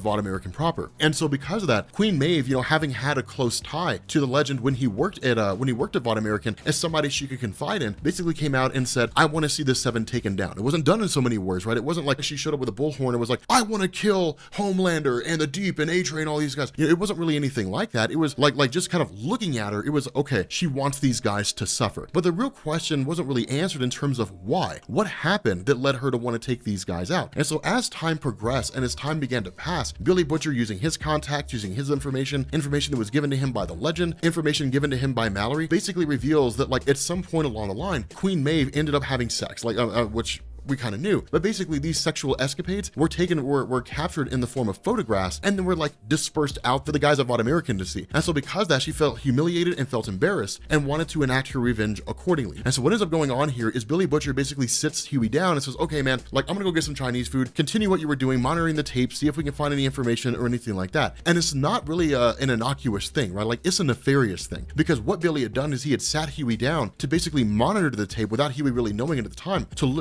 to watch the tape, where Starlight basically ends up giving to the guys that she gave him to when she first joined the Seven. And Huey, watching all this go down, is absolutely destroyed, because as soon as that happens, of course, Billy Butcher comes back from getting Chinese, and it's just, where Huey asks, have you seen that? Billy Butcher's like, yeah, I basically have. Now, understand, it's not Billy Butcher doing it for the sake of just being mean. It's Billy Butcher doing it for the sake of showing Huey the kind of person that he's dealing with, or at least the kind of person Billy Butcher thinks Huey's dealing with. Because remember, from Billy Butcher's perspective, superheroes cannot be trusted. They cannot be trusted, and they should not be trusted, ever, ever, ever. They're inherently bad people. Even if they started out good, they always end up becoming bad. Absolute power corrupts absolutely. That's the stance of Billy Butcher with regards to the superhero community in the boys comics. And so what he says is like, the reality of this is, have you ever considered that she's just laughing at you? Under what circumstance would she have ever gotten with you previously? She's getting with you because one, either she doesn't believe she has any other opportunities, or two, she's damaged goods. She's screwed up. If she was a healthy, functioning, normal human being, she would never be with you. And so it's just kind of like, that's kind of screwed up, man. Like, that's kind of a dick thing to say, right? But at the same time, it's basically Billy Butcher's perspective. He's not coming from a place of vindictiveness. It's what he genuinely believes. And so it's like, once she basically got up to the 7, once she started doing her own thing, that, you know, her being screwed up is just kind of looking at a guy like you and just saying, well,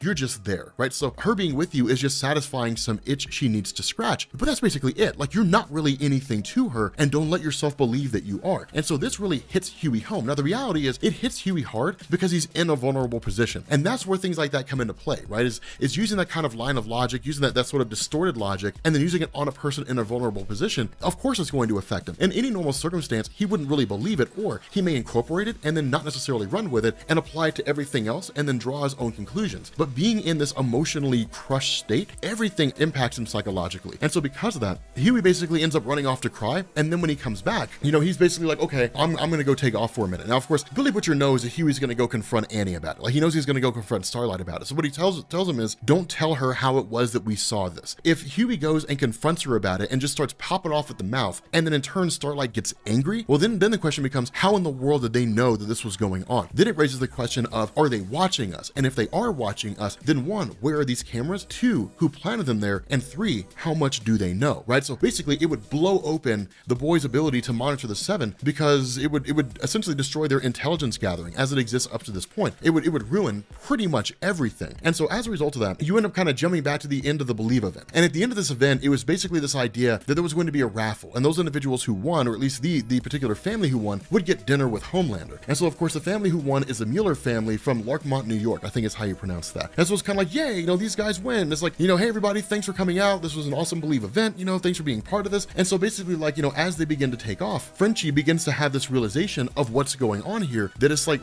yes, they're all leaving, like yes, they're all flying into the air, but Homelander keeps flying higher and higher. That the reality is that Homelander should be flying to a particular direction. Given that he's flying a car, these are people who are not acclimated for like superhero antics, you know, that their bodies aren't super durable. They're like flying them directly up into the sky like that. Homelander's going to do something. And so what you do is you jump directly back to Huey and Annie, and everything pops off. The first thing he does is call her a and then after that, just starts laying into her. And all he's doing is taking everything that Billy Butcher told him, combining it with all these negative emotions, and pouring it out directly on Annie. There's not really 1 ounce of rational thought that's coming out of Huey at the moment. It's just anger and hurt. That's really all it is. Because what he does is he looks at her and says, like, he thinks about what Billy Butcher says, and that she never would have had anything to do with him under any normal circumstance, that all he's experienced is heartbreak and suffering. And he's like, yeah, like, you are screwed up. You are damaged goods. Like, you're a messed up person. All you've been doing is laughing at me behind my back. I don't matter to you. Like, I'm not relevant to you. And where Annie tries to stop and explain and say, look, it's not like that. It happened before we met. And where she is right insofar as, like, one, it did happen before they met, and two, like, it's something that she's been struggling with. The other part of the reality here is it's a choice that Annie made. She could either engage in some lewd sexual activities and achieve her dream, or she could just go back to not engaging in those lewd activities. And when that moral question was presented to her, she chose to basically take the path of engaging in lewd sexual activities. She made that choice. And so because she made that choice, what it does is it reflects what really matters most to her moral viewpoints or being a superhero. And she chose to be a superhero. Her moral viewpoints didn't really seem to matter. And so because of that, it really does shine her in a negative light. And Huey, recognizing that, seeing how that tape unfolded, looks at her and really kind of, again, builds on what Billy Butcher says, or sort of recalls what Billy Butcher said. She's nothing like what he thought she was. She's a totally different person. Now, that's where Huey's wrong, right? Because Huey, like the person that he spent his time with, is a true person. The reality is that when it comes to any kind of relationship, yes, you have the honeymoon phase. Yes, you have that phase where there's the person as they appear to be. And then as that honeymoon phase begins to go away, the person as they really are begins to manifest. It begins to show up, and you see them for the kind of person they are. The test of any real relationship, of any tried and true relationship that's designed to last any real measure of time, is once you move away from the illusion of who you think a person is, and you look at them for who they truly are you still in love with them, then the relationship is solid and strong. But if after that illusion basically begins, after it's removed and you look at that person for who they are and you don't feel like you're in love with them anymore, then you were in love with the idea of them. That's the truth of it. And when Huey looks at that and says like, yes, like when he previously looked at that and said, I look at her for who she was, with her being a superhero, that doesn't really change anything. This, in Huey's mind, changes everything. Because what it says is the secret she was hiding wasn't just that she was a superhero. The secret she's hiding is that she doesn't, like, her moral compass doesn't really matter. It's not really relevant. And so it's just pain and suffering and hurt. And so because of that, he basically kind of cusses her out and then ends the relationship and walks off. Basically says like, we're not together anymore. Like, we're done here. Now the reality, and one of the funny things about this is Huey sort of muses to himself and is like, yes, he knows he's making the wrong choice, right? He knows he's making the wrong decision here. And so because of that, he just kind of continues on. He sticks to his guns and keeps on leaving and leaves Starlight in this emotionally crushed position, which is ultimately, I imagine, going to turn into rage. Not only that, what you do is you jump back to Homelander, and Homelander basically flying the Mueller family through the sky, where they're like screaming, they're like, please, like, take us back down to the ground. Like, we appreciate the sightseeing tour, but like, we're freezing up here and all that kind of stuff. Homelander's just kind of like, everything that you know about belief is utter nonsense. Everything you know about superheroes is utter nonsense. None of this stuff is real. None of this stuff is what you think it is. You have this perception of superheroes that we do great things and we act in accordance and then all this kind of these superhero antics and so on and so forth. But none of it's real, right? It's all a bunch of bullshit. That's really all it is. It's designed to make money, and it's designed to scam idiots like you out of your money. And you're stupid enough to fall for it because you're not really reading between the lines. You're just kind of going with the world the way you would hope it would be, not the way that it really is. And so what he does is he says, if you're looking to the sky for a God up there listening, there isn't one. The only man in the sky is me. And he basically drops the car, like literally just drops the family to their deaths. And where all the other superheroes who were following him basically show up and they follow suit. Then he says, let's talk. Okay, so we are getting back into The Boys by Garth Ennis, and this is kind of a funny situation, right? Because this is the miniseries Highland Laddie, and I was going through when I was reading this, because of course Huey is from Scotland, he was using Scottish phrases or Scottish slang, like to ken, T-O and then K-E-N, and like I had to use context to figure out that means to know, and I was like, huh, that's interesting. Like, I guess ken means no, and I guess it's their slang words. If any of you guys here are from Scotland, like, throw some slang words in the comments and let us know what it means. It kind of throws me off a little bit, so I'm trying to understand your language. Trying to understand your slang, and hopefully I can if you guys help me out a little bit. But if you guys remember in the last video that we did, essentially Huey had walked away from Annie, right? Huey had learned that Annie had basically given to Homelander, A-Train, and then to Black Noir in order to get herself onto the Seven, and Huey just simply wasn't able to process it. And lashing out, saying some pretty horrible things, he essentially instigated a breakup and then walked away. And so what this does is it basically picks up with him traveling back home again, right? Going back to Scotland and revisiting his family, kind of getting back to his bases. And this is a cool little thing here, right? Because he spends time with his mom, he spends time with his dad. Now keep in mind, these are not his actual biological parents, right? Huey doesn't know who his biological parents are, and for the most part, he doesn't really care, right? I mean, these are the parents that raised him. But the issue with this is that he gets a little frustrated with how his parents treat him, insofar that his mom really kind of dotes on him and it kind of babies him to a degree. Now that'll become a little bit important later on down the line, but what he does is he basically picks up with a friend by the name of Deet and then with a friend by the name of Bobby. Now I say Deet because he says that Deet is short for detergent because apparently like he just never really used it. He just, you know, smelled all the time. But Bobby is a bit of a different story. From what seems to have gone on in the time that Huey's been away, which has been about 7 or 8 years, Bobby has basically started dressing up as a woman. So it kind of takes Huey by surprise a little bit, which is pretty interesting to see his reaction here. But if for him, it's kind of getting back to his roots, right? Now, this is something to notice here, how he relates with his friends, right? It's kind of like, hey, you know, it's good to see you guys again. And it's almost one of these things where he's kind of nostalgic for days gone by, right? He's nostalgic for a time in his life, which really seemed to be a lot simpler. Now, in reality, and that's kind of the funny thing about nostalgia, the important thing to understand about nostalgia is just because you remember things being a certain way, doesn't mean they were that way. It just means that's how you remember it. You know, when people always say, well, I wish I could go back to a time when I was younger and the world was a lot simpler. The world wasn't simpler when you were younger. You were just too young to understand how complicated it really was. And so that's really what's going on with Huey. For him, going back to a simpler time to a degree when he was a little kid, yes, things were simpler insofar of his responsibilities and his perceptions of the world. But the reality is the world was just as complicated as it ever was. He just didn't fully grasp it. He wasn't really exposed to it. And so spending time with Bobby and spending time with detergent, ultimately he kind of ends up going about doing his own thing and comes across a guy named Mr. Vigors who's basically painting a picture on a beach. And it's kind of a cool thing because the two of them start talking, and indeed, like Huey starts talking about nostalgia. And one of the things that he says is he, you know, coming back here, he looks at his friends and it's kind of like he envies them to a degree, right? Because they've continued on. You know, for them, things haven't changed. Everything's the same way that it was before. But for Huey, everything's changed. He's really starting to see the world for what it is, not the way he envisioned it to be, right? Not this kind of isolationist, sheltered mindset that he spent so much time having when he lived out in Scotland. And so as a result of that, is almost a little more, you know, a little too much for him to grasp. But Mr. Vigors says the exact same thing. He says, look, your perception of this isn't really because of the way things are, it's because you're looking at the world the way you see it now, and you're looking at the world the way that it used to be. And for the people here, they'll continue on their normal lives, right? They'll continue on doing their normal thing, and the world won't really change for them because they haven't seen the same kind of things you have. But for you, the world has changed, and it's not a bad thing. You just have to learn how to put it in perspective. And so because of the fact that Mr. Vigors offers these little words of wisdom, you know, these little tidbits to him, what he basically does is really kind of form a bit of a friendship with this guy, insofar as they kind of visit each other off and on, and they start talking about these little individual things that they have going on in their own lives. And really it's Huey kind of talking to Vigors and dumbing out a huge part of his life, right? You know, one of the things he talks about is the frustration of his parents, and he loves his parents, but they baby him, right? They baby him in a lot of different ways. He talks about his friends, and even when he got a hard time from Detergent and Bobby, it was really more of them just giving him grief, you know, busting his balls, because that's what friends do. Whereas being as part of the boys, there were times when he was just downright humiliated. But the reality is that Huey's kind of looking at it through the wrong perspective, right? He looks at it as though the boys are somehow have it out for him, or they're trying to screw him up, when in reality they consider him to be a friend, right? Hence the reason why Mother's Milk opened up with his origin, and the Frenchie and the female, why they gave the origins their stories to Huey, is because they view him in a lot of ways with some camaraderie, some brotherhood, that kind of a thing. And so again, you know, it's one of these things where Huey kind of has to keep things in perspective, sort of get things lined up and focus on the world the way that it needs to be, or at least the way it is, in the right frame of mind. And so from here, you switch over to this small little thing, right, which will become important once you get to the end of the story, but you switch over to this small little thing with a guy by the name of Tupper. Now, Tupper is basically a drug supplier, right, and he kind of has an international scheme going on. And what he does is he basically mingles cocaine with Compound V and then sells it to people. And so it basically gives them a bit of a high, and also some of the effects of Compound V. Now, he's got a couple of guys who were basically in this part of Scotland who were kind of his suppliers, right, or not really suppliers, his dealers, in the sense that he gives it to them, they basically deal it out, then they come back with the money. And these guys start to get a little big for their britches, right? They start saying things like, well, if it wasn't for us, you wouldn't be able to get these drugs out there, right? You wouldn't be able to get people to buy them for you or anything like that. So I think we deserve a little bigger cut than what we're currently getting right now. And so as a result of that, what he does is Tupper calls in his niece, a woman by the name of Sarah, who's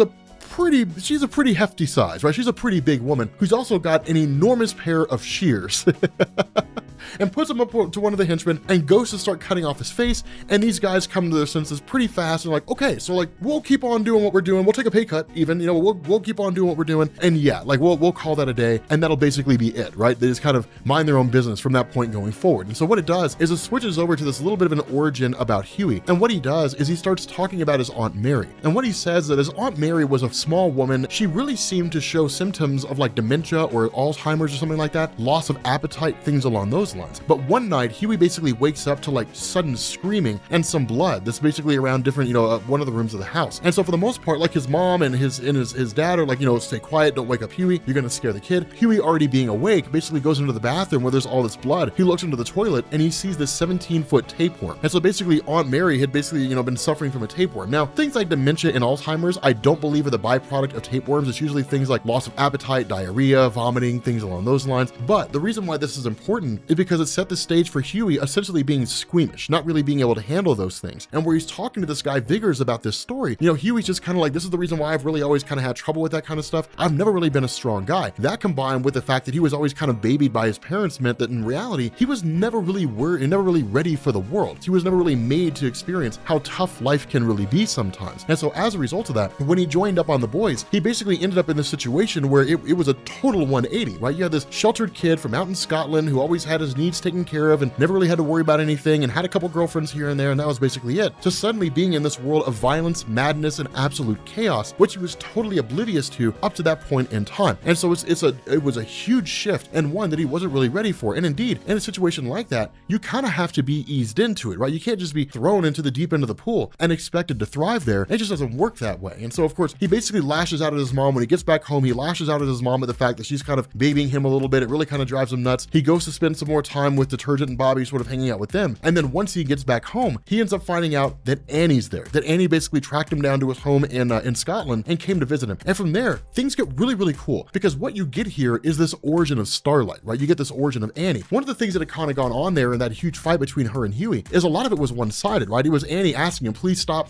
saying these things. Let me explain. Let me tell you what was going on. Let me give you my side of the story. And Huey didn't want to hear it, right? He wanted to stay angry. He wanted to be upset, and he wanted to leave, right? So he ultimately ended up bailing out. Annie coming here is for the purpose of saying, fine, you know, let's see if we can't find some common ground, and even if we can't, then let me tell you my story. Let me tell you where it all came from. And so of course, what she tells us is that she was born in Des Moines, Iowa, and she was born with superpowers, which of course we knew that all these little kids are basically injected with compound V during the gestation phase when it comes to them, you know, basically growing, you know, as a fetus in the mother's womb. And then when they give birth, you know, the kids come out with powers. Sometimes the powers manifest at birth, sometimes they don't. But Annie's powers manifested the day that she was born. She emitted this ultra bright light and blinded both of her parents in the process. And so following that, Vought American immediately became aware of what was going on with Annie, and then basically told their parents, look, like, we can make life easy for you. You know, you guys sign these NDAs. We'll make sure that you guys have all your needs taken care of. We'll provide you with seeing eye dogs. All you have to do is give up your child. And that's exactly what they did. They basically signed away Annie, and Annie ended up going into a foster home, or at least ended up being taken by Vought American and kind of experimented on for 5 years, and then being sent to a foster home. But these foster homes didn't really exist for the purpose of like trying to give them a stable lifestyle, right? Trying to like take them in and give them a stable childhood so they could go on to become productive members of society. These foster homes were really more of like proving grounds insofar as they would go to these pageants for superheroes. And what would happen is they would dress her up in like a superhero costume. You know, it was very much like those child pageants, right? Those travesties when parents march their kids out there, put them on display for the world, you know, and kind of strip their childhood away. And so because of that, like when this whole thing went down, what you ended up getting was like this kind of performance, right? And Starlight played her part the way she was supposed to, right? She did her song, she did her dance, she flew around, you know, she kind of lit up a little bit, but she couldn't do it super bright. Otherwise she would blind everybody. But one of the other girls there started to lose control of her powers, right? Her powers weren't working the way that she was supposed to, and actually ended up melting her eyes out of her head, right? So not all of this went the way it was supposed to. And for those parents whose children proved to be superheroes, right? Proved to be people that Vought American could basically use to kind of go into superhero groups later on down the line and things like that, they were rewarded handsomely. For the parents of Starlight, they were basically given everything they needed from Vought American, financially and otherwise, to ensure that their daughter grew up and being, you know, used her powers and learned how to use her abilities and everything along those lines. Whereas for the family of this young girl whose eyes burned out of their head, Vought American was just like done, kind of swept the whole thing under the rug, and that was the end of that. The parents were just kind of left there, right? So in a lot of ways, when it came to these foster families, the kids were meal tickets and really nothing more than that. And so following that, as the years went by, Starlight eventually found herself on the Young Americans. But one of the funny things about this is that the Young Americans were not really given any direction, right? And we knew about this when it came to superheroes. We knew about that from the origin of the superheroes, right? Insofar as they just went out there and did their thing. And that's really how Vought American treated the Young Americans, right? They're like, okay, so here's your superhero team. You guys are gonna be together. You guys are gonna do your thing. Here's your Vought American representative if you ever need to talk to them. Here's your liaison for the public eye, so on and so forth. Go be superheroes. And that was basically it. Now, the other part of this is that Huey actually asks a really good question. He says, if this was the case, and this is how you guys were being treated by Vought American, then why not leave? Even if you couldn't light yourself up, you know, in a super bright light, that you could fly, you know, that you had some measure of super hearing depending on your concentration, why not say, well, I can work for the hospital and I can fly people, right? I can get a person from an accident site back to the hospital faster than a helicopter can. Why didn't you ever do that? And the initial statement of Starlight is, it just never really crossed our minds, right? Like, we just wanted to be one of the superheroes, right? We were kind of caught up in the moment. And so the result is that when Vought American had them carry out these various campaigns of superheroes, at the end of the day, they didn't really allow them to work with EMTs, right? They didn't really allow them to do things like ferry people from accident sites to hospitals. And the reason why was because what it basically did is it reduced the liability for Vought American. Because superheroes were basically funded by Vought American, and Vought was like the entity that kind of kept them in the public eye, they didn't want to disrupt the flow of money. If Starlight was, you know, picked somebody up and was going to fly them to the hospital, and that person became too heavy and like she dropped them and they died, well, then it would be a PR nightmare for Vought American, right? It'd be a public relations disaster. And so it would lead to problems. And so the idea was, don't do anything that can disrupt the flow of money. And so because of that, Starlight and the Young Americans, their job was to just be in the right places at the right times and look like they were doing things, or in some cases do things that seemed to be worthwhile. But what it did is it kept them in the public eye and it kept them looking good. And so in turn, it kept the flow of money going. The other part of this is that you had things where she, you know, she was part of the whole believe system, right? The capes for Christ, kind of preaching this idea of Christianity and so on and so forth, all the while kind of feeling herself continually removed from it because she didn't really seem to believe in the ideas that she was espousing. But that's what she was supposed to do. That was the role she played. But understand, there's a huge difference between what's going on here and what's going on with the Seven. In a lot of ways, she was naive, right? She didn't really understand what was really going on with the whole superhero community. She didn't know how far down this rabbit hole went. It wasn't until she joined the Seven that she really began to realize that how dark and how screwed up things really are. And so at that point, Huey just kind of says, well, I mean, you know, that's a sad story and everything and whatever, but like, it doesn't really change anything. And so the response of Starlight is, well, then tell me how you actually got this footage. And Huey's response is, well, somebody emailed it to me. And Starlight's like, yeah, I mean, you told me that, but it doesn't really make any sense, right? Somebody took some footage footage that happened to be of the girl that you were dating, which only you and I know that we were dating each other. Somebody took footage of that exact time period and then sent it to you. That means somebody had to know. But if you and I were the only ones who do know, then who else could have possibly known, and how could they have found out? Now, of course, we know as the reader, Billy Butcher gave it to Huey because Billy Butcher knows that Huey and Starlight are dating because Huey told him as much, right? But Starlight doesn't know the other side of that coin. She doesn't know the story of Huey. Huey is still telling lies, right? He's still lying to her. And so at that point, you know, she's like, well, you know, because that's what girls like me do. We do whatever we have to do in order to get ourselves ahead, right? That's all we do. And it's just kind of like,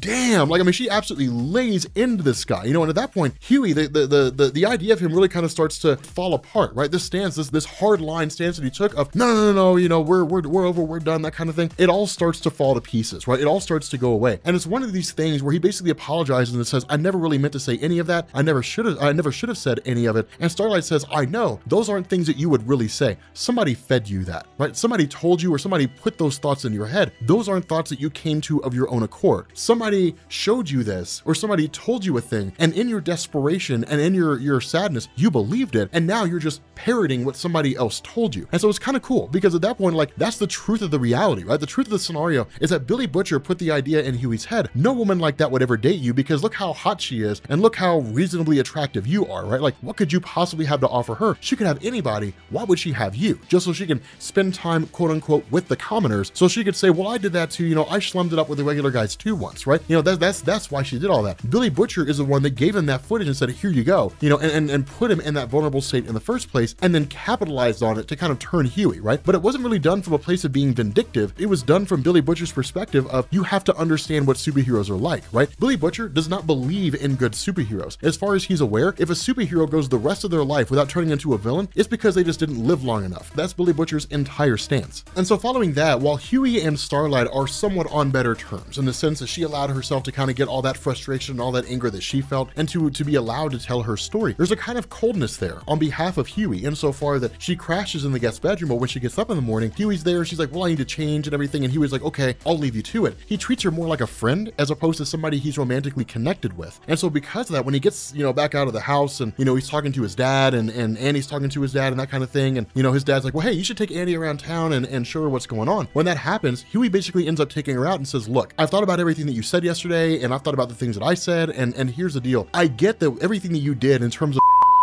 and whatnot, that was before you met me. Technically, it really isn't any of his business, and that's what he recognizes. But what he says is, I can't get past this. I cannot get past this idea that you basically gave guys and them in order to get onto a superhero team. I can't get past that. I can't get that out of my head. And because I cannot get that out of my head, I can't be with you anymore, right? I can't deal with this. I can't cope with this. And so because of that, when Annie asked the question, where does that leave us? Huey's like, there's nothing here anymore. Like, we're not together anymore. We're done. Like, we're over with. There's no romantic connection between the two of us. And so while they still kind of seem to maintain some measure of a friendship, what this does is it basically leads to them, you know, heading back to the house, and then of course running into Mr. Viggers again. And this is kind of a cool little thing here, right? Because Viggers starts talking to Annie, and the two of them kind of get a little bit cordial with each other, you know, and Viggers is like, well, I mean, you know, it's interesting, you know, of all the times that I've talked to Huey, he's never once brought you up, right? He's never mentioned you or anything like that. If I had met you, I never would have known you existed in the first place, which really kind of speaks volumes, right? The fact that Huey would cut somebody like that out of his life in such a way that there really does not seem to be any kind of attachment there anymore, right? There's no more romantic interest. As far as he's concerned, she's a friend and somebody that he used to date once, and that's it, if she's even really considered to be a friend at all. And so in the midst of this whole conversation, what ends up happening is basically Viggers tells Huey, well, hey, I ran into your friend Bobby earlier today, and basically, like, he tried to get a hold of you by phone. He wasn't able to do it, but he gave me this message, told you to basically go meet him, you know, at around 10 o'clock. So they do, you know, once they end up meeting up there, of course, Bobby shows up there believing Huey summoned him there. So right off the bat, we kind of know it's some measure of a ruse, that supposedly Huey had sent a text to Bobby saying, meet me here at this location at 10 o'clock. Now, when they get there, of course, what they end up witnessing is this guy Tupper and his various henchmen who are unloading drugs and planning to smuggle them throughout, you know, or get them throughout the area of Scotland. But then they find out that Detergents basically join their group, right? Detergents join their team. And so where Bobby kind of screams out, oh my God, you know, it's Detergent, that in turn brings the attention of wee Sarah, this big old hoss of a woman, who in turn kind of starts attacking the two of them. Now, of course, Bobby and Sarah get into a fight with each other, and then Bobby basically confronts Detergent and says, dude, you have any idea what you're doing? This is cocaine laced with V. Do you have any clue the effect this is going to have on people? Now, again, this hits at the idea that in this small little island of Scotland, there cut off from the world. So unless you were actually out there in the way that Huey was, none of them really understand the effects of what it is that they're doing. Spreading this compound V-laced cocaine all throughout this area of Scotland is going to cause nothing but problems. At that point, Tupper basically starts to freak out, pulls a gun, and ends up pulling the trigger. But of course, Detergent jumps in the way, shields Huey, and Detergent gets shot instead. And then seemingly somebody comes out of nowhere and basically takes out Sarah, cocks her over the head with a rock. And then we end up finding out, of course, that it's Mr. Viggers. So it's kind of like, okay, so Alistair Viggers, like there's more to this guy than initially seemed to be the case. Now, of course, this leads to Huey basically tracking this guy down, chasing down Tupper, who's sprayed in the mouth by a bird with all these little, this vomit and all that kind of stuff. Basically, he gets like bird vomit and puke and all this nasty garbage and stuff in his mouth, and basically just wants to be shot by the cops, right? When the cops show up, he's like, just shoot me now. This is a horrible experience, right? Which I kind of have to believe is true, right? Having a bird projectile vomit in your mouth is probably one of the most horrific experiences that anybody could ever endure. But of course, not only that, they go to visit Bobby in the hospital after it's all cleared up. Of course, Detergent had basically died, but they go to visit Bobby in the hospital, and Bobby's really just kind of like, hey, look, I mean, it could be worse. It could certainly be a worse experience. I mean, I'm kind of maimed a little bit, but I have my life, and that's kind of the important thing there. It could be a lot worse than this. So he's kind of seeing the bright side of things, right? Not really seeing the worst side of things. And so from there, you get this really cool conversation that goes on between Huey and Annie. And of course, Huey basically tells this story where he talks to her about the worst thing that he ever did, right? The worst thing that he's ever done throughout his entire life. Now, keep in mind, it's probably a true story, but it's certainly not the worst thing Huey's done. But what he talks about is how himself and Bobby and Detergent had come across this dog that was stuck on a rock out in this bog, this little body of water. And that initially they were kind of looking at it, wondering how it was that it got there. And then Bobby picked up a rock and threw it at the dog, and they started throwing rocks at it, seeing if they could hit it. Well, then suddenly, this dog starts to freak out. It ultimately falls off,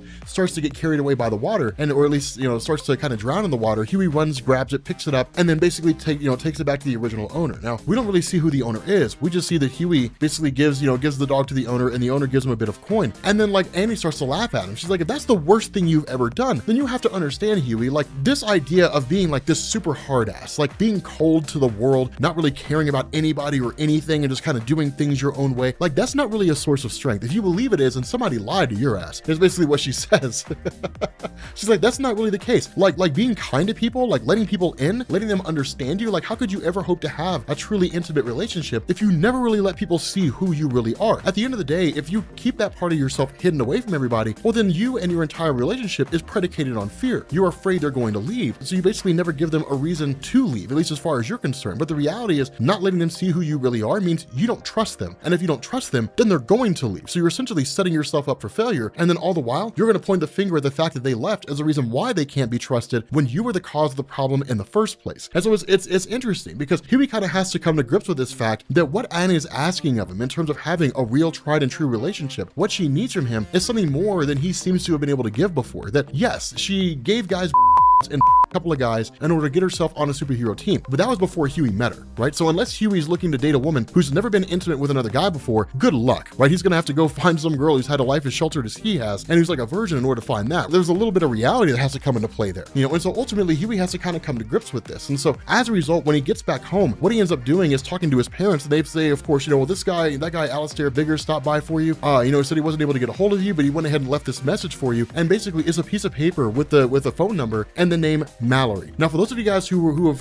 haven't really been following this, Mallory was one of the original members of the boys, the one who effectively quit, basically meaning that Alistair Viggers is not his real name. It is actually Mallory, the guy who originally put together the boys team, and whether or not he was spying on Huey is yet to be seen, but all we know is that Huey's basically been confiding in this guy the entire time. So it's kind of curious to see how all that unfolds. So what you end up getting in this kind of little tidbit here is Huey going about doing his thing, basically, heading out of Scotland alongside Annie, and then boarding this bus. But one of the things he doesn't tell his parents is, I love you. He doesn't say that to them. Instead, he still kind of views the idea, and he's still kind of angry at his parents because they baby him so much. But the reality is that other people out there have had these exceedingly hard lives. And if the biggest thing that Huey hates about his parents is the fact that they dote on him too much, that's not a bad thing to be upset about, right? There are people out there who would love to have that kind of relationship with their parents, but they don't, right? So it's nothing to be angry about. And Huey really kind of comes to grips with that when he starts breaking down and crying and saying that he should have told him he loved him, should have told him that he cared about him. He's never really told them that before, right? It's something that they've never really heard from him. And so because of that, he hasn't really appreciated them in the way that he was supposed to. And that, of course, will become a pretty significant plot point later on down in the story. Okay, we are back to covering the boys. Mariah's sitting in the next room surfing on her MacBook Air. I'll be honest, it's kind of weird recording audio in front of Mariah. Anyway, so we are covering The Boys. In a previous video, and I know it's been a little while since we covered The Boys because like we were moving and everything, but now that we're back into the swing of things, The Boys will return as it normally does every Tuesday. And actually, there's one thing that I want to add on here. So Locke Pressner said today's his birthday and he wanted a shout out, so happy birthday, Locke. And I actually was tagged in a tweet by the Page Crusader who had this really cool video called Page vs. Film Civil War. It reminds me of that old video series that I used to do called Film vs. Comics, whatever it is. Use that name, dude, if you want to. Just run with it. I'll probably never make those videos again. But in any event, the video was pretty solid. Make sure you guys go check out this channel down in the description. So yeah, The Boys. Okay, so in one of the previous videos, we had talked about how we got this kind of origin, right? But the origin only came from the perception of the legend insofar as how superheroes came into existence, so on and so forth. What this does is it gives us the same sort of scenario, but from the perspective of Greg Mallory. Now, for those of you guys who don't remember, Greg Mallory was the leader of The Boys before the current iteration picked up, right? So when The Boys series officially starts, the team had kind of been disbanded for some time, and Billy Butcher was going around and regathering the team and so on and so forth. Greg Mallory was the leader before that happened. And so for those of you guys who were unfamiliar, the way this played out is that the Boys had become a pretty heavy-hitting team, right? And we'll talk more about this as we sort of get through this, but the Boys had become super heavy-hitting, and the result is that they drew the wrong kind of attention. And so ultimately things popped off between themselves and the Seven, and then Lamplighter, who was a member of the Seven, killed Greg Mallory's granddaughter. But the result is that Greg Mallory kind of been hands-off ever since. And so in the last video that we did, basically Huey had taken off back home, and then Greg Mallory had been contacted by Mother's Milk to keep an eye on Huey. And that's why the two of them encountered each other in the first place. Now, that's kind of stated right off the bat. When Huey figures out that this guy is Greg Mallory, he asks like, why are you keeping an eye on me? And he says, because Mother's Milk asked me to. But the big thing that comes out of this is he really kind of starts to paint this picture that Billy Butcher is not who Huey thinks he is, right? And by extension, us as the reader, that Billy Butcher is not who we think he is, right? Because we look at Billy Butcher and we see him as kind of a pretty extreme guy, right? The guy's not totally off his rocker, but he is still kind of extreme. But we also see him as a guy who's basically fighting the good fight. The picture that's being painted by Greg Mallory is that's not really the case, and that Billy Butcher is actually, for the most part, totally insane and off his rocker, which I guess we kind of knew. But the overall gist behind this is that with the conversation taking place between the two of them, the clock basically winds back to the Battle of the Bulge, right? Now, the Battle of the Bulge, for those of you guys who don't know your World War II history, the Battle of the Bulge was probably the third bloodiest conflict the United States had ever been involved in, and I believe was the bloodiest conflict of World War II involving the United States. But essentially, it was the last major offensive of the German army. It was basically the Germans going for broke, right? It's like, if we don't win this, then we lose the war. And that's exactly what happened. But during the Battle of the Bulge, at the time, Greg Mallory was a captain in the military. And so that's one of the things to remember here is that we do have these huge amounts of time, right? Because we are talking after 2001. And so this basically means that this guy was a captain in the military, and then 51 years later still looks pretty young. Now, the result to this is that really it's just a byproduct of taking compound V, is it basically slows your aging. But the fact remains that during this time, ultimately, Vought American had basically started rising to prominence. Now, if you guys remember during the previous origin video that we did, Vought American first started making a name for itself by producing weapons, producing tanks, arms and armament, different things like that. The problem is that they were your standard American corporation, right? So cutting as many corners as they could and trying to mass profits as fast as they could. The result is that they created a whole bunch of really shoddy products and had their weapons contracts pulled. And so as a result of that, they seemed to kind of go under and nobody really heard of them for quite some time.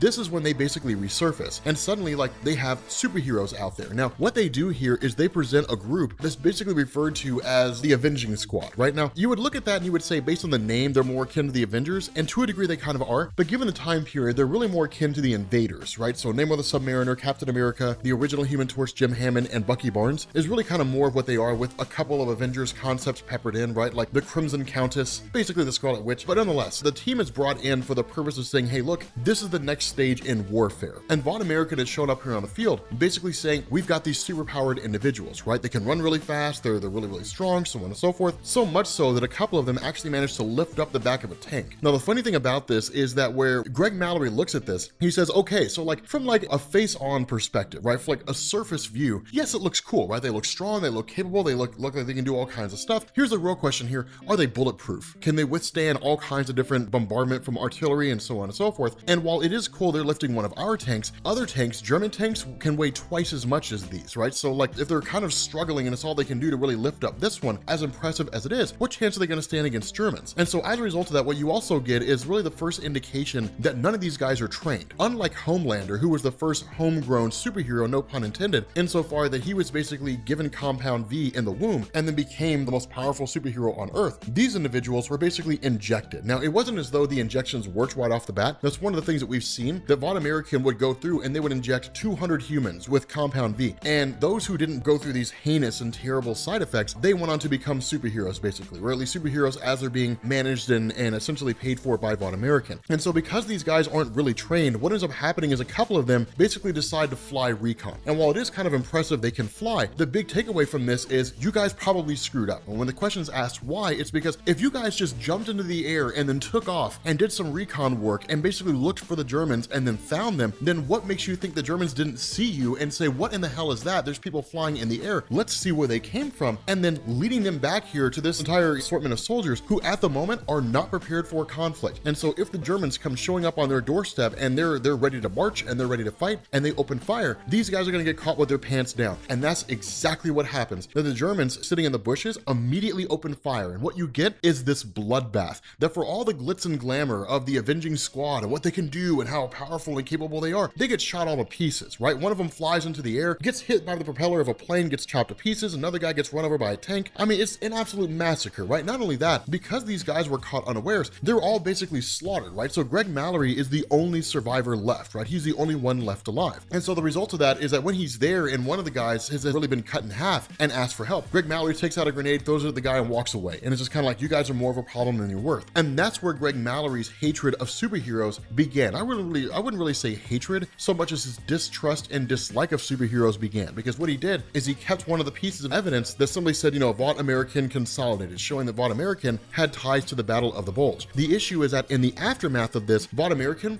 washed their hands of everything, right? And we knew that. We knew that's what they did. That Von American, in the aftermath of the Battle of the Bulge and the way that a lot of things in World War II had gone south, they basically quit. They basically kind of walked away and said, okay, we're essentially done here. Now, one of the big things to come out of this, and really kind of tying into some real world history here, is that in the aftermath of World War II, we basically got the formation of the CIA. Now, it wasn't immediate. It wasn't really until the National Security Act of 1947 that was passed that basically created the National Security Council and the CIA. But during this whole set of events here, Greg Mallory was there when the CIA was in the process of being formed. But one of the things that had gone on is that there were particular individuals here who were aware of the danger, or at least the idea of Von American creating superheroes and sending them out there. Now, when he basically kind of goes to this bit of an explanation about the spy game, he's really talking more about the United States and Russian involvement, right? Because after the end of World War II, you ended up going into the Cold War, right? And the Cold War was, the reason why it's called that is because there was no actual war between the United States and what it was at that point, the USSR, right? We didn't actually go to war with each other. Instead, what we got were a whole bunch of proxy conflicts, right? So the Soviet-Afghan War in the 1980s, the Vietnam War, there were a lot of these conflicts that were an attempt of the United States to expand its sphere of influence with capitalism and the USSR to expand its sphere of influence with communism. What this really shows us is the idea that the spy game was alive and well insofar as Greg Mallory, what basically became the CIA, the spy agency of the United States, sending people into Russia only to find them basically disappearing and vanishing and so on and so forth. All that's really kind of background stuff to say, here are the things that he did as part of the early days of the CIA. But seeing Von American for what it was and believing that Von American was exceedingly dangerous, this all comes to a head when he reads an article in the Washington Post about how what Von American has basically done is created something called the Crime Fighters Incorporated, which would later on to be, become known as Payback. But essentially it was a recreation of the Avenging Squad. The idea that it was essentially like Soldier Boy, the Steel Knight, Ladio, Eagle, the Archer, Manbot, Buzzer, Crimson Countess, all the people who were there during World War II. And as soon as Greg Mallory saw this, what he basically realized is that Von American used the Battle of the Bulge as a test bed. Can this work? And then realizing their mistakes, essentially clean slated the whole thing, wiped any evidence of their involvement aside from that one little piece of fabric that Greg Mallory has. So nobody really seemed to know that they were involved, at least nobody in the public face, and very few military officials actually knew. And so then when they suddenly show up here with the Crime Fighters Incorporated, there's no one there to say, hey, that was the same group during World War II and that was a total catastrophe. Nobody was there for that. And so the result is that it really sort of begins to piss him off, because it gets into the question of, if Von American screwed up so disastrously in that regard, how are they going to screw up now, right? Like how bad are things going to get now? And so what he started doing was making phone calls, started getting a hold of people, and ultimately ended up coming across, these various instances when Von American was still engaging in various arms and armament, things like that. Their guns were misfiring, so on and so forth, getting soldiers killed during the Vietnam War. And that was particularly important because if you guys recall the entire Vietnam conflict, that we ended up having the legend, that's where his first son died, and that's why he harbored a resentment towards Von American, right? Because Von American were the ones who were creating the weapons, their desire to cut corners, got his son killed, and he'd been working against the company ever since, which was a huge blow because he knew everything, right? He was part of Victory Comics, the comic book arm of Von American, so he knew the true side of the stories and then the stories they were supposed to tell. But what he'd basically done is he had made Greg Mallory aware of a guy named Vogelbaum. Now, Vogelbaum, as you guys know, was the guy who created Compound V. And so the idea of Greg Mallory was, okay, if we're going to use the resources of the CIA to do this, we cannot make it look like the CIA is actually involved. And so in one of the most brilliant maneuvers ever, what he did is he leaked the identity of Vogelbaum to the corporate competitors of Vaught American, knowing that if they couldn't get him to their side, they were going to kill him. And because of the fact that he couldn't be swayed to their side, they basically sent assassins in there, and then using the assassins, he tracked down the location of Vogelbaum, and then in turn basically killed all the assassins and then went to kill Vogelbaum himself, ultimately deciding that he couldn't do it. And so in order to use him as more of an asset than anything else, he kind of gave a couple of instructions, right? And this really comes off, hot off the heels of Dakota Bob, the vice president for George Herbert Walker Bush, who ultimately, of course, in the real war was president of the United States and was as well. The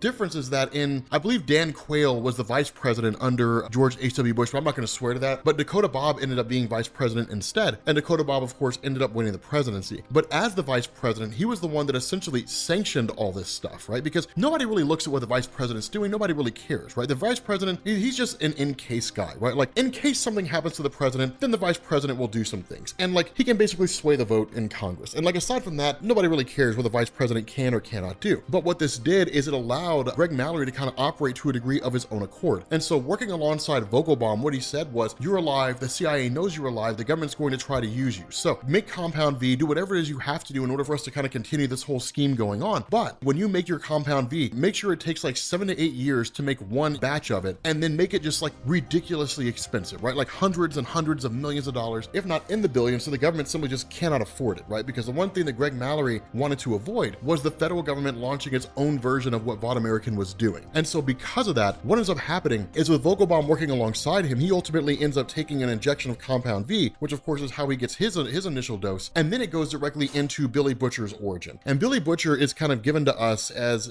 from Greg Mallory as a guy who was in his younger days. We're not really given a whole lot about his history, which is to say like his childhood and all that kind of stuff. Not in the same way we are with like Frenchie and the female and Mother's Milk or anything like that. But basically he was a guy who had a grudge. He held a grudge against the Seven because of the fact that his wife had been by his presumably Homelander, and then the child she gave birth to ended up killing her when it essentially clawed itself from the inside out. And so because of that, what Billy Butcher really showed here was a kind of ability to operate in the form of espionage and spy tactics, but to also be exceedingly effective, right? Like he was very, very good at what he did. But the initial charter of what it was that Billy Butcher was supposed to do, and the initial role of Greg Mallory, was that they were really going to more contain and control the various superhero threats, right? It was this idea of, yes, there are superheroes out there. We're basically going to find ways to make sure they don't deviate too far out of line. And if it really comes to it, then we'll kill them, right? But killing them is a last ditch effort. But it was really more of like a reconnaissance sort of organization, a reconnaissance block ops sweat work team, more or less, functioning as part of the CIA that really wouldn't have anything to do with anybody. From there, what it did is it essentially went into the post 9/11 landscape. And of course, as you guys know from the previous videos that we've done, when it came to 9/11, things went belly up. And the Seven, the various Air Force pilots who were going to shoot down some of the planes, they were called off, and the Seven stepped in only to screw the whole thing up, right? Like to bungle the whole thing, which resulted in the deaths of hundreds of people when it didn't necessarily need to. The idea was to use the Seven to show that they could,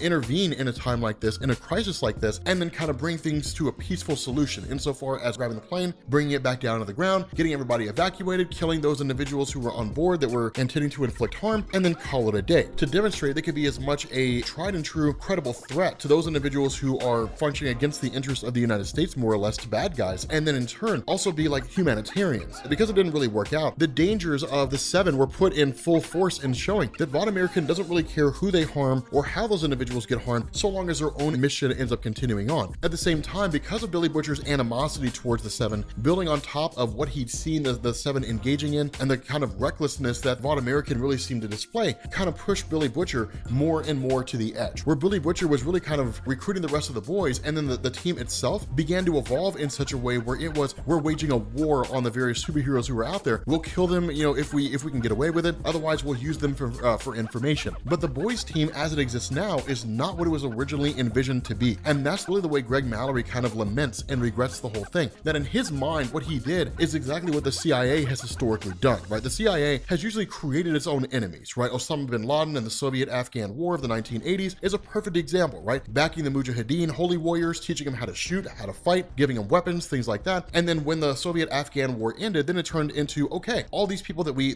basically armed and taught how to fight now want to attack attack us, right? So creating our own enemies over and over and over again. You know, the whole idea of the history between the United States and Iran is a result of the United States getting involved and creating its own enemies. It's what the US has historically almost always done. And so because of that, Greg Mallory kind of looks at that and says, I've essentially done the exact same thing. I've created a monster, is really how he looks at Billy Butcher. And so it's really a point where the boys cannot be contained and controlled anymore, right? They can't be reined back in. They're too far gone. And really what Greg Mallory kind of hits at here is this entire thing is heading on a collision course, right? Where he sends Billy Butcher out to eliminate Vogelbaum as kind of the last bit of information there. What this does is it shows the idea that there's a collision course, right? The boys are inexorably on a course to face off against the Seven, and there's going to be a lot of people who die, right? There's really no way around that because Billy Butcher doesn't want it any other way. This is Billy Butcher's own personal war, and he's using the boys as a means to fight it. As a result of that, you know, when Greg Mallory really kind of spills all these beans to Huey, really kind of tells Huey about all these different things, Huey calls him for what it is. And he says, I think this whole thing of like some veteran, this whole, you know, woe is me and I made some mistakes, you know, and things are beyond my control now. I think it's just an act. You know, he's like, I think you're a sham. I think you're a failure. I think you're a half measure, right? You're a guy who wanted to get involved in an experiment and you tried it and it didn't really work the way that you wanted it to. And the result is that, you know, it's a little beyond your control. And you just want to kind of scapegoat Billy Butcher when you could reel them back in and you could try to find a way to control them, but it's just too hard. It's just too damn hard. So you're just going to wash your hands of it and run away and call it a day, right? So he really kind of calls him a coward and a failure. And so what it does is it leads to Huey traveling back to Starlight and basically spilling the beans about everything and saying, I work for the CIA, I work for the boys. Our whole purpose in this whole situation is to track down superheroes. We've killed them. We've beat them within an inch of their lives. We've done all kinds of heinous things, but it's to basically push you guys and pressure you guys, put the screws to you guys to the point where you guys lash out and the world will see you for what you really are.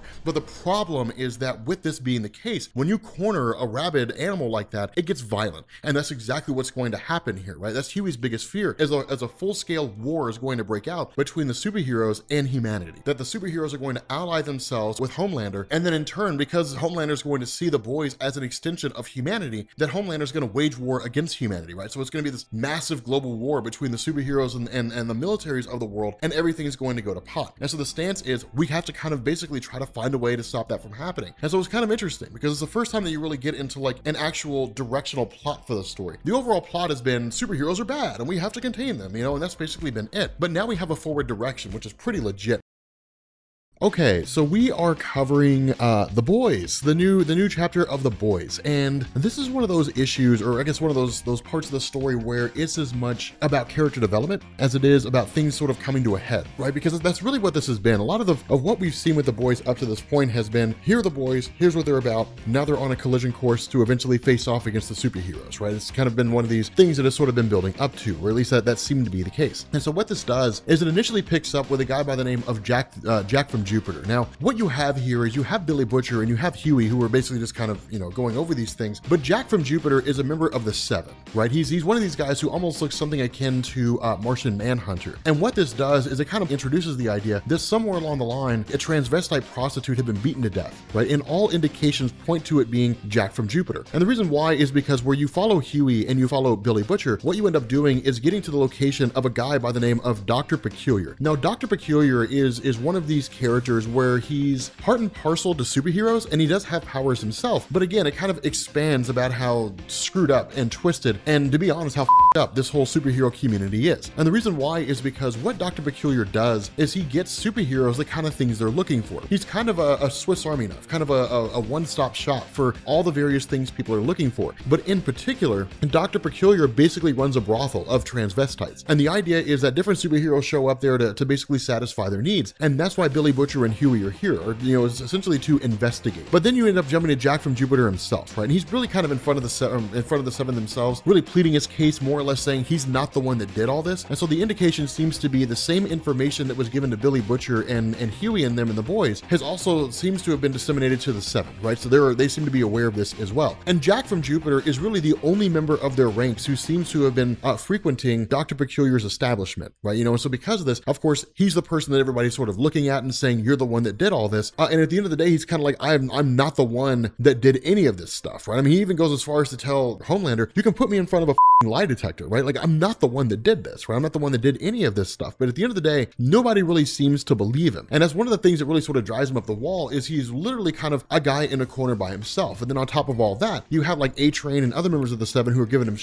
about his sexual interests. And so what you end up doing is jumping directly back to Dr. Peculiar, and you pick up with Billy Butcher and Huey. And what we end up learning here is Dr. Peculiar basically has something on everybody, right? He's almost like this J. Edgar Hoover sort, insofar as individuals who show up here and who partake in the various offerings that Dr. Peculiar has, that kind of information is basically kept. And I would surmise that it's done as a way for Dr. Peculiar to ensure his safety, right? So if those of you guys who saw John Wick, the Continentals are like the kind of neutral ground. That's really what Dr. Peculiar seems to be, right? Like, if you come here, you do not cause trouble. If you do, then we will make trouble for you, right? And so it's also one of those things where it's really all about discretion, right? You don't go there to be loud and to be noisy. You go there to be quiet, do your thing, and then leave, so that you don't really have to worry about people knowing what it is that you're doing. But that's why all of this is such a big deal, right? Because you've got pictures here of superheroes drinking. You got some wild. Like, that's the best way to say it. We don't really see them. We just have Billy Butcher telling us that they're there, but it's some pretty off the wall stuff. The other reason why it is, though, that Billy Butcher's allowed to be in here is because there's one of those sort of unofficial agreements between Billy Butcher and Dr. Particular, insofar as he knows what Billy Butcher's about. He knows what Billy Butcher's capable of. Billy could just come in here and shoot the whole place up, right? Or just like bring the cops in and have them shut the whole place down. And so it's one of those, okay, you do your thing, don't create too much trouble for me. We'll play by the rules and we'll call it a day. And so as a result of that, when they end up coming across the file of Jack from Jupiter, Huey also takes some of the files from Queen Maeve and then calls it a day. And so from there, with Huey having taken about a month off over the course of the summer, kind of picking up from when he was with Starlight and when he went back home and all that kind of stuff, getting back here is really kind of his welcome back, but it's also him being a lot more straight up with what it is that he wants, insofar as he doesn't want to just be the guy who's there. He wants to feel like he's actually part of the group, right? So like, let me know what you're planning ahead of time, different things like that, you know, but like, if I'm going to be a part of this group, then make me a part of this group, right? I don't want to find out what's happening from Mother's Milk. I don't want to find out what's happening from like the Frenchie or the female. Like, I want to know alongside everybody else, which is not an unreasonable request given, you know, all the skin that he has in the game. As a result of that, we end up picking up with Billy and with Huey, basically tracking down and traveling back to Dr. Peculiar's to start questioning the girls insofar as what it is that was going on with Jack from Jupiter and what all was being done here and how he was involved and so on and so forth. And it's kind of nuts because in the midst of all this, the girls are kind of bickering back and forth and kind of arguing over various things. But at the end of the day, none of them are really giving the answers that Billy Butcher needs, right? It's really more squabbling, infighting, different things like that. And then it's basically revealed that one of the girls is using heroin, or at least looks like she's using heroin, or is using maybe Compound V or something like that, but she's basically shooting up. And this is a big no-no, right? It's a big no-no. And in the real world, that's a big no-no. I don't know how many of you guys are familiar with that. I remember looking that up online once. They go by the book, right? Like, you do these things by the book, you follow the rules. I don't know what the rules of a brothel are, but like, you follow the rules, right? And the result of that is she's basically broken the rules of Dr. Peculiar. And the rules say no using drugs, right? And the reason why is because this could essentially impact the business of Dr. Peculiar. If people end up going into his location and end up walking out with the gift that keeps on giving, then people are going to stop going there, right? So it's like, okay, you know, whatever, like, we don't want to have anything to do with that. And so making sure the girls stay clean is Dr. Peculiar's MO. And so using that, really kind of using that little bit and then forcing the girls to talk really leads directly into all the information being dumped to Billy Butcher, which we'll find out here in a second. Really one of the bigger things to come out of this is Huey reading over all the transcripts of Queen Maeve talking, really all these things that have been recorded and so on. And what we end up finding out is that Queen Maeve had kind of made the rounds, right? You know, after the events of 9/11, where she was really just kind of broken as a person, she'd basically made the rounds and she was really sleeping around with a lot of different people. It was all kind of swept under the rug. And it was all done through a combination of the legend working with other people. Vaughn Americans seem to have a hand in it, but at the same time, it seems like they don't really know. But at the end of the day, it's one of these things where it's kind of like he's always kind of been on her side and looking out for her. But this is when she started kind of free falling into this world of drugs and you know, just sexual debauchery and so on and so forth. You know, that's where she really fell into it all. And so what you end up getting is basically the scenario whereby she believed she was having sex with Homelander. And of course, she was actually having sex with Black Noir. But the way this played out is it was the idea that Homelander had quote unquote previously betrayed her, you know, probably during the events of 9/11, is while she was blindfolded and preparing to have sex with him, he got a hold of Black Noir and brought him down and said, hey man, like, sneak in here, don't get caught, but like, sneak in here and like, you're gonna have sex with Queen Maeve instead of me. And then he took pictures of it, right? And then he turned around and handed those pictures out to everybody. And when he's confronted by Queen Maeve in terms of why he did this, he's just like, because it would be fun, because I thought it would be hilarious. And I mean, she's calling him everything but a child of God, right? She's calling him an evil, a piece of shit, sucker. Like, she's calling him everything that she can think of, right? Because at this point, she's hurt, she's betrayed, and she's angry, which is probably the worst thing that any one person can feel at any particular point in time, right? And so because of that, this was kind of the breaking point, right? This is the point by which she officially turned her back on the Seven and basically started working alongside the boys to really try to bring the team down, or at the very least, provide them with the information that they needed. It was one of these things where she couldn't overtly basically go through and try to take out the Seven, one, because Homelander probably would have killed her, but two, the big question kind of has to be asked here is, what is it that these various superheroes are afraid of that keeps them from like conquering the world and different things like that? Why doesn't that happen, right? We'll kind of get an answer to that as time goes on, but nonetheless, when Billy Butcher goes to talk to the Legend, what he basically says is that everything that was going on with Jack from Jupiter, the whole story was a sham. The idea of, you know, like somebody somewhere basically killed a transvestite prostitute, one of the prostitutes of Dr. Peculiar, and then made it look like Jack. And the idea was to feed that information to the boys and then feed the information to the Seven and then try to get them onto a collision course with each other and destroy each other. At the same time, he also starts talking to the Legend insofar as all the various signals and all the various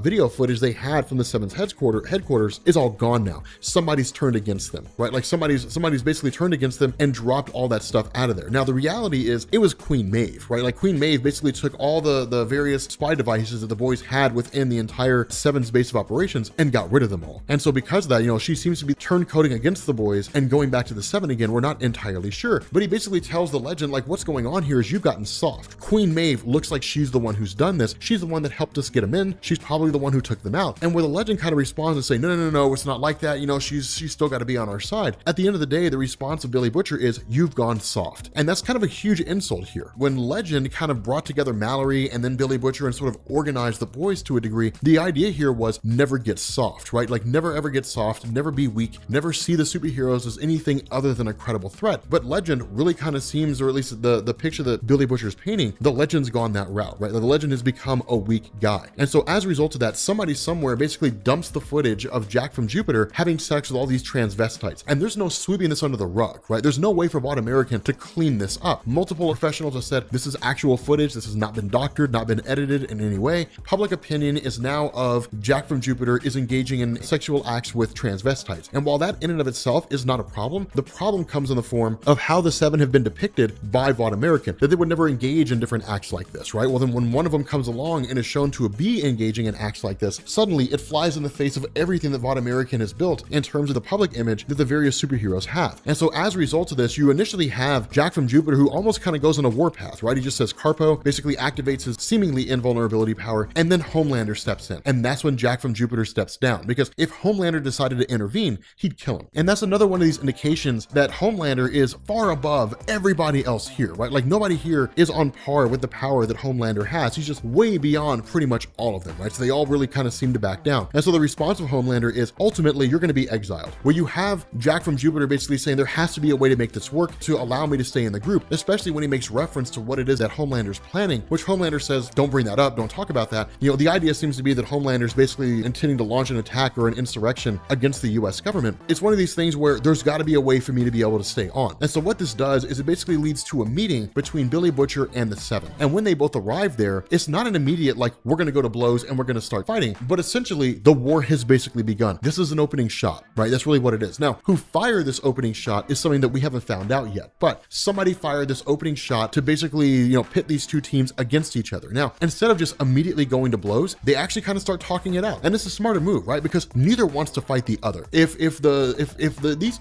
two groups got into a war with each other, of course, the Seven would kill the boys, right? They would destroy the boys. That's not really a debatable point, but all the information the boys have on the Seven would be released. If something happens, the panic button gets hit and all the information they've collected on the Seven all gets dumped out there, right? So Starlight, you're basically giving like A-Train, Homelander, Black Noir, all these different things, all the stuff with Queen Maeve, the whole 9 yards, it's all going to get dumped out there. And so it's one of these things where it's kind of like a truce. We're going to keep on keeping on, but we're not really going to get super involved with each other. And so because of that, it's kind of like, all right, you know, let's back off, let's cool down, let's go do our thing. Somebody's working against us. And so what they've really kind of established here, and this is important, they've established neither's doing anything to the other. The Seven aren't targeting the boys and the boys are not targeting the Seven, which means there's a third party out there that's basically initiating this war. And so in order to really kind of celebrate insofar far as like they haven't destroyed each other or anything. They all end up going out for a steak dinner. But the big thing about this is that where you do have some interesting conversation there, once they get back to the office of the boys, Billy Butcher's dog is dead, right? Like Terror has basically been killed. And it's really probably one of the scariest moments about Billy Butcher, right? It's not him flying off the handle, it's him turning around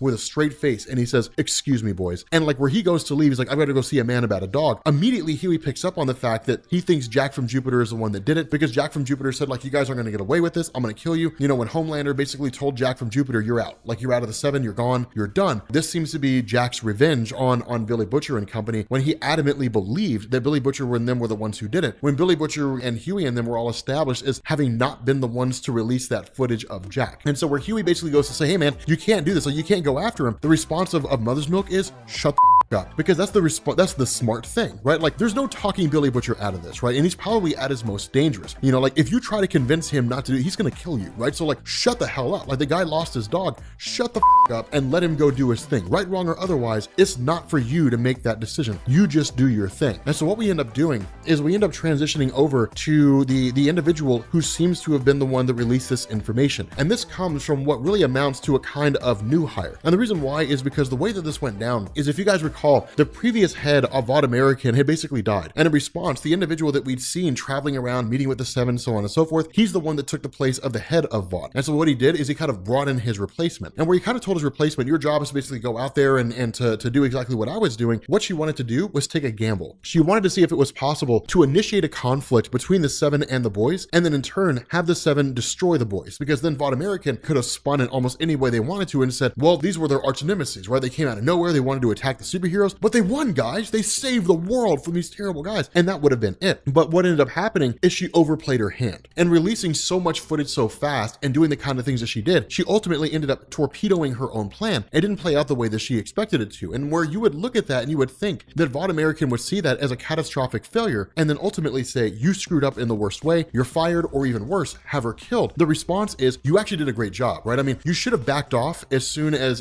Billy Butcher chose not to release the footage. You should have left. Like you should have said, "Okay, this plan is scrapped, let's do our own thing," because what it would have done is it would have kept the 7 or the boys from looking into a third party. But by keeping it going, now there's a third party out there. And so the question is, who's targeting the boys and who's targeting the 7? That's the question those two groups are asking, both of them totally unaware that Vought American is the one who's doing it themselves. And so ultimately what ends up happening is Billy basically travels to Dr. Peculiar's location, where you have Jack from Jupiter, and he just takes out a butcher's knife and just starts stabbing him, just starts asking him, "Why'd you do it? Why'd you kill my dog?" Right? Like, "Why'd you kill my dog?" And just keep stabbing him and stabbing him, just asking him, "Why'd you kill my dog?" And just stabbing him over and over and over again until he guts him completely and just literally takes out Jack from Jupiter. This, I would say, is Billy Butcher at his most dangerous, because it's not Billy Butcher insane. He's not crazed. He's not like screaming and hollering and foaming at the mouth. This is him at his most calm. And that's what that really seems to be what makes Billy Butcher so terrifying, is that when he's calm, when he's like, "This is what we're doing," then it's like, okay, so like shit's getting ready to pop off. When he's joking around, when he's yelling and when he's upset, that's just Billy Butcher being Billy Butcher. This is him at his most dangerous. Okay, so we are getting into not really the conclusion so much as near the end of The Boys, and we're covering the origin of Billy Butcher. Now, originally, I planned on covering this earlier in the story, but as I started reading through, I was like, no, I want to kind of do it all at one time, or kind of do it in the order that it came out, because I feel like it sort of kind of makes the story more interesting in terms of like wrapping back around and kind of builds mystery over the course of everything running up to this, because it's kind of like, what's Billy Butcher's motivation and what's the story behind his character, right? Like, how did he get to where he is now and become the person that he was? I felt like it was kind of cool, right? But what this does is this picks up in 1982 in what was called the Falklands War, right? Now, the Falklands War was a 10-week-long conflict. In the real world, it was a 10-week-long conflict between Argentina and the United Kingdom. And the idea behind this was that the Falklands were basically invaded by Argentina, who really saw it as more of them taking back lands that already belonged to them, so kind of reclaiming what was rightfully theirs, whereas the British, who had basically owned, for lack of a better word, the Falklands territory since 1841, saw it as Argentina invading their territory. The result is that Billy Butcher was part and parcel to this conflict. Now, it wasn't a great big huge thing, and that's kind of interesting that he wasn't really part of World War II or Vietnam proper or anything like that. He's just part of kind of like this skirmish that exists out there that only ever lasted 10 weeks, right? But the idea behind this is that immediately it's kind of shown right off the bat that the guy's pretty hardcore. Now, in terms of how this kind of unfolds, we sort of end up switching over, right? When he basically, mans a machine gun, basically basically on the side of what looks like a warship, ends up taking out this fighter plane. Then what we end up doing is jumping to the fact that he's basically talking to his father who passed away. And so what it does is it jumps back to Billy Butcher as a little kid. And Billy Butcher was raised in an almost sort of Dr. Jekyll, Mr. Hyde situation, insofar that his father was exceedingly abusive, but his mother was exceedingly nurturing, right? She was a very, very soft and kind person, and his father was very hard and cruel, insofar that his father actually beat on his mother routinely. And the result of this is that it made Billy Butcher tough and rugged. And the reason why was because the desire to do something really flew in the face of the ability to do anything. And so like a lot of children who have been in this situation where they were in abusive households, his anger and irritation manifested in other ways, right? It sort of drove him to act out in other ways that weren't overly obvious in terms of what was going on at home, right? So there's one instance where he's basically playing with a cross and Jesus and like going on about who's Spartacus, basically. And ultimately ends up, when one of the teachers tells him to stop, he tells her to f off, right? So that of course ends up landing him in trouble. And then his mother kind of nurtures him, right? Instead of providing a kind of disciplinary hand and saying like, why would you do that, and punishing him, instead she kind of doesn't really say it's okay that you did that, but it's kind of like there's other ways to deal with things. This kind of goes a little bit further as he gets older and ends up getting into a fight with another kid. And then when the PE teacher shows up to break up the fight, ultimately the kid, he ends up punching the PE teacher. Now, in this instance, his father responds, and it's designed to kind of juxtapose the way in which his mother and father dealt with essentially similar situations, which was Billy Butcher acting out. Now, aside from putting his hands on his wife, which of course a man should never beat his wife, Billy Butcher's father here is not entirely wrong, right? He's not entirely wrong here. And the reason why is because what he says is, yeah, I mean, you probably shouldn't have punched a PE teacher, but hey man, at least you let people know that they cannot give you a hard time. And that's kind of an important thing to understand, right? Bullying is being inoculated, right? It's inoculation for the real world, that the real world can be very harsh. And bullying teaches you not to let other people pick on you, right? To stand up for yourself and to basically give back what other people give you. And at the end of the day, if you have to choose between being suspended from school or self-respect, you choose self-respect because that will last you a lifetime. Suspension's only ever temporary, right? And so the result of this is that Billy initially kind of takes this to its most logical conclusion, seeing his father for what he is and seeing that the only way his father is going to stop is if he's removed from the equation. Billy Butcher goes to get a knife with the intention of killing him. Now at that point, Lenny steps in and then Billy Butcher ends up backhanding his brother, and then seeing his brother's face all bloody makes him kind of draws the depiction of his mother being bloody, right? So it almost kind of throws Billy into the position of him being his father, his brother being his mother, and then father beating on his mother. And so this kind of allegory, this sort of depiction of how Billy sees himself in relation to his dad drives him to stop, right? Because the goal is not to become his father. And that's when Billy really begins to kind of turn things around to a degree and actually goes as far as to join the military, right? And so that's during this 10-week long conflict. And it's kind of interesting because when he thinks about this, he actually goes to visit his grandfather and says, hey, like I'm thinking about joining the military and I want to get medals just like you, and almost kind of romanticizes the idea of war, right? And that's what most people do. Most people in the United States romanticize the notion of war. They watch movies like Pearl Harbor and The Big Red One and Tora Tora Tora and Saving Private Ryan, and they say, wow, look at that, going overseas and fighting bad guys and things like that. And then they get into it. They get into the thick of it and they realize just how horrible it really is, right? So they really kind of bring that sort of torment, that lifelong torment and turmoil onto themselves by falsely romanticizing an ideology, right? And so the result of that is that that's what Billy Butcher's grandfather tells him. You don't want to be in war. You are going to see things that you cannot unsee for the rest of your life. It'll totally ruin you as a human being. But Billy Butcher, romanticizing the idea of war, ends up joining the conflict anyway. And that's where Billy Butcher shows himself as being completely different. That were wartime conflicts, where killing all kinds of people from Argentina, doing things like throwing a smoke grenade and then charging an Argentine bunker, and then really while they're spraying wildly into the smoke, where some of the members of his platoon end up getting shot to pieces, he just kind of charges through, right? He's just kind of like gung-ho, and just starts massacring people. It doesn't really affect him, right? Even the idea of him basically being shot and potentially even dying doesn't really affect him the way that you would expect it to, right? He's not like totally screwed up in the mind. It hasn't warped his entire perspective. He doesn't suffer from PTSD. He has not fallen into a state of depression. Instead, he's just kind of like, these are things that I did. A lot of this, I would say, is a result of the upbringing of Billy and seeing the kind of violent environment that he was in, that while a husband beating his wife cannot really be equated to a wartime conflict, what it did is it created a kind of stepping stone so that once Billy Butcher got to this part of his life, that it didn't really affect him as much as it would some kid from Heartland America who's, by golly, always been helping his dad with the hay and feeding the horses and things like that. And he joins the military because it's the only way for him to get an education, who's totally shielded from the world. The result of that is that when he gets back, what he ends up running into are all these guys who are newly enlisted in the military and have never really seen war, or the various people out there who romanticize war and are just like, tell us more stories, man. Tell us stories about what it was like in conflict and so on. Billy Butcher kind of freaks out at one point, takes a glass and smashes it through the mouth of another guy, and then absolutely pummels the rest of these guys, right? It's all these things where his life kind of takes this downward spiral, right? Being court-martialed, just these things where he really just kind of seems to tumble down. And that's where this is. His life is just kind of falling faster and faster, seemingly out of his control. There's one point where he runs into a bar and just says, I'm gonna take out everybody here, and ends up getting the hell beat out of him. It's just one thing after another, searching for conflict, searching for trouble, almost like it's a mission to kind of get himself killed. And this is where he ends up running into Rebecca on a subway train. Now here's something that I'd like to have somebody explain to me in the comments section. And for those of you guys in England, what's the difference between the subway and the tube? What's the difference between those two things, right? Because in the States, all we have are subway trains. And I mean, you've got straight like Amtrak trains, but Amtraks are surface trains that take you from one part of the country to the next. You know, I'm pretty sure there's trains that'll take you from like Houston to, I don't know, North Richland Hills in Texas, which is probably like a 7 or 8 hour drive because the United States is colossal, and that's just in the state of Texas. For those of you guys who don't live in the States, the United States is insanely huge. If you drove from Los Angeles, California, all the way up to Maine, and let's say that you made that drive without stopping, it would take you about 48 hours, about 2 straight days of non-stop driving to get up to Maine. The US is huge. It's insane.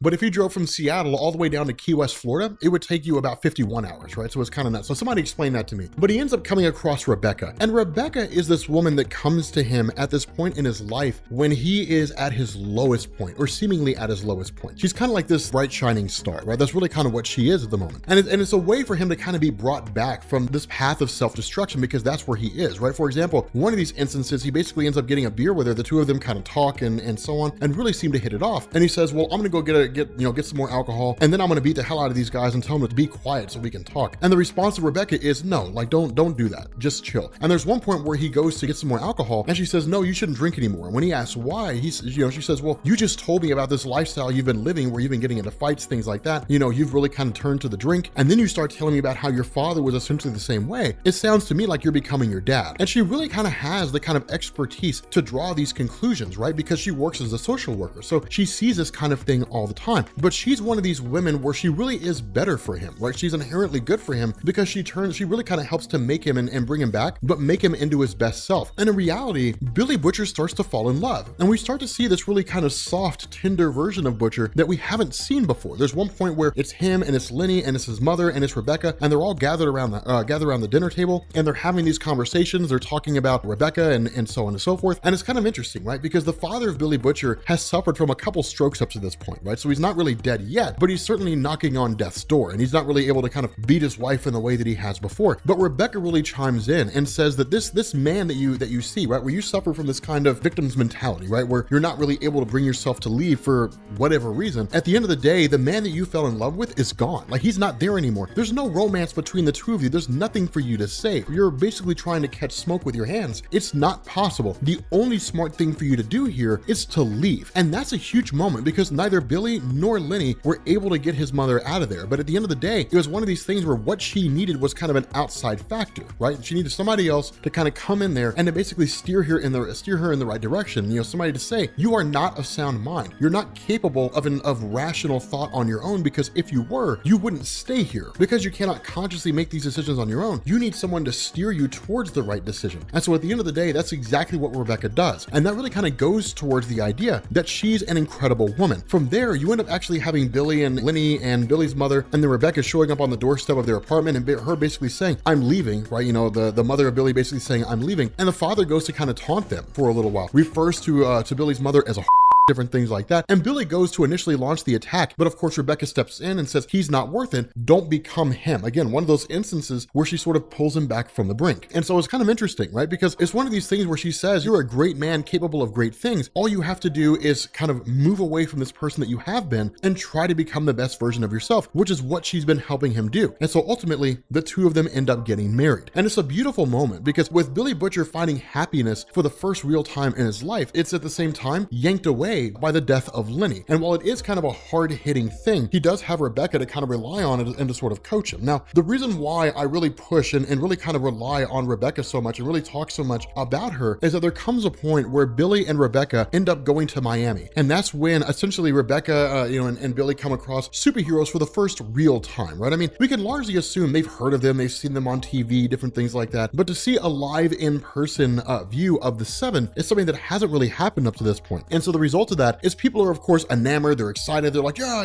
superheroes, and getting pictures with them, different things like that. And for the most part, Rebecca doesn't really care, right? She's just kind of like, I mean, you're the only man that I'm really worried about, right? Because I mean, I don't know them, I don't care about them. Like, who the heck knows what they're like, in their own time. And so Billy Butcher ends up going for a walk, and Rebecca says she just kind of wants to sleep, just wants to get some rest. And so following that, over the course of the next 3 months or so, Rebecca is exceedingly distant, right? She's very, very distant. She's very shut off. She doesn't really like to be touched or anything like that. She kind of wants to be left alone. Now, the reality is that these are all the hallmark indications of a woman who's a victim of sexual assault: being removed, being pulled away, not wanting anybody to touch her, trying to find a sense of normalcy, believing the world hasn't fallen apart, but at the same time, not wanting to feel like she can be so easily victimized again. And so what ends up happening, Billy Butcher not really knowing what's going on, he ends up hearing some kind of strange sound that comes from next to him in the bed, turns on the light, looks over, and basically this little infant is just like ripped out of Rebecca and is just like floating there in thin air. And probably one of the most horrifying things that I've ever seen. It starts shooting heat vision out of its eyes. I mean, everything starts going nuts, right? It's just like spraying stuff all over the place. Billy Butcher ends up grabbing a lamp and beats it to death, right? Absolutely just smashes the damn thing. And then looking over at Rebecca, Rebecca's dead. It basically ripped its way out of her. And so following that, he really kind of has this sort of snap, right? Vaughn American steps in immediately after that happens. And they basically say, this can go one of two ways. It can be the story that you found out that your wife was pregnant with another lover's baby, and you went insane. You went into this rage and you killed her and then cut her open and ripped the baby out, and you just totally lost your mind, and you're going to spend the rest of your days in prison, and probably, solitary confinement out in Florence, Colorado, or you'll probably just be given the death sentence, or you'll be thrown into a mental institution. Or you can sign this document here. You're not going to say anything to anybody. You're going to sign this document saying, yes, you did these things, this confession more or less, and then everything's going to be okay, right? We'll sweep it all under the rug and it'll all be sorted out. Kind of a way for Vaughn American to basically remove any involvement with regards to any of the superheroes being involved. Now, one thing to understand, Billy Butcher doesn't know the superheroes are involved. Outside of what he saw with that baby shooting lasers out of his eyes and flying in the air, he doesn't really know of any superhero involvement here. And so about as calm as a cucumber, he asks this guy, he says, you're married? And the guy says, yes. And he says, you imagine what it's like to know that you're never going to see her again? And then gouges this guy's eyes out of his head. Right? He helps this Vaughn American representative understand his place in the bigger picture. And so following that, Billy Butcher is like absolutely has the hell beat out of him. And then he's kind of left there. And then suddenly here comes Greg Mallory. Now, Mallory, of course, as you guys know, was the guy who originally formed the boys team. And showing up here to Billy Butcher, notice this, it's not really like it was with Huey, right? Billy Butcher was capitalizing on Huey's struggle and saying, hey man, like we got a mission to carry out and that kind of a stuff, and almost kind of manipulating Huey in a few different ways. When it comes to Greg Mallory, it's not really like that. It's, yes, he's sort of using this kind of anger that Billy Butcher has, but what he says is, I can promise you vengeance against the person that's responsible for this. But before any of that happens, he basically says, this is your wife's diary. You didn't know about it. And Billy Butcher even goes as far as to say, I didn't know, my wife didn't have a diary. But basically, Greg Mallory says, here's your wife's diary, read through it, and then in turn, let me know what it is that you want to do. And reading through this diary, Billy Butcher comes to the realization that when they were in Miami and he had gone for a walk, that the Homelander had shown up in their room and then basically her during the night. And that when he got back, when Billy Butcher got back, she prayed that Billy Butcher would never find out about it because she knew he would go after Homelander and get himself killed. She essentially kept it all to herself. And that's why she ended up dying, because she was by Homelander. In response, Billy Butcher loses his mind and he's just like, open the door, right? He just totally freaks out, right? And immediately goes to Greg Mallory, and Greg Mallory says, if you side with me, it might take years, it might take decades, but I promise you, we will get the Homelander, you'll get your revenge, we'll bring that whole system down around them. And the response of Billy Butcher is, I'm in. done. And so from there, Mallory basically says, I need you to do everything that I tell you to do. And with their first mission, he basically gives them this assault rifle and says, I need you to go into that house and I need you to kill everyone you can find. And let me tell you guys something, man. Son, it was Judgment Day in this house. Billy Butcher goes running in here with this machine gun and without even saying a word, sprays down everybody. One of the guys is bulletproof. Billy Butcher figures out the guy's eyes aren't bulletproof, shoots him in the eye, and then puts the gun in his mouth and then shoots him through the head, and basically goes through and executes every last one of these guys. He doesn't say a word. He doesn't say anything to anyone. He just goes through and shoots them all. Doesn't answer any questions, no nothing. Leaves the gun there, leaves the casings there, goes into the car with Greg Mallory, basically says, I assume you were trying to send a message, so I left the gun and the casings. They pour a cup of coffee and they ride off. And that's how things go for the next little while, right? For the next few years. It's basically this idea of them traveling through and either taking out and killing superheroes or using them to get information. And that's literally how this whole system works, right? So they come across the legend starts feeding them information, basically saying, here's how these various things unfold. That's where things kind of get bonkers. This is how the boys group ends up forming. And so that's when we kind of cut back to Billy Butcher basically having this conversation with his father's corpse and saying, like, I've made different mistakes over the course of my life, right? I mean, I've made mistakes, I've done bad things, but I've also fallen in love. I fell in love with the greatest of women that I'd ever met and ultimately lost her. And basically what Billy Butcher tells his father is, when I was younger, I had your anger and your wrath in me, right? I didn't want to have children with Rebecca because I didn't want to pass that on. But what I've learned is your vindictiveness, that's all part of me. It's impossible for me to get away from that, right? That's who I am. And so if that is who I am, then why not use it? But I will say this. He's like, at the end of the day, I never did the kind of things that you did. I never laid a hand on my wife. I never abused the people closest to me. And instead of doing what you did and lashing out at people and compensating for your weakness, I am a legit tough guy, right? I fought in wars. I've allowed myself to live and allowed myself to love. And I'm going to go forward doing the same thing that I've always done. And I'm going to take out all these superheroes and then I'm going to get my revenge. And then I'm going to kill Homelander. And so it's kind of his last goodbye to his father. He stands up, whips his out and pisses all over his head.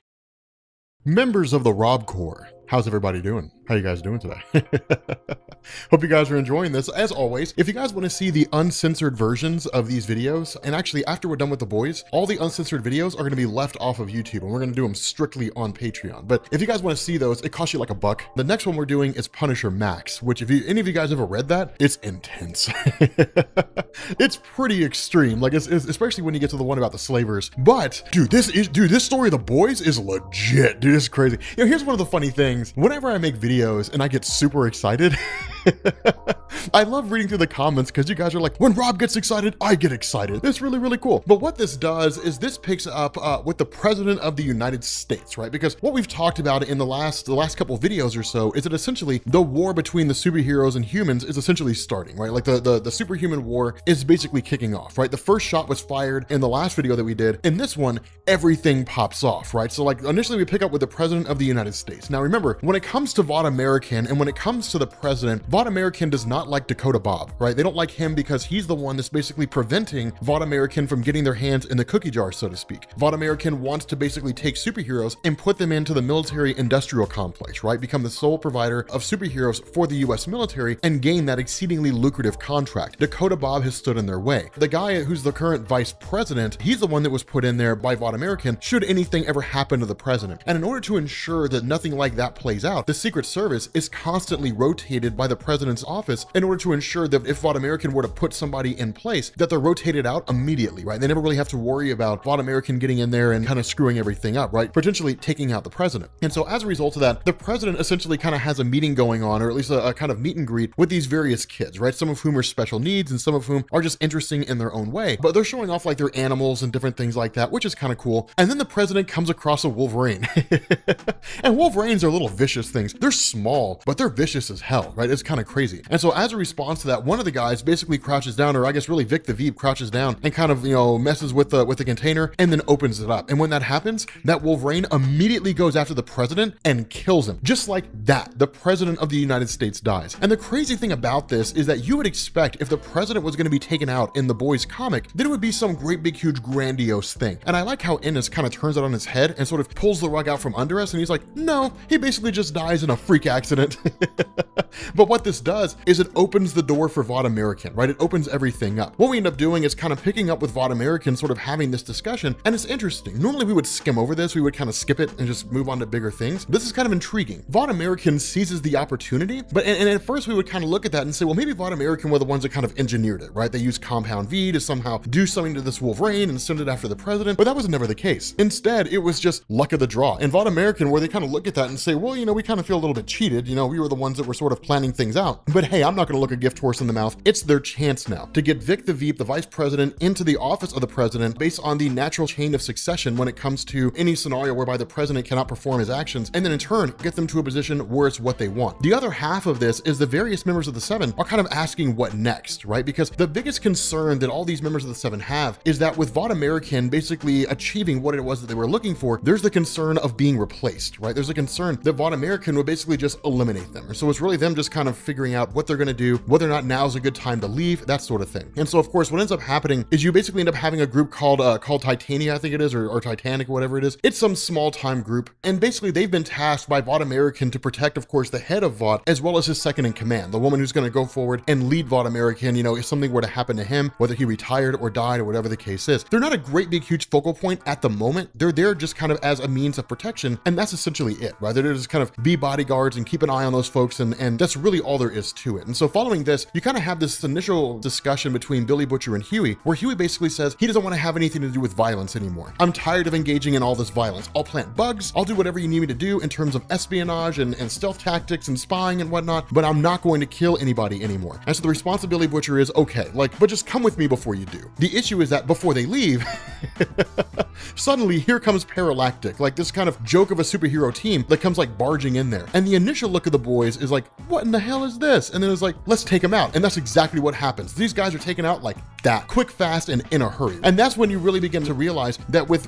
Vic the Veep basically taking the place of the president now, Vought American immediately begins to consolidate power, because you jump to the White House with Vic the Veep and essentially a Vought American employee, more or less, who's kind of like directing the vice president on what to say or speaking directly for him, and talking to Director Rayner of the CIA, the one that essentially is in charge of the boys, who in turn funds the boys through CIA money, kind of off the books as a sort of Black Ops wet work team. They basically say all funding for anything stops, right? Like, you give us all your reports, all your information, but you do not engage in any kind of activities of any sort until we can look over what it is that's going on. Essentially, they don't really know the connection between the boys and the CIA, but they suspect it's there. And as a result, they're stopping all of that, right? So the boys aren't going to get paid for anything. But that's kind of the misunderstanding of Vought American, is that for the boys, it's not really about the money. They're doing this because they're against superheroes for the most part, right? They think superheroes need to be contained and controlled. Now, the CIA grants them resources that they wouldn't readily have on their own, but it's not about the paying. That's not the major focal point for them. And so again, jumping back to the boys and basically torturing one of the members of Paralactic, is basically revealed that this group was sent by Vought American, and that in turn, they end up, you know, inadvertently activating the guy's self-destruct, and they're like, sorry about your luck, and the guy blows up.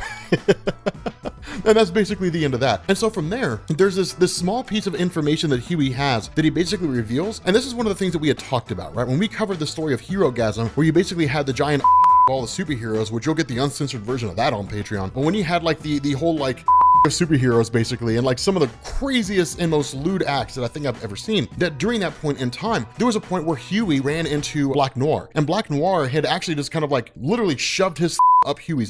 And it was weird, and it just seemed so strange, right? It seemed so weird. But knowing that Huey was there, and knowing Huey was a member of the boys, Black Noir never said anything to anybody. And that's where Huey kind of pitches that. He's like, maybe that's our in, right? Maybe that's our in to get in there to get information that we couldn't readily get from Queen Maeve, or he can smuggle us in and give us the means by which to take the boys out. But because of the fact that he never reported Huey as being at Herogasm, they kind of figured that Black Noir might be somebody who can essentially turncoat. Nobody really knows anything about him. He's a mystery. Nobody knows what he looks like. Nobody knows what his backstory is. He's just there. And so in response to all this, what you end up getting is essentially the boys making their move, right? Where they were told by this guy that Paralactic was sent by Vought American, then it's retaliate. And so what they end up doing is Billy Butcher ends up sending Frenchie and the female directly to where Vought American is, with the intention of taking them out. And so following that, again, Billy Butcher and Huey kind of have this conversation where it's one of these things where Billy Butcher still realizes that Huey is kind of averse to violence, right? He doesn't want to commit violent acts. And it's one of these things where Billy Butcher has kind of adopted this mindset mindset where he says, look, man, like that's the nature of the beast. If you're gonna do what we're gonna do, there's no place for pacifists here, right? There's no place for people who just can't pull the trigger. The world is a harsh and a dark place. Learn to cope with it. And so in order to kind of coax Huey into it, you know, is something that we've sort of seen him do routinely over time, he really pulls out the big guns. It's the ace in the hole, the only thing he knows to do. What he's done is he's captured A-Train, and he basically says, now's your chance. Do you want to engage in any sort of violence? And so as a result of this, what Billy Butcher does is he plays a tape recording, and the tape recording is the immediate aftermath of A-Train killing Robin at the very beginning of the story, and where he had panicked and he had gone running back to the Seven and basically said, here's what I did, and I'm really kind of freaking out. Their response is, well, leaving is what you should have done. They're very coy about it. Like, yeah, you know, I was fighting some guy and like he went flying into Robin, we smashed her into a wall and she died. And, I mean, of course there's going to be collateral damage. They don't really care, right? There's no real remorse or anything along those lines. And with Huey hearing that, he begins to kind of go on a bit of a warpath. But the other part of this is he also kind of begins to turn on Billy Butcher, right? He's like, stop playing this damn tape. Like, stop playing this. I don't want to hear this anymore. Turn this off. But the reality is Huey needs to hear it because there's the world in which Huey perceives it. Then there's the world the way it really is. And Huey has just not come to terms with the reality of the world in which he lives. That the world of these superheroes, there really is no redeeming factor here. When he found Starlight, she was the exception to the rule. That's the way it is, right? All these heroes, all these superheroes working for Vought American have basically been given complete and total autonomy with no real form of consequence and all the money and resources in the world. Of course they're going to fall to their darker sides because there's no consequence for if they do. So long as it's not too extreme and doesn't create a headache for Vought American, it gets swept under the rug. Their stories get retold in a way that's more favorable to make them look good. The money keeps flowing because the sales keep going. And that's it. That's the only thing that really ever matters at the end of it all. And so because of the fact that this is the way the world is, ultimately Huey ends up just basically saying, okay. From there, the conversation on the tape recorder switches over to Starlight. And it's like, well, the various members of the Seven are talking about how like, well, we have to get a replacement for Lamplighter and so on and so forth. So like, what are we gonna do? And then they're like, well, let's get some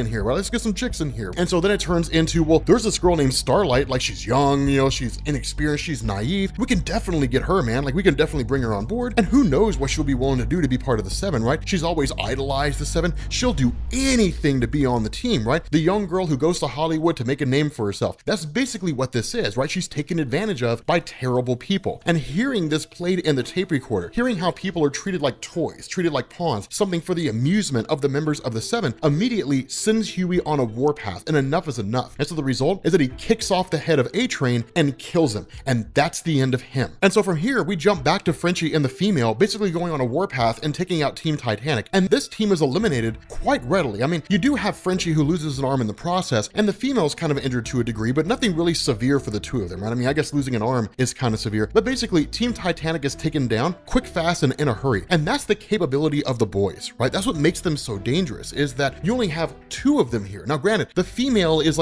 she's like a one-woman army. She's almost kind of got this berserker feel to her in terms of her going off on various attacks. Frenchie is a lot more methodical, but he can also be just as crazy as she can. Two individuals out there who can just kind of flip out and just kill everything in sight have managed to take out pretty much all of Team Titanic. And so as a result of that, the Vought American representative basically says, stand down. Nobody do anything anymore, right? Like all the members of Team Titanic, stop. And that's basically where he really kind of begins to spill the beans. And what he says here is, why are you doing all this in the first place, right? Like, are you really just making your move to attack us? And the response of Frenchie is, no, you sent Paralactic after us. And the Vought representative says, no, we didn't. We never sent that team after you. Somebody else did, and they told that team to lie about who it was that sent them after you. Some third party is trying to get us to fight each other. I need to speak to Billy Butcher. Vought American is extending an olive branch. They're looking to basically have a truce, right? To kind of have a powwow and say, okay, let's compare notes and let's see if we can figure out what's really going on here. So here's what I'm gonna do. I'm gonna call my guys. They're gonna get here. They're gonna tend to you. They're gonna get you sorted out. Your arm is gone, so there's nothing to do about that. But like, they're gonna get you sorted out. And then I want to talk to Billy Butcher, right? I want to see what's going on with him. From there, we switch over to Queen Maeve and to Starlight. And the reason why is because Starlight is quitting the Seven, right? She's walking away. And Queen Maeve is doing the same thing, right? Starlight's like, look, you can come with me if you want. You don't have to stay here, right? I mean, there's nothing keeping you here. You can leave anytime you want to. If this life really makes you so miserable, then let's just go. And Queen Maeve does, right? The indication is she intends to leave right alongside Starlight. Well, then suddenly the two of them are both met by the arrival of Homelander. And then immediately Queen Maeve realizes what's going on. They're not going to be allowed to leave. Homelander intends to kill them both. And so she reacts with a quickness. She immediately grabs her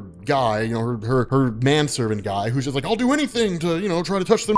no, like she basically grabs that guy, throws him into Homelander, the guy dies, she grabs Starlight, throws her out of the plane, and then goes to attack Homelander, only to find out the sword she had was a metal prop. Homelander in turn punches her head off, and Starlight flees for her life. That's basically what happens.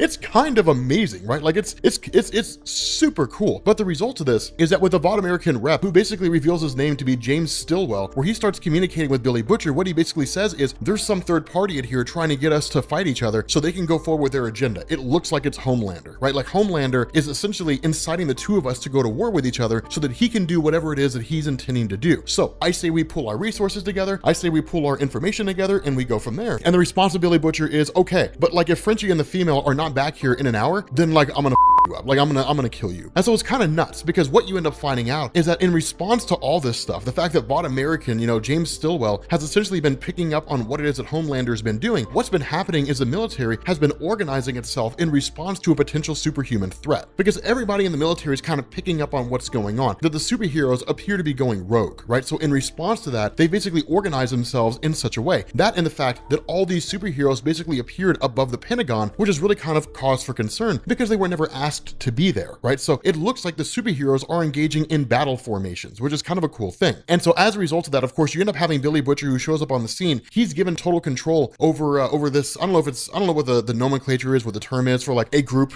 like what this would be in the military. This coming together of Marines.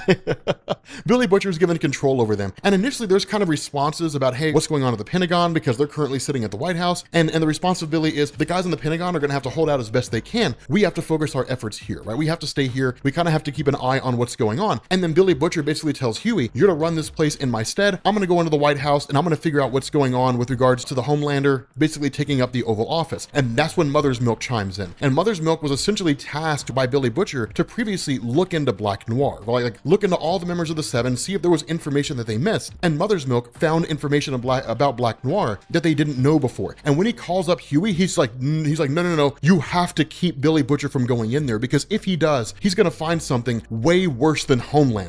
Gonna pop off, right? So as soon as Billy Butcher gets in there, Homelander has already killed Vic the Veep, right? He already killed the sitting president. And then in turn, it's just like kind of going on this bit of a warpath, all while Black Noir is watching it unfold. And that's one of the things, essentially the way that Mother's Milk explains this to us is that what Vought American needed was an antithesis to Homelander. That when Homelander first popped up, he was this newborn baby with heat vision, incinerating everything. He was essentially a baby Superman. How do you combat that? That's why they basically had Homelander spend so much of his youth right next to essentially a nuclear bomb, so that if things went off, Vought American could detonate the nuke and they could kill Homelander. But what they realize is that if Homelander were to lose his mind, go on some kind of a rampage, and then Vought American nuked him, that's going to ask too many questions. Where did this nuke come from? Who gave Vought American the authority to fire it? There's too many questions and too many things for Vought American to sweep under the rug. And so what they needed was essentially a countermeasure to Homelander. Enter Black Noir. That essentially the way this played out is that Black Noir himself was created by Vought American. That when Vought American created Homelander, they realized how capable he was, but how dangerous he was. And so what they did in turn is they took the compound V that resided inside Homelander and then refined it to create a better and more powerful version of Homelander. That resulted in the creation of Black Noir. Black Noir in turn was sent to join the Seven, and nobody knew anything about him, right? Homelander didn't know anything about him. Nobody knew his origin story. They knew what origin story had been made up in the comics, if there even was one, but he was just this mysterious clandestine figure that Homelander seemed to like because he just followed him around and he did what Homelander told him to and didn't really make any objection or anything like that. But his job was to stay and watch, to basically monitor Homelander and ensure that if he went awry, if he went off the reservation, that he would either be wheeled in by Black Noir or just outright killed. And so in response to that, as time began to pass, Black Noir basically came to the realization that his mission was never going to come to fruition, that he was basically tasked as an assassin to eliminate a target if the situation arose, and that situation never came about. Literally, he started going insane, obsessing over a target that he was staying in the close proximity of, but could never actually kill. And that's when you basically end up learning that Black Noir himself is a perfect clone of Homelander,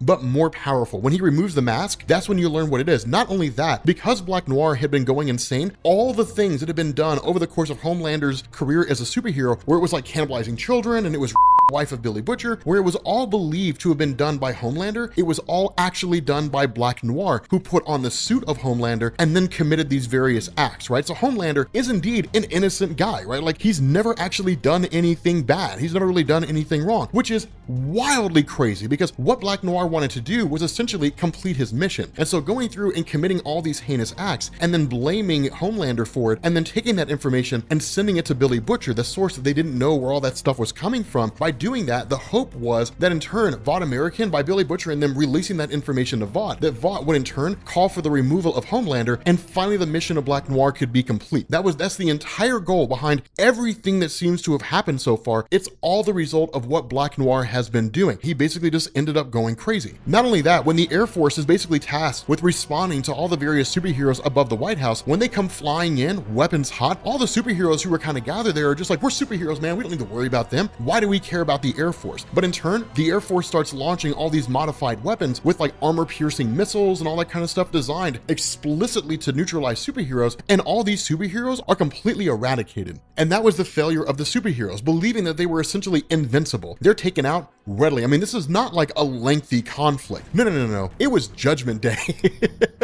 It was Judgment Day above the White House. And so because of this, in response to that, essentially, with regards to Black Noir and Homelander and the revelation of what Black Noir has been doing, he and Homelander end up getting into a conflict with each other, and Billy Butcher jets. He's like, okay, so like these are basically two Homelanders. I got nothing to offer here. He bails out, right? He's like, I gotta go. Like, he basically ends up splitting, and then in turn tells everybody, okay, be ready. Only one of these guys is gonna make it out, and when they do, we gotta be ready to start spraying all this stuff down, right? Start taking all these guys out. We end up finding out that Black Noir had managed to kill Homelander, and that in that process, once Black Noir comes out, despite having been almost completely and totally pulverized by Homelander, is still very much alive. Billy Butcher and everybody else start opening up tank rounds. Like, so you're talking about like these great big huge 50 caliber rounds. You're talking about like tank shells. I mean, the whole 9 yards. It all just comes flying out. And where it does do a pretty good chunk of damage to Black Noir, it does not completely incinerate him. Instead, what ends up happening is Billy Butcher ends up showing up basically with a crowbar and pries the head open of Black Noir, more or less killing him. I mean, he doesn't die immediately, but he's on the way to dying. Now, the initial response, I know a lot of you guys are probably going to look at that and say, okay, this is dumb. If tanks and stuff like that couldn't take this guy out, then how's Billy Butcher going to do it? Well, keep in mind, when you're talking about these guys firing tanks, this isn't laser tag, right? Where like you just stand there and you shoot, and it's so light and so easy that you can stay on target pretty much 100% of the time. No, I mean, you're talking about a huge amount of recoil, right? So sure, they're spraying and they're shooting, but they're for the most part shooting in his general direction. They might hit him a few times, but like he wasn't hit by all of those blasts. Not only that, keep in mind, Billy Butcher has Compound V. He's super strong. Not on the same level as Black Noir, but he's certainly strong enough to be able to pry the guy's head open with a crowbar, which he does. Basically grabs his brains, rips it out, and says, this is probably the part of your brain with the last few memories you have of taking out my wife, Becky. This is revenge for her. And then in turn, crushing the guy's brains in front of his face, and then Black Noir basically falls over dead. And where you would look at this and you would say, okay, so this is the end of it, right? Billy Butcher ended up getting revenge on the guy who killed his wife. That's not the case. It goes into Punisher mode, right? Billy Butcher kind of says, Becky, I'm sorry, my love. I got revenge for you. I'm sorry. I know you wouldn't have wanted it to happen, but as much as you probably hate what it is that I've done, the honest truth here is you're going to absolutely hate what it is that I do next. Okay, so we are finishing up with The Boys. We are now into the conclusion. And in the last video that we did, we kind of did like the aftermath, the kind of big revelation that we got, right? The idea that there were essentially two Homelanders, right? You had Homelander as we knew him, which was the guy with the American looking suit and all that kind of stuff. Then there was Black Noir, who was a clone of Homelander, but more powerful, designed to keep Homelander in check or destroy him should he ever end up, running awry or something like that. And all the terrible things that Homelander, quote unquote, had been doing was actually done by Black Noir, right? He had essentially gone insane, more or less. And so the result of this is that with the collapse of the superheroes, the death of Homelander, the death of Black Noir, all these guys, that basically it's all kind of gone belly up. Everybody knows everything that's been going on with the superheroes, that the stories that were crafted in these comic books were not real, right? That the reality is that superheroes as they existed in the Boys universe were created by Vought American and Compound V. And the whole idea behind it was to secure the role of superheroes in the defense contracts, right? To get Vought American all that defense contract money. And so what we end up doing here is basically picking up with Voss. Now Voss, if you guys recall him, he was part of the glorious 5-year plan, which is basically Russia's superhero team. The issue here is that Voss is literally being blown apart, like literally being blown apart there's some guy hanging here on a chain, and there's this kind of taunting going on. You should have stayed out of this, man. Like, you shouldn't have been involved in this, any of that stuff, only for us to find out that once he gets hit with a rocket and basically has a hole blown in his body, that it was essentially Billy Butcher who was taking him out, right? Billy Butcher was the one who killed Voss. From there, you pick up with Huey, and what you end up learning is that there's this big congressional inquiry that's going on into Vought American. And so that's why, like, when you have all this kind of going on, people are asking questions like, how far reaching does this go? You know, like, society has more or less lost trust in Vought American. But regardless of the situation, what you end up having is Huey basically heading back and meeting with the boys minus Billy Butcher, right? So meeting with Mother's Milk and the Frenchie and the female, and basically says, like, we're done now. The whole point of this was to bring down the superhero community, was to essentially bring an end to the actions of Vought American and to ensure that superheroes are more or less taken out. And funny enough, the rest of them agree. You got everything going on with Mother's Milk, his daughter and his ex-wife. You got everything going on with Frenchie and his family. You've got the female, her whole thing going on. Everybody's like, yeah, man, we're kind of done here. Like, it's time to essentially move on, you know, and to more or less just be done with it.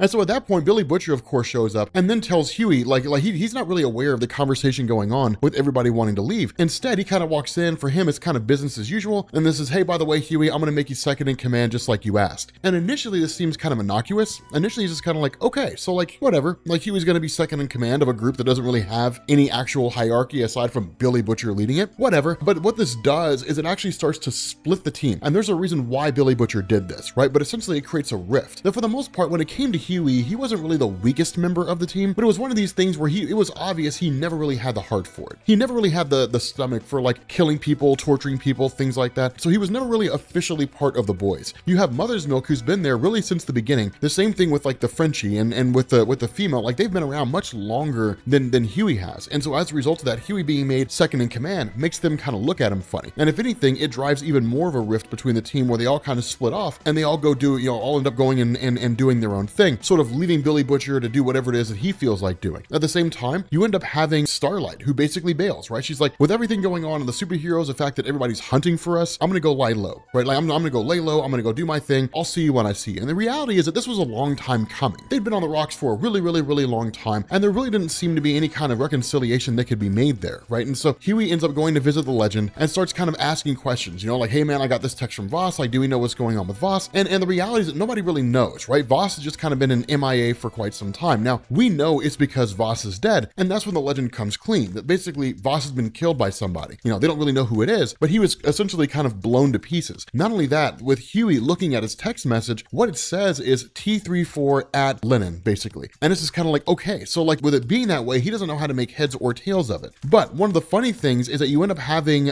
Legend basically saying, look, if you want to get to the bottom of what's going on, you want to like really understand what's happening, then you need to start making some phone calls. And explicitly, you should talk to Monkey. Now, if you guys recall, Monkey was the guy who was second in command under the director of the CIA, right? He was basically her help, more or less. And then once the director had kind of moved on her, you know, from her position and was pursuing a Senate seat, that Monkey kind of became the steward, right? He's like the YouTube CEO. He's the one that's running the company until like the advertisers show up. He's kind of running the company or running the CIA until like the people who actually make the decisions come along and then start, you know, saying, here's what we want to do. Here's what's going to happen, right? So he's essentially a steward. And so as a result of that, he still kind of has a lot of control in terms of the day-to-day operations. And that's where Huey really kind of begins to switch, right? Because he calls this guy up and says, hey, look, man, here's what's going to happen. Like, you're going to start giving me information. And initially, Monkey's kind of a little big for his britches, right? He's kind of like, hey, man, like you don't have any authority here. You don't have any control here. The CIA disavows you, all that kind of stuff. And that's when Huey kind of shows this little glimpse of Billy Butcher, right? When he's like, okay, well, either you can do what I want, what I tell you to do, or, you know, I can dump all this information out there for the world to know about what you're really like, you know, about how you're totally inept, you know, you're essentially incapable of doing this job effectively, and you'd lose it before you ever really had it. So play games, you know, play this game the way I want to play it, or you're going to get the boot, right? So it's pretty intense, and it's very much what Billy Butcher would do. And Monkey, kind of being, you know, really in a lot of ways a kind of coward that he is, ultimately ends up curtailing, like ends up sort of turncoating there. Now, another big thing that was going on here is you've got Mother's Milk finally catching up with his daughter. Initially, he kind of starts to freak out, but realizes that's not really what she needs. Like, she just kind of needs to talk. And so the two of them really just kind of start conversing. And that's when we end up learning that not everything is what it seems. Where you look at the daughter of Mother's Milk and you see her as this girl who looks like she's like 18, 19, 20 years old. The reality is she's 12. Her body just aged exceedingly fast because of the compound V inner system that was passed on to her by her father. And so the truth is that she's still easily manipulated, and that's exactly what her mother did, right? Use this girl to get to Mother's Milk. And so as a result of that, initially the response of Mother's Milk is, okay, well then I'm gonna go to wherever it is your mom Mom's at, and I'm going to take care of business out there, only for it to be explained that it already happened. After the team had more or less kind of gone its own separate ways, that Billy Butcher had traveled all the way out there. And Billy Butcher had essentially gone through, he killed the ex-wife of Mother's Milk. He killed pretty much everybody in the room, ripping their heads off or smashing their head through a wall or something like that. But for the daughter of Mother's Milk, it was crushing, because with Billy Butcher killing her mother, he took his time, right? He literally grabbed her head and just started caving her head in a really slow way to where she kind of felt every ounce of it. But at the same time, it instilled this insane amount of fear in Mother's Milk himself. And that's where things had kind of popped off, because the response was, okay, he starts realizing there's something else going on here with Billy Butcher outside of him just sort of fighting against these various superheroes. From that point, you jump into the legend, and that's when you have Billy Butcher there, and what you end up realizing is Billy Butcher's tying up loose ends. Billy Butcher's going from one place to the next and taking people out. Now, we don't know why he took out Voss, and we don't really know why he's taking out the legend, but it seems like they're essentially loose end characters. They have a lot of information that could be detrimental to whatever the plan is that Billy Butcher has going on. And so what he does is literally the legend kind of goes fleeing for his life, only to essentially fall out and then basically look, appear like he has a heart attack and then die on the spot. And that's basically it. From there, Huey ends up firing off an email, realizing that the text message he got from Voss is t34@lenin.ru, right? So fires off an email, says, hey man, like, let me know what's going on, like talk to me, about this. And it essentially seems to get like this crazy amount of information. And it's funny because this was an automated response that he gets, right? With Voss basically being dead, Voss had his suspicions about Billy Butcher. And so he set up an automated system that should Huey send this email to an email address that was sent to Huey in a text message following the death of Voss, he would get an automated response that would reveal everything that Voss knew, right? All his suspicions, the whole 9 yards. And that's when things start popping off, because what Huey does is start going back and looking at everything that took place. He ends up calling Monkey, talking to him. He ends up recalling his conversations with Mallory. He ends up looking at all the events that have essentially unfolded up to this point. And one of the big concerns that Mallory had was with Billy Butcher going forward and doing his whole thing. The worry was that Billy Butcher was a guy who would always need a war. He would always need a conflict. He would fight this war forever if he could get away with it, because of the vendetta and the hatred he has against superheroes. And that was what Mallory realized, and then tried to cut Billy Butcher off. And so what you end up having is essentially this scenario playing out like this, that basically Billy Butcher, when he came on board, when he was brought on board by Mallory, really seemed to love what it was that he was doing. At the same time, it was, I want to be able to take out these superheroes, the vendetta that I have against them, the death of my wife, how screwed up they are in society, the whole 9 yards. I'm going to fight them forever as long as I possibly can. And so in order to achieve this goal, that what he had done is, the previous notion was that a guy named Vogelbaum, who developed Compound V, was taken out, that Billy Butcher didn't kill him. That was one of his first assignments, was to kill Vogelbaum. He didn't do that. Instead, he kept Vogelbaum on the back burner. And Vogelbaum was the guy who had developed the Compound V that was used by the boys in order to give them their enhanced abilities. When you had the whole situation unfolding where all these superheroes were taken out by missiles developed by the military that were designed to essentially target them in a specific way that could destroy them, the question was, how did the government know about this, right? How did the government know this inherent weakness inside these superheroes? And the reason why is because Billy Butcher, having accessed the Compound V of Nina, if you guys remember her, the one who was building that superhero army, accessing that version of Compound V that could basically be used in a way to where if it was triggered correctly using a correct radio wave, it would blow up the various people's heads. Billy Butcher had essentially grabbed that and then grabbed the particular neutron in the brain and then sent it to the military and said, if you develop bombs that can access this, that can track this particular target, then you'll take them out, right? Basically activate that particular substance and it'll blow their heads apart, right? You guys can use these missiles, destroy them all effectively, so on and so forth. Billy Butcher was the one who orchestrated all of that. At the same time, Billy Butcher had basically kept Vogelbaum on the back burner, so Vogelbaum would continue developing this Compound V, even after Billy Butcher had taken all that tainted Compound V from Nina, and then intended to basically disperse it around the world and give it to all these various heroes, or at the very least, to use it as a means to destroy the various members of the superhero community who are out there. Billy Butcher intends on fighting this war forever if he possibly can. That Billy Butcher has kind of had this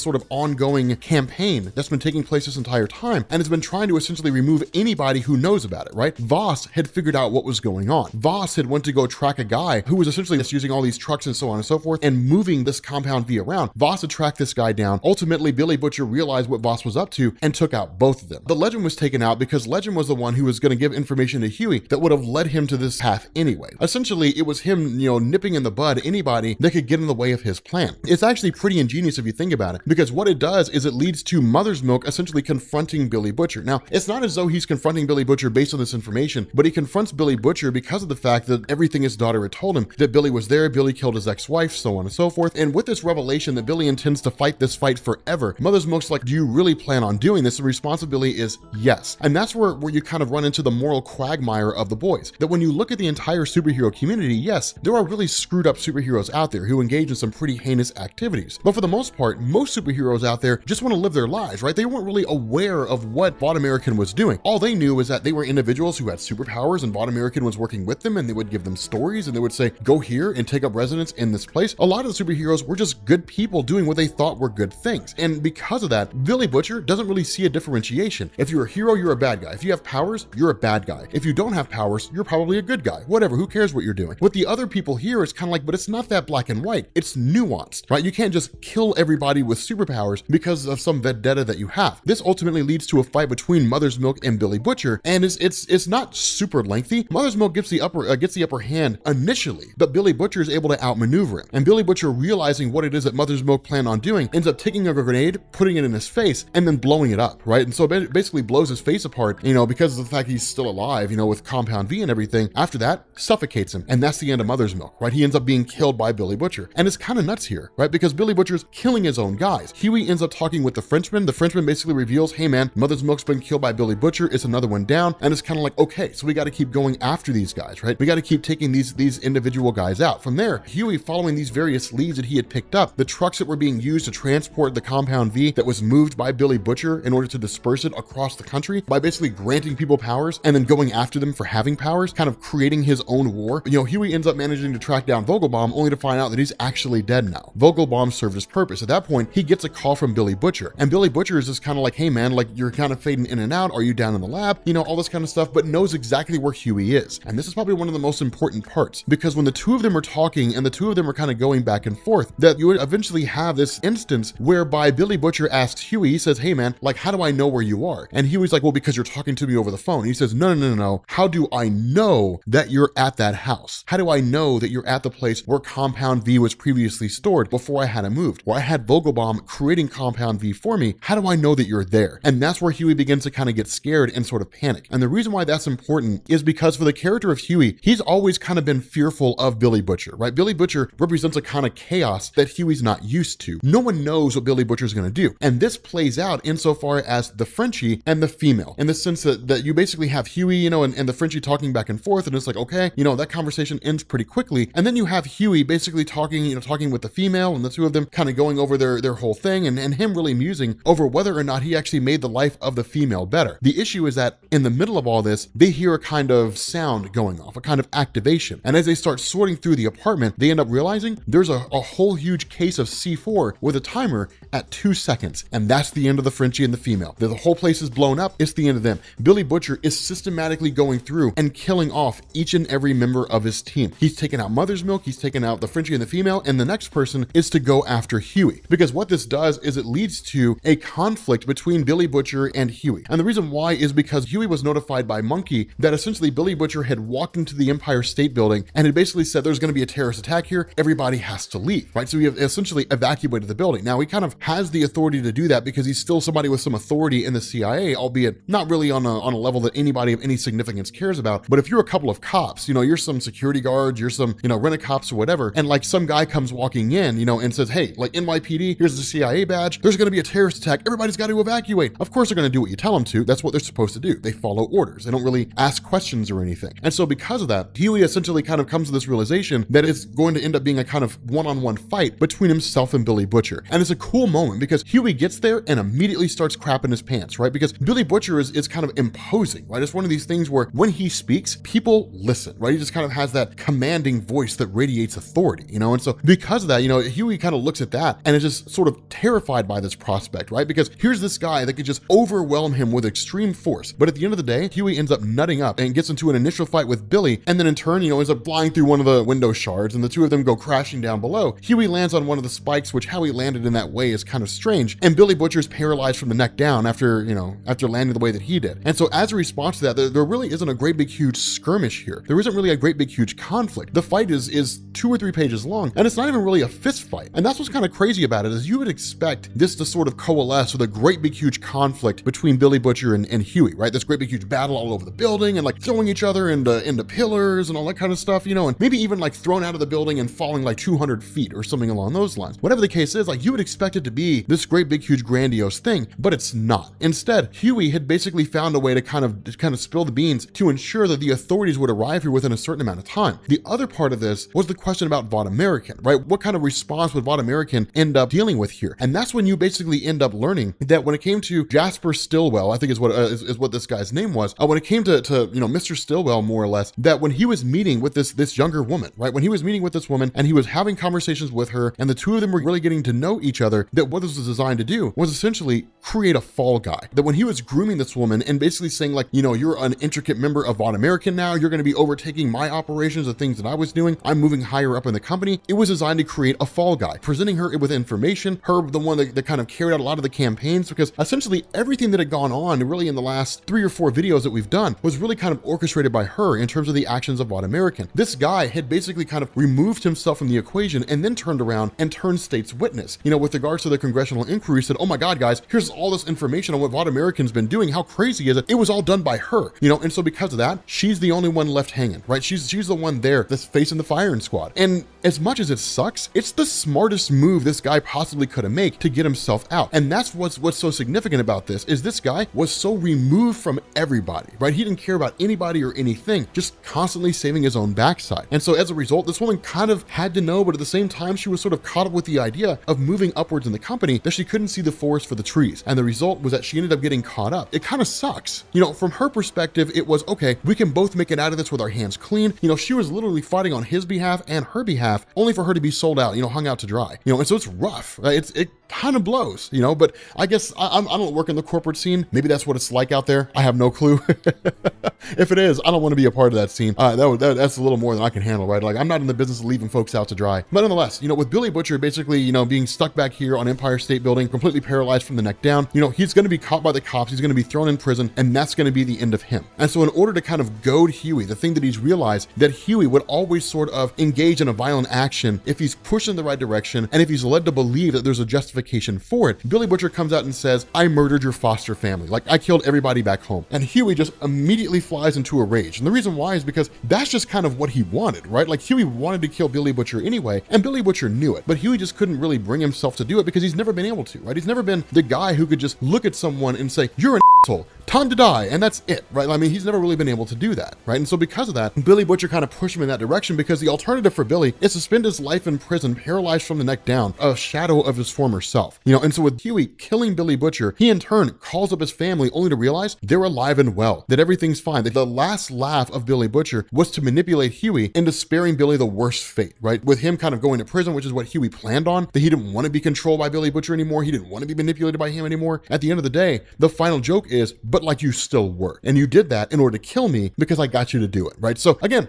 that's where the story ends. It's kind of nuts. There is an epilogue, and we can cover the epilogue at a future date, but there is an epilogue to it, which is kind of cool. But yeah, like, it's interesting, right? Like, it's kind of cool, right? Like, it's a pretty cool story. The Boys is certainly interesting insofar as taking traditional superhero themes and twisting them on their head. But again, that kind of goes into the fact that Garth Ennis is like super cynical, more or less. But with that being said, guys, we're going to bring this video to an end. For the future uncensored videos, I don't think I'm going to put any of those on YouTube. I mean, we did The Boys. I think the other ones we're going to leave off YouTube public, and instead we're going to leave them on Patreon, strictly for the Patreon uncensored patrons. They can kind of see all that stuff. They can see all the uncensored videos, which is basically everybody. It's like $1 a month, right? You see like all the uncensored videos. The next one that we're going to do, well, I guess I'll announce that one on Patreon. So if you guys want to see it, go head over to patreon.com/comicsexplained, but I'll announce it over there, the next one that we're going to do, and hopefully you guys will dig it, right? I might let you guys vote on it, to be honest. Like, I might let you guys vote on the uncensored comics, which ones we do. Make the poll available for like 2 or 3 days so you can do your research, see which one you like the most. But yeah, guys, we're gonna bring this video to an end. If you guys are new here to Comics Explained, make sure you hit the sub button to become part of the Rob Corps. If you guys enjoy this video, make sure you drop a like,